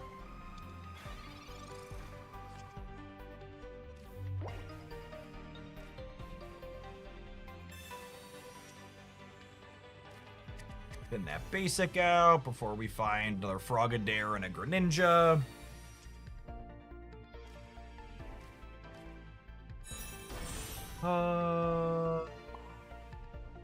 Power it up to attack here. Actually don't know. Tauros is better against Greninja, but Mew's better against the rest of it.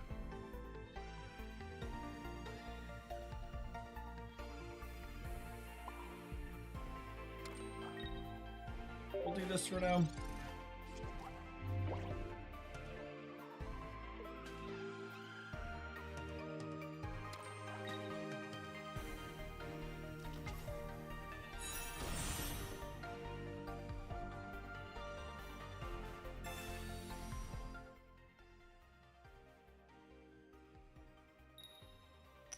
I'm surprised they put energy on the EV, but then remember they have washout as an ability, so they can just put their energy wherever they want.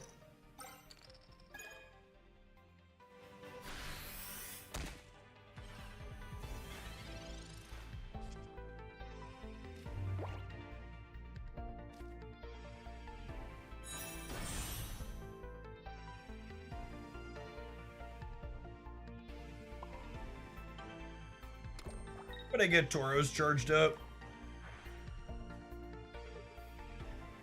Start putting pressure on the Gyarados.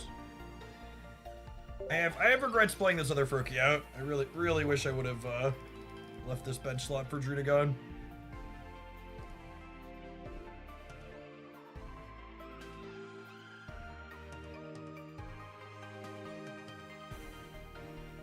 I always think those are the most eye-roll inducing comments on live streams.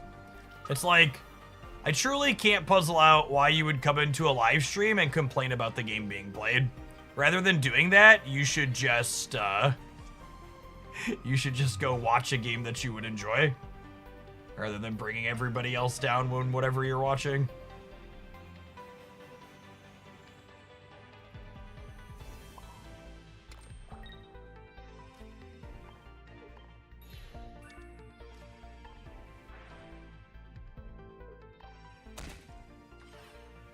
Right, well, one more hit on that, and then Tauros can clean it out, which is nice.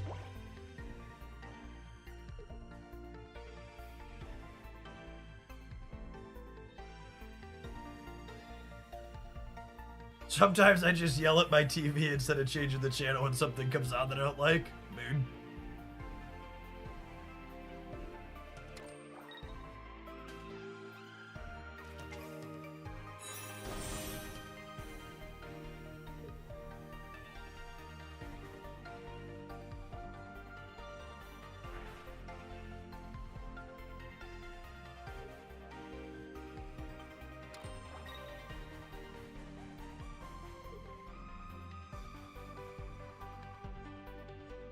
Like, our opponent's Gyarados draw isn't even really very impressive here, and it feels like I just can't win.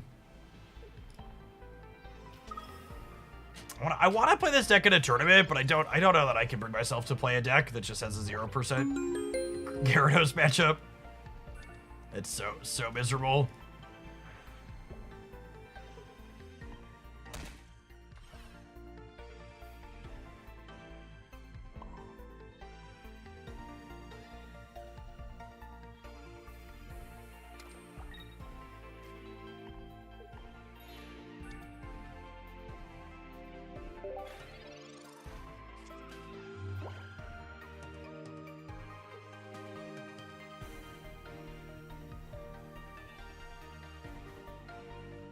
Misty needs a nerf. The Gyarados deck, I think, would still be one of the best decks in the game without Misty. The deck's polarized matchup tables have nothing to do with that.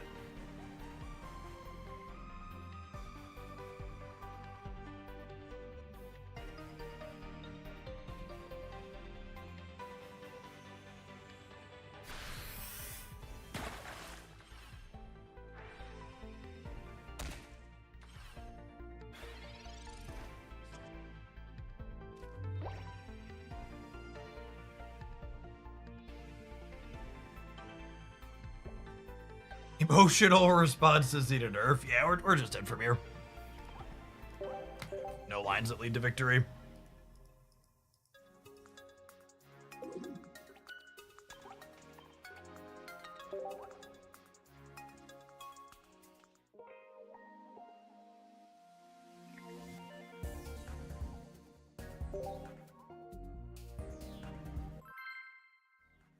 I might run back the Darkwing Duck deck tomorrow in our first the thing we're gonna play. I haven't played a ton of it since the couple of events I played it in. I think that build's still real solid. Malamoser, thank you for the brand new tier 1 sub. Appreciate that direct support. Thanks for keeping me around. Or feeding us another Mewtwo opponent.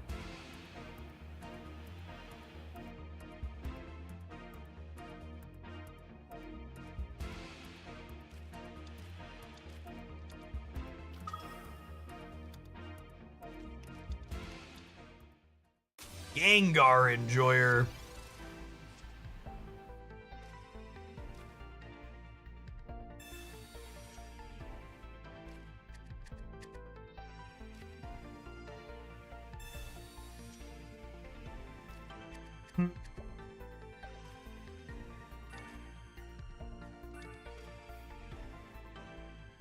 I'll put Drudagon up here, and then there's some question of what I want my last bench slot to be. I think it's just this to insulate against Sabrina, but it's close.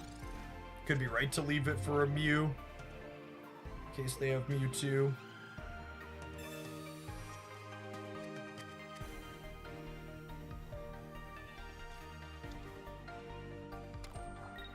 That's a Drowsy.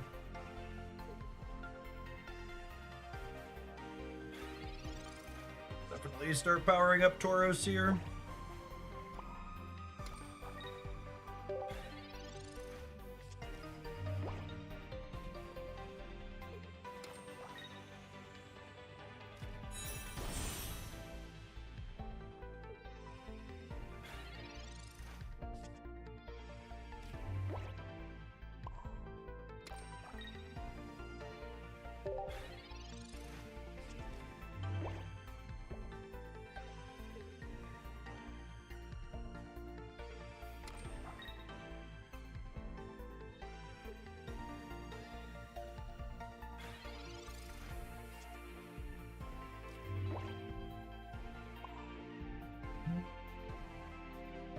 Do I start working on Drudagon? I think I start working on Drudagon.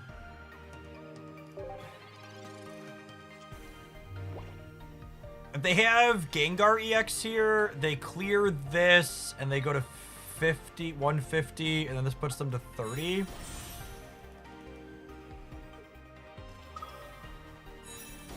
Yeah, our lack of Greninja here means we're not going to be able to hit the break point.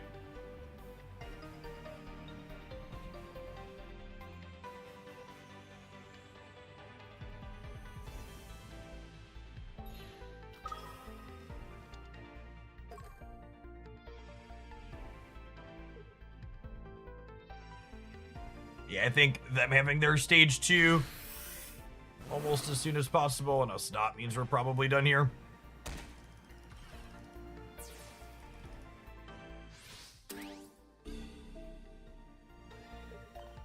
Gengar's Pokemon ability being relevant here, I am unable to use Giovanni to put them to 20. So Drudagon and Greninja can't clear. I actually just cooked.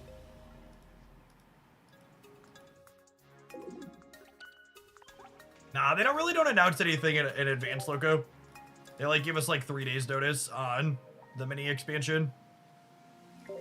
I expect a similar short notice on the full expansion.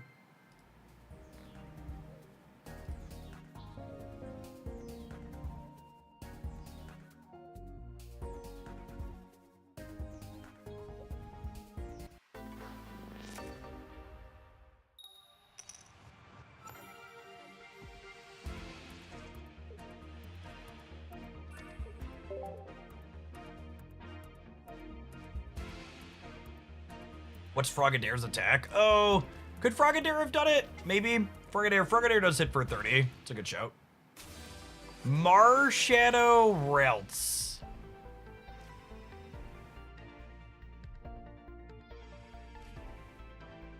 Executor with Tauros and Mew is one of the consistent established decks in the game.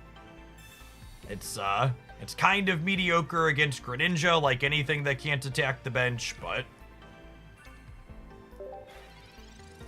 it's pretty good across the board otherwise. And one of the nice things about Executor is even when you have a bad matchup like Greninja, sometimes you just run them down.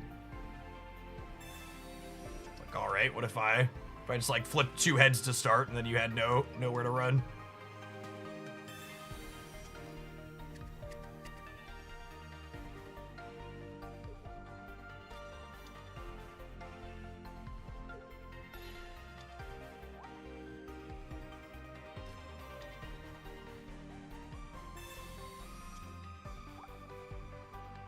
All right, definitely baked. Definitely baked.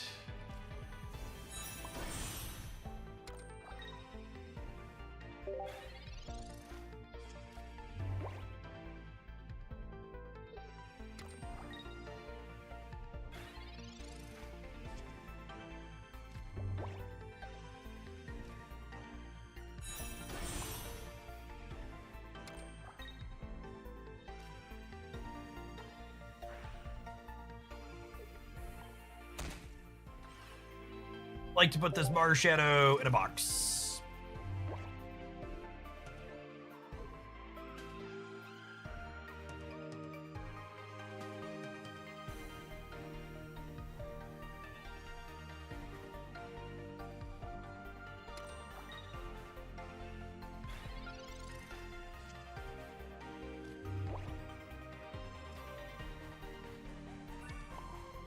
Baby Bird, Fire Energy Inferno.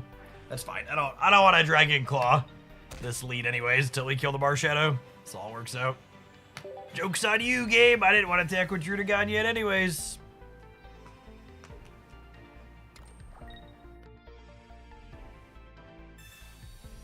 Potion. Healing is cheating.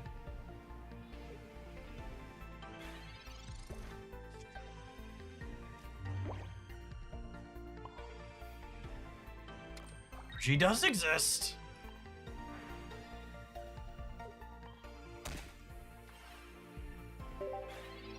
So we'll put this on and attack them and hit this. Not in that order. And then we'll clear this out the same turn we clear this. Is Greninja Hitmonlee good? It's got some sporadic results. It's fine. It's not clear to me that it's meaningfully better than just playing the fighting stuff to be more consistent.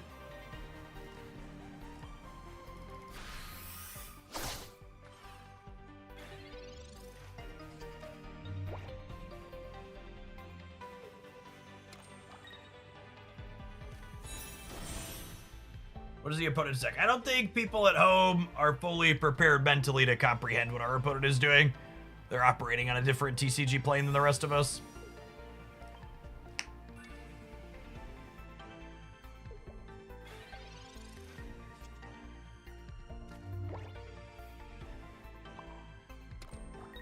I just love Greninja next year. I think if you just want to play Greninja, I think the fighting build of Greninja has the potential to be one of the least bad right now. That's not even fair. It's good. It might actually be the second best behind Gyarados because it's not just dead to Gyarados.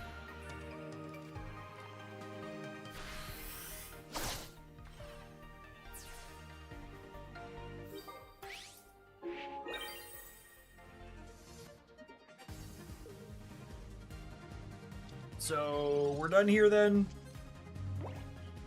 Dragon Claw plus Water Shuriken clears a Gardevoir.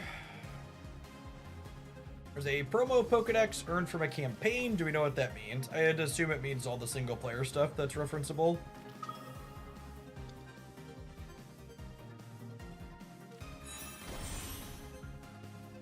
Is there MMR in Pocket Qs? I would hope so, but queuing into games like this on occasion makes me wonder if there is. 'Cause I play a lot of Pocket, and I definitely win more than I lose. But I don't know. Maybe there is MMR, and I'm just a trash fire.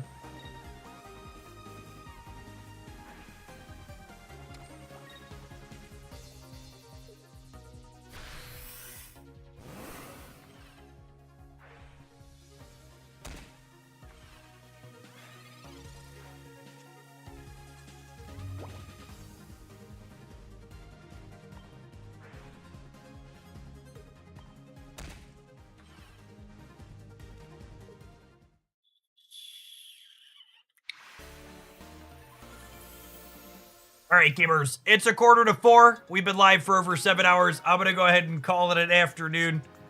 What am I playing tomorrow? Our tournaments I signed up for every day this week. There is a event at 11 a.m. tomorrow morning. So we will be live, probably by normal 9-ish a.m. time, and we'll work on some stuff before then and lock something in.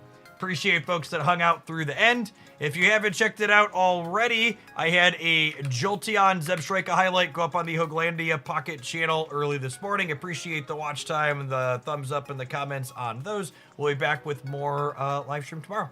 Enjoy the rest of your day wherever you're at.